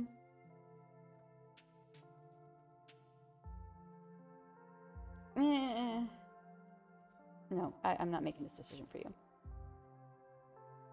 Oh, I'm sorry. I hope I didn't make you feel uncomfortable with all of that. Can't say I've talked to too many people about Rose's mother.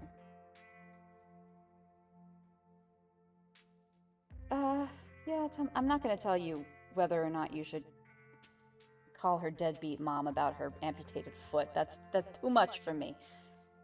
I met you like 2 days ago, sir. Tell me about your haunting. Ah, yes, of course, the haunting. Oscar gets a distant look in his eye. It started with the floor bleeding in Rosalina's room. Oh, wicked, I got good news. Penny Lou was adopted. My Penny Lou. Boo, boo, boo. And before you say anything, it wasn't rusty water, and it wasn't wine. It was blood. AB negative, actually. I couldn't believe it was happening, so I ordered a kit online to test the stuff. And then I started seeing the figure. I could never get a good look at it, but I knew when it was there. There was just a feeling I'd get, like someone was about to stab me in the back, and I'd turn around and see a flash of someone leaving the room. Just enough that I knew there had been someone there. Just thinking about it makes me want to hide under the covers. Oscar pauses, lost in dark recollections.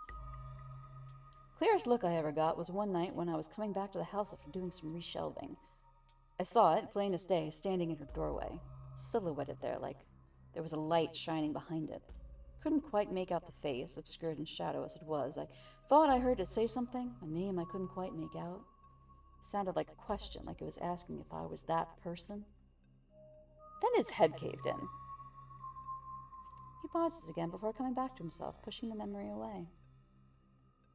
We are learning so much. That conversation with Tabitha also is so important to the haunting. This is so important to the haunting, but you can't do them all. You can't do them all in one plate. You just can't. This game is amazing. I'm sorry. I love it. Okay. That was the last night we stayed in that house. As soon as that thing disappeared, I got Rosalina out of there. We've been in the library ever since. As Oscar finishes his tale, you feel a shiver climb your spine. You can sense that whatever entity he encountered is nearby, as if summoned by the description, its hateful energy reaching out and butting into your conversation. Your ears perk up, as if listening for that questioning name, your other senses following suit.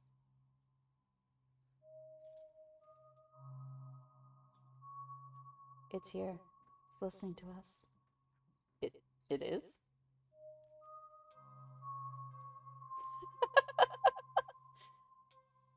Your reign over this place ends tonight, foul apparition. That's right, Spectre. We're ending this. Enjoy your last few hours of unlife. After tonight, you'll never be able to bother me or my daughter ever again. You can feel it. An anger locked away behind the door to the annex, eager to break free. Eager to face you. Your phone buzzes in your pocket. Okay, and we're back to Mayor Jimmy. So much buzzing. As if on cue, you can hear the faint sound of other people in the library, somewhere back towards the entrance. Yeah, Mayor Jimmy Day! We're probably going to start setting up soon, and I'm barely decent. Yeah, you should probably put on a shirt.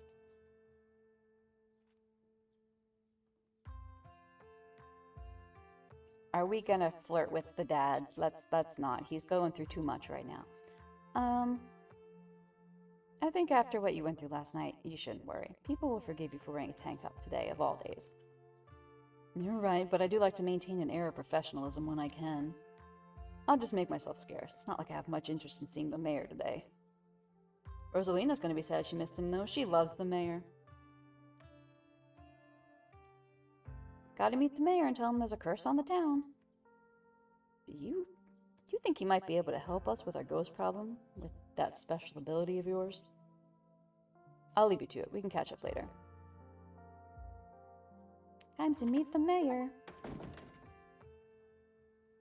I'm looking respectfully. Yeah, we were oogling Oscar. We can just flirt with everyone. Okay, so if anybody wasn't here before, Mayor Jimmy is a dog. I'll show you Mayor Jimmy. He's a dog. Gretchen did not vote for him. Gretchen voted for Scraps, which is hilarious because my other foster is named Scrappy and I call him Scraps all the time. Hey, Scrappa-doo-doo, do you want to be mayor? Do you want to be mayor of a haunted little town, Scrapperoni? Scrapperino, Scrapperoo. He is completely ignoring me. He does not want to be a politician. This is a terrible idea. Ah, okay. I don't know if there's maybe any additional context for playing through the haunting with information that we've gotten from Tabitha. That might be the only thing that I go and blaze through on my own because it would involve getting past Reese's dinner as well. So I might do that myself and see from there if I go with Avery or Tabitha. Because we got to bond with our cousin. That was nice. Flirting with Stella is also really nice. I do like that Avery was there. We're not the only outsider. I don't know. Everybody in this game is great, and I can't ever decide what I want to do, which is why it is so incredibly replayable. If you've not played this game, please. Genuinely love it. Not sponsored. But I have been playing for over 4 hours, and my voice is getting a little tired. So I think I am going to call it there. I'm sorry, Wicked. I know you just got in. VOD will be up, and will be up on YouTube. So if you are curious, it is also, I just encourage you to play this game. I do. I encourage everyone to play this game. Let's see who's on, if there's anybody that we could raid. Can we raid anyone? Who's on? Oh, wow. Nobody I know. There's nobody on. Oh, well. Guess that's what happens when Leah's working and Mango's on vacation. Appy raided me. All right, I guess we're just calling it there, guys. Oh, yeah. Maybe Thursday? Yeah, tomorrow's pretty busy. Maybe Thursday. I will check. Yeah, it's a bit too early. I did start early today, though. I figured I'd be a good work lurk. Yeah, so we're just going to call it there. I am probably going to be back on Thursday and or Friday. So enjoy the rest of your days. Bye, friends.